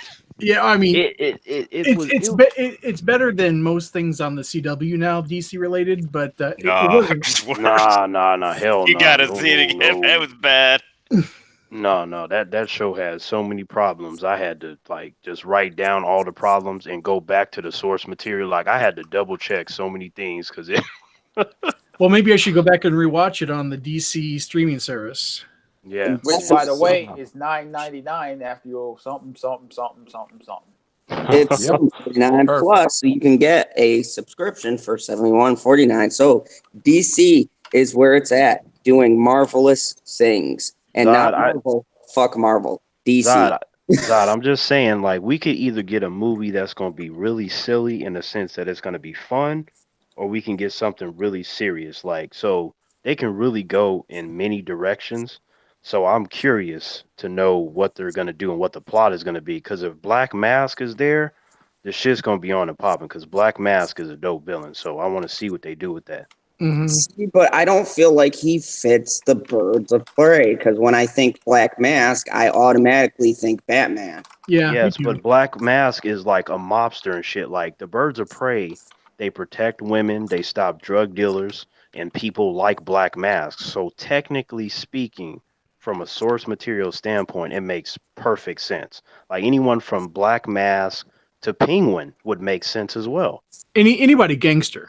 Right. Anybody on that level that, Yeah. deals in drugs or runs a city or shit like that, those are perfect for the Birds of Prey. I guess They don't Black Mask is one of the only logical choices, even though I can't really see it by the stills that they've released so far. When Right. I think He of he Black needs his Mask, mask. Like exactly. Black Mask needs his mask. Like if he don't wear his mask, that alone's gonna piss me off. I'm like, it's in the fucking name. Like, what's up? Right. It's like don't pull a Kylo Ren, wear the mask in the beginning and be cool looking, and all of a sudden you don't have it on for like the next Yeah, two just movies. Come I on. don't know. I That's think how what's the They gonna might mask pull is. that happen. off in this film. It started to feel like it. There's a lot of weird costume choices so far that I've seen. Oh yeah, Yeah, for sure. yeah, yeah. There are a lot of weird costume choices, but I feel like they probably gonna do the whole like they're gonna look like that at first, and then maybe they're gonna get to how we would like to see them. Like I'm just guessing. I don't know, but I think that if the movie is good, it ain't gonna fucking matter what they look like because we want a good movie at the end of the day. Like I would love to see accuracy in terms of the costumes and stuff, but if you can give me a good ass movie, I'm gonna be happy. Yeah, well, the Senate just asked, "What about Hush or Riddler?" And Riddler's not really a gangster, though. I No, mean, Riddler would be too much for the Birds of Prey. I'm telling you that right now because he stumped Batman on multiple occasions, so yeah, that wouldn't work. And Hush is strictly a Batman villain. I'm just Wait, saying that was for wait a Batman second. specifically. Wait a second. How could the Riddler not work? It's a male. He's totally not as good as the Birds of Prey. Okay, PB. I see your point, PB, but I mean, I just feel like they wouldn't. But when someone bests Batman in any kind of way, mentally or physically, I feel like, especially for the Birds of Prey, like it'd be too much for them. I wouldn't. I'm not saying it can't work, but it's like if somebody were to ask me, "Is this a good idea?" I would say no. unless they're going to portray Batman as a bitch now, I have to agree with you because Right? there's no way in hell that all of the Birds of Prey together could outthink Batman. I just don't think that. No, no, no. Like, Because not like, when you throw Harley fucking Quinn. I mean, because let's be real, Harley Quinn, it works because she's out of her fucking mind. But as far as thinking shit through, that is not her department. well, No. that's why the Birds of Prey, the comic book team, like Batgirl, or she's actually called Oracle at that point, is the leader of the team. She's the one that does the majority of the thinking because she got trained by Batman. But That is the one thing only that the TV series got right. right. But to me, the only way I can see the Riddler working in a Birds of Prey movie is if Batman shows up to help them. I'd be down for that shit. But Oh other than yeah. that, yeah. Or if they surprise us and do one of their things that they don't release and have our Oracle. That could be the case, but that's why I'm saying like That's the only way let's to tie wait it to and Batman, see. really. Like let's Wait a wait and second. see a Did trailer I and then miss? we'll see what's There's up. going to be a movie? Yes, Yeah, Birds of Birds of Prey Prey. and the Fantabulous Emancipation of One Harley Quinn. Yep. Pass. Well, I ain't Yeah, passing but on it. maybe Like I'm you're, going to you're see a it. known DC hater, so PB, I'm if you not a bother DC hater. No, PB, no, no, if no. you bother to watch my channel, PB is you've not a seen the DC review. hater. Me and PB have had conversations about DC and oh stuff. no, I have too. I just like messing with them. Don't take it for PB. PB would not take it for you. I didn't hear what you said, Sean. I said, don't take up for PB. PB would not take up for you. Oh, I would totally take up for Terrence. Nah. You are incorrect. But I mean, Zod can go fandom zone himself. Oh. But like I said, Zod, like let's just wait and see. It's either gonna be because I'll be in the same position. Like when I watch the trailer, I'm either gonna be like, yes, I can't wait to see it, or I didn't like that. But hopefully, when I go and see it, it'll change my mind. I would rather be super excited going in than not. That's all I'm saying. And until further notice, I'm definitely going to give DC my money until they prove to me that they're completely incompetent, because I want DC to succeed. Yes, me too. I want them to I want them to just have what Marvel has with the MCU, but way more than that shit. Because I'm like, in my opinion, like from all the stuff I've read in the comics, like DC comic book characters are better anyway. They just have to execute the shit right. And, Yeah. Yep. and the Senate says Two-Face, and I just don't see Two-Face either. I mean, he goes along with the Riddler. No, I mean, we can't talk about Two-Face, man. Batman murdered him. Wow. But no. Actually, Sean, but between the Riddler and Two-Face, I feel like Two-Face would make more sense than the Riddler. Like if you got to choose between those two.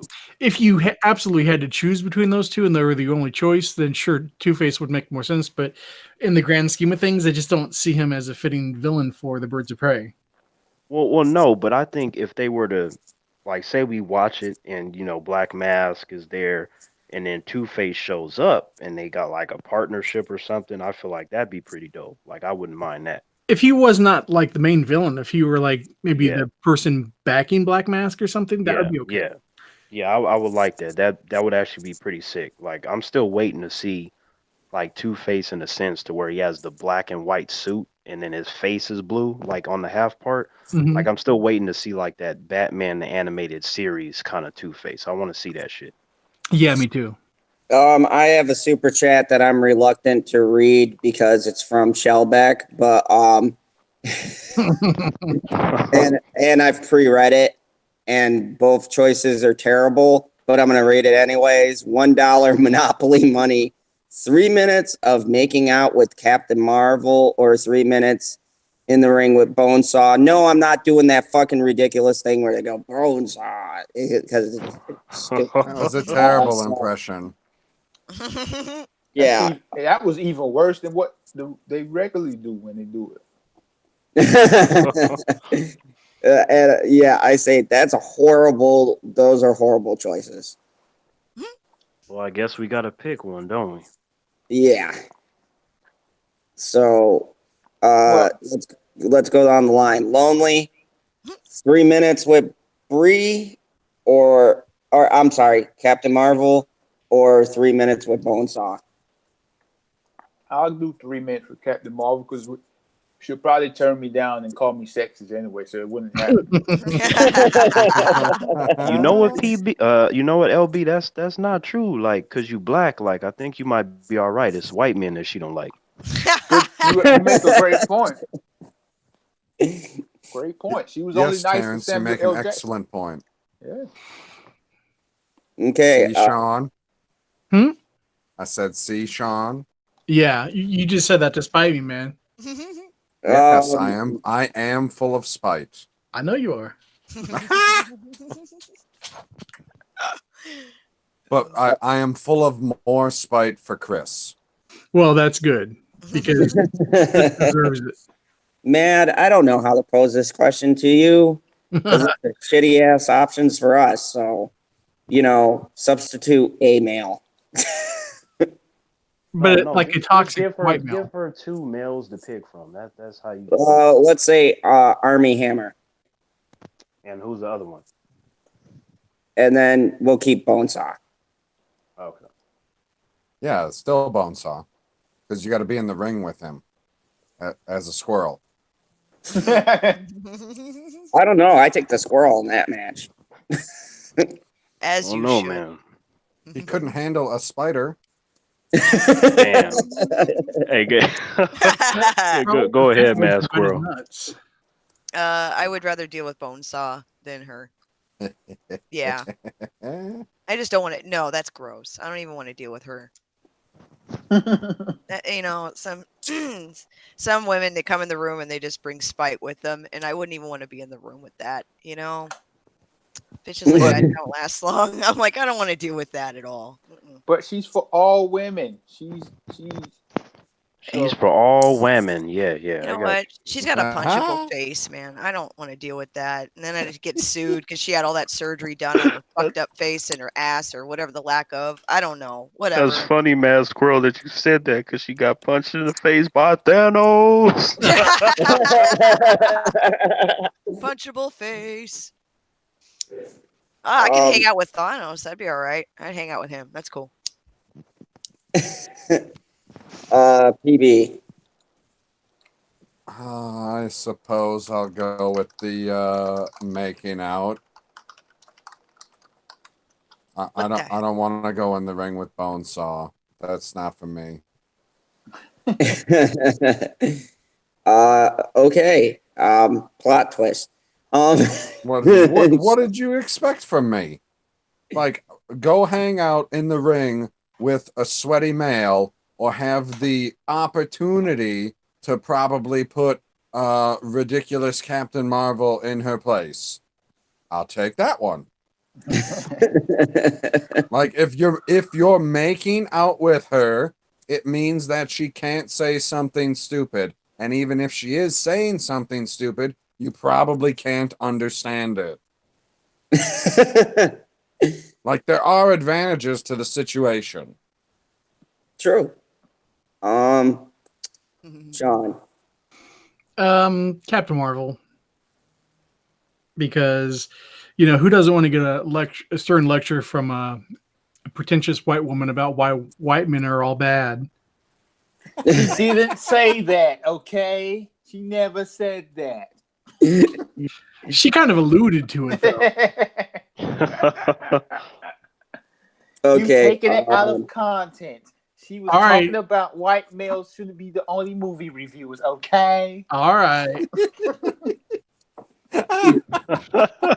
Oh, LB, I feel like you dropped your hand when you said okay.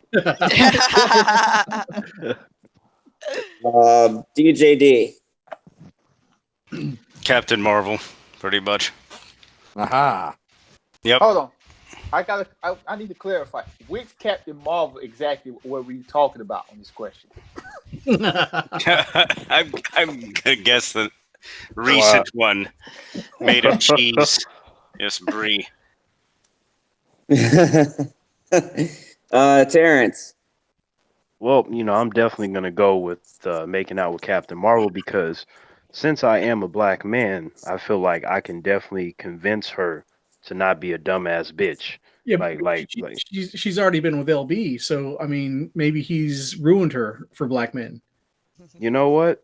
I don't think so because LB is a cool guy. So I still feel like by the time I come in there, it's gonna be on and popping. I'm like, yep, Captain Marvel. No, you cannot say by the time you come in there. right, because she would think I'm a toxic male. Yeah. No, she wouldn't think you're a toxic male because you're black. But she would definitely try to save you. Right. I think I would have to do something really extreme to get her to look at me in the way that she does the white man. That's very true. You know, try to mansplain something to her. Yeah.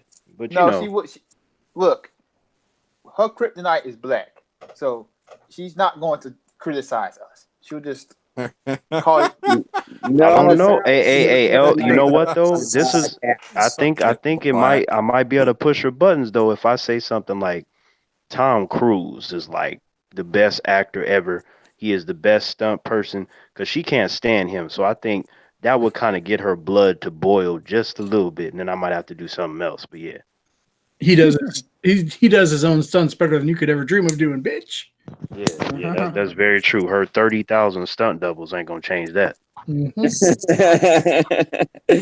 And of course, you guys all know what I'm gonna say. Bonesaw.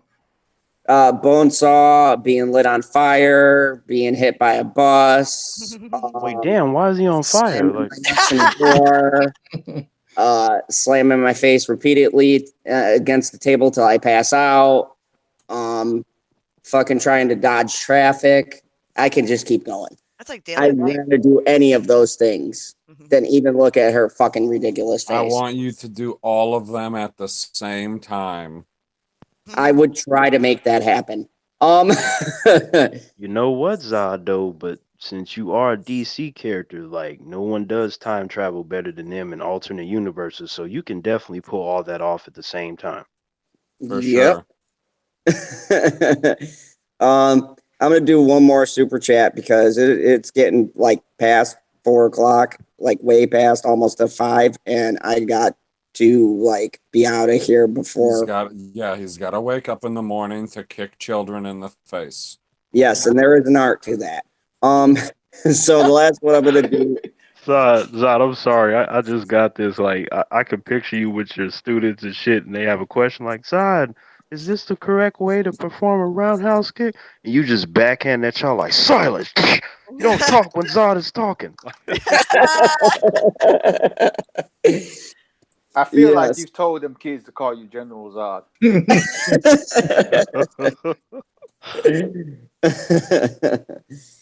And like and subscribe. Actually, during a testing, I did announce my channel. Oh my god. I'm I knew picturing it. that they subscribe because they're I knew just it. terrified that you're going to wipe them out of existence. And you probably have your kids in this chat right now. Just watching For this live. sure. It's a Saturday morning. They're up.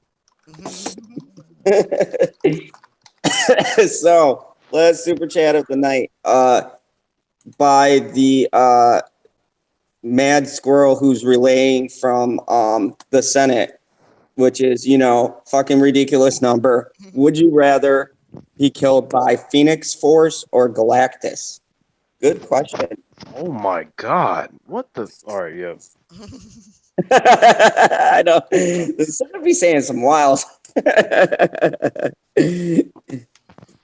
Yeah, man. If I get monetized and I get these super chats, it might just go over the top. Like, would you rather like tie your nuts to the side of a building or be eaten by piranhas? No. Some crazy shit like that. No. So who here actually knows that question? Whoa. Like, Yeah. I can, if you want to, I can go first. Yeah, go ahead. You can go first for once? I'm going No. by the order of the. God damn it, PB. No, I'm saying Zod, you misinterpret. Terrence usually has to think about it for 10 minutes before he can give an answer. Oh, okay. Yeah, true. Go, Terrence. I'm gonna go with Galactus. Definitely. Because he can just pick me up and eat me with the planet, and then that's it. You stole my answer. Yeah. DJD. Oh, Galactus. Fuck. Yeah. I have a feeling we're all gonna have the same answer. Yeah. No one wants Phoenix Force. Sean. Is the Phoenix part of Phoenix Force? Mm-hmm. Yeah. No. Well, it's like Phoenix Force entity or whatever. So she's not with it. No. Yeah. If the redhead was with it, I would pick the Phoenix Force, but since she's not, I would go with Galactus. Fair enough. PB. Galactus. I want to be killed instantly. Mm-hmm. Squirrel. Yeah, I'm on the same boat. I would think that would be a little bit more quicker of a death. I'm just saying. I don't like the torture aspect of the Phoenix, so yeah, that's cool. LB.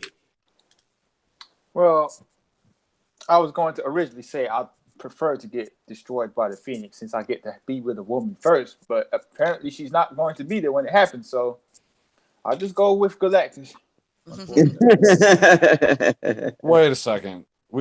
If it's a Phoenix Force and the woman would have been there, you get laid by a woman before you get killed? Yeah. That's the way my mind works too. Well, fuck. Yeah, Phoenix don't be rolling like that. It's gonna be like the oh, and then Well, I mean, that's like the ultimate burn. Oh, That's like an instant STD. Damn. Okay. I lied. I just want to do this one more super chat because it's quite interesting. I knew it. The last one. Would you rather be eaten by Venom or Carnage? oh Neither? God. Yeah. Ooh. So Yo, the Senate, like, what you be thinking about, bro? Like, Fuck. why you want us all to be Demonetized. why you want us all to be killed, man?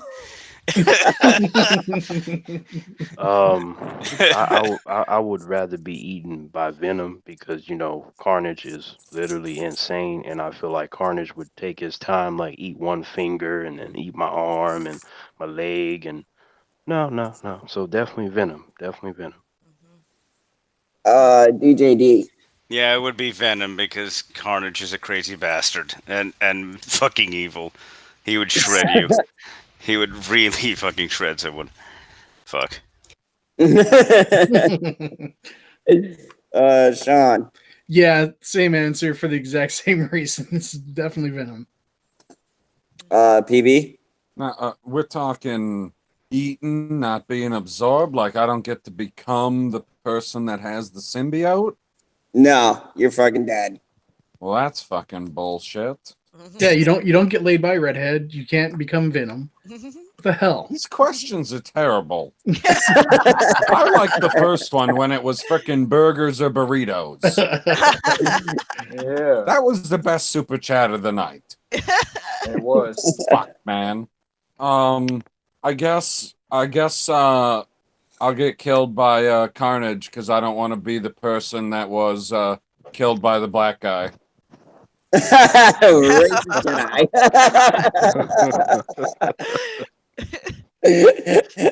Squirrel. Venom. Yeah, Carnage scares the hell out of me. I don't know. That's cool. Like I already know it would be a lot of suffering with Carnage. Absolutely. On every sense of the word of it too. So I'll go for Venom. That's fine. I can't wait to see him, by the way, in Venom 2. They better do him right. I hope so. Good casting. Well, they didn't do Venom right, so how would they do Carnage right? No, I'm not saying they are. I'm just saying they better. Like this shit is a. This is Sony we're talking about here. That's Yeah, true. but to be fair though, Sony also did those good Spider-Man movies and Into the Spider-Verse and everything, so they can do it. They just got to do it. That's true. They can. And they also did Spider-Man 3. You're absolutely right, and that was one of the saddest days of my life. LB. Hey man, And they did the Andrew Garfield Spider-Mans too. yeah. No. That first one was dope. The Amazing Yeah, Spider-Man was two. That I was agree. fucked up. That first one was pretty. That first one was pretty emo. Yeah, just like Spider-Man 3 was emo. Hey, but at least he had a lot of personality, like in the way that Peter is supposed to be. Because even though Tobey Maguire was great, like he was pretty depressed. Like he was staring at a wall most of the movie throughout the Spider-Man. Hey, that was emo. What's wrong with staring at a wall by yourself? At LB, I feel like I know where you're going with that, but sometimes in life, Peter need to cheer the fuck up. The problem was he didn't have a camera pointed at him and hit the record button. Good point. Okay, just because the Senate didn't want to leave us off on a fucked up note, this is like the absolute last. God damn. I see fucking sun and birds flying past, and it's like a Disney movie out there. So, would you rather? And I like the subject. would you rather eat Chips Ahoy or Oreos? And I'm gonna answer this fucking Oreos all day long. What Big kind of Oreos? You just read what I read, what I put in the chat, you bastard. But what kind of Oreos? The regular ones or the one of the random Pick one. flavors? If it's the vanilla Oreos, I choose vanilla Oreos. There I you don't go. like the regular Perfect. Oreos. I do Chips Ahoy. Yeah. Wow. That doesn't surprise me at all. Mad Squirrel goes with the one that looks like it has nuts in it. Bingo. PB. Dude, I put it in the chat. I said Oreos all day, baby. Dunking those motherfuckers? Hell yes. I know. I just wanted to hear you say it.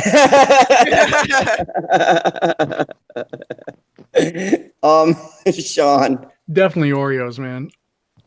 Yep. For sure. DJ D. Chips Ahoy. Oh, okay.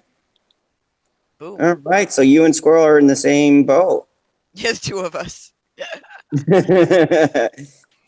Terrence. I'm gonna go with Chips Ahoy because I have like a fond memory of it. Like one time when I was with my friend, you know, he had irritated me and I was gonna beat him up, but he had these really good Chips Ahoy like bag cookies, and that stopped me from beating him up. So So what we've taken from this is if Terrence ever gets mad at you, make sure you have Chips Ahoy with you. I no, only got that- the knockoff. Are the knockoff Chips Ahoy good enough? That's all I got. Ew. Ugh. no. No, See, like, hell no. It was a special situation, and that's the only reason why it worked. If somebody tried to do that shit again, it would be like I'd eat the cookies while whooping their ass. He'd be like, "Yeah, motherfucker, these are delicious." So make sure Yo. that you spike the Chips Ahoy with Ambien first. Yeah. But no, definitely Chips Ahoy though, yeah. Nice. All right. I'm gonna start to wrap this shit up. Because Yeah, you said that 20 minutes ago. no, You said it an hour ago. Yeah, he did. yeah, no, I really do because this is day number 3. Because you can see the sun. Yes. Yeah. So I'm gonna go right down the line here. Give out your channels and any up and coming things you might have going on. Let's start with the loneliest man on the panel. Go ahead, Lonely. Look, I see 9 people in the chat. I see all of your names. Why haven't I seen your comments on my latest video?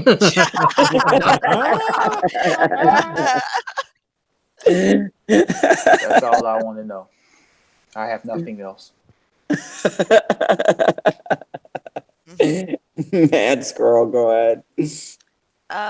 You can find me on YouTube under Mad Squirrel. Hopefully, we'll have streams up now that everything's calmed down on my end here over here. The treehouse is quiet, so you can also follow me on Twitter at SGT Mad Squirrel. Yeah, and I'm odd, so you'll see me around. Oh yeah, she's a busy Mad Squirrel. Sean, go ahead.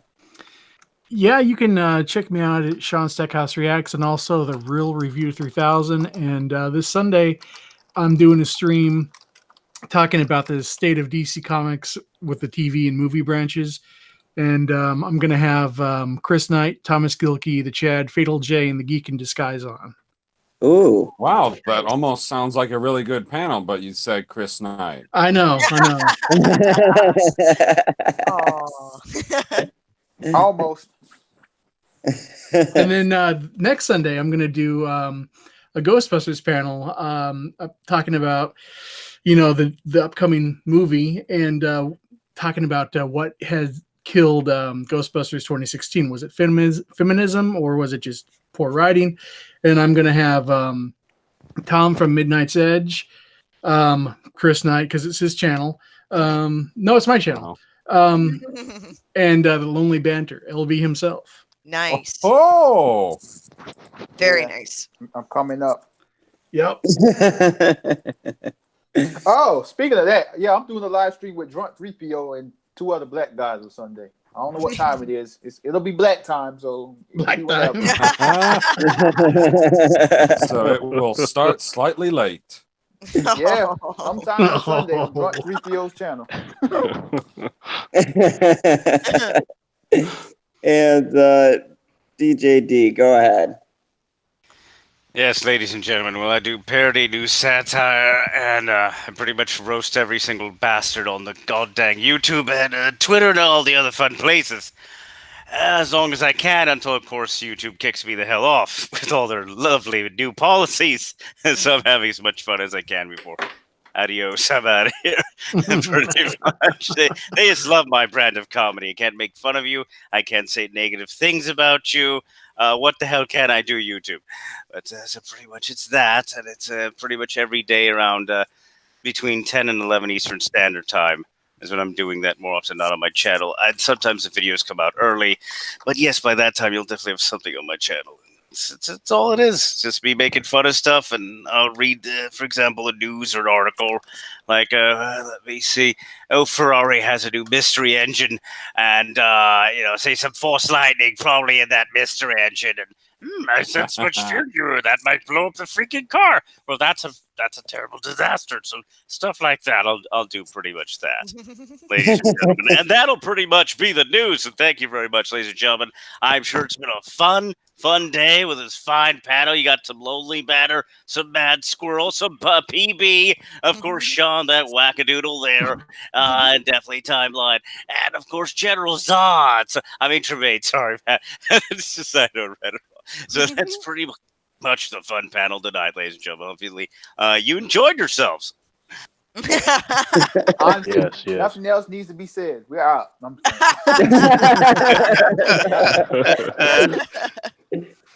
Yeah. Fuck.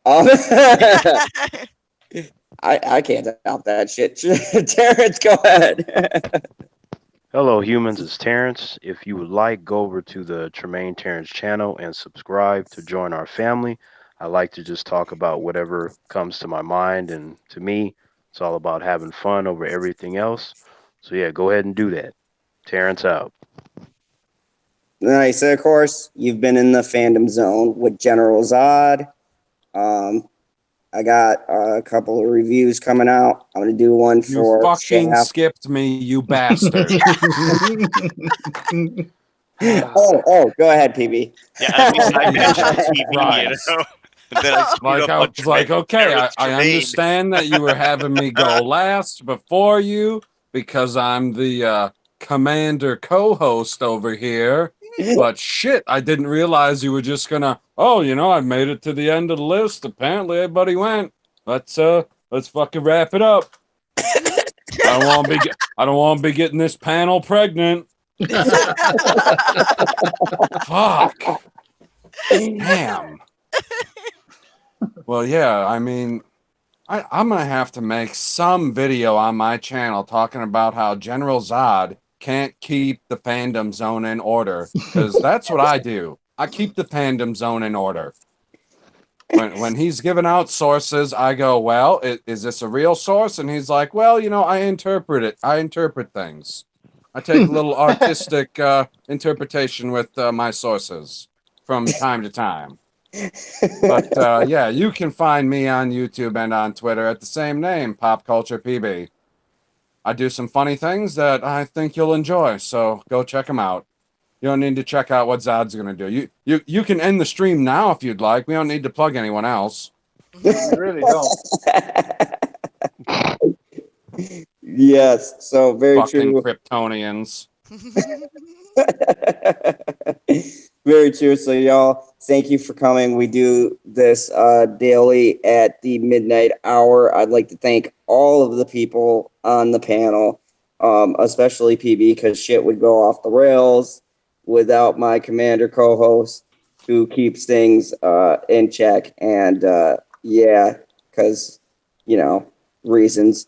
And thank you, everyone. And remember, before you leave, don't forget to kneel before Zod. No fucking way. not. Nope.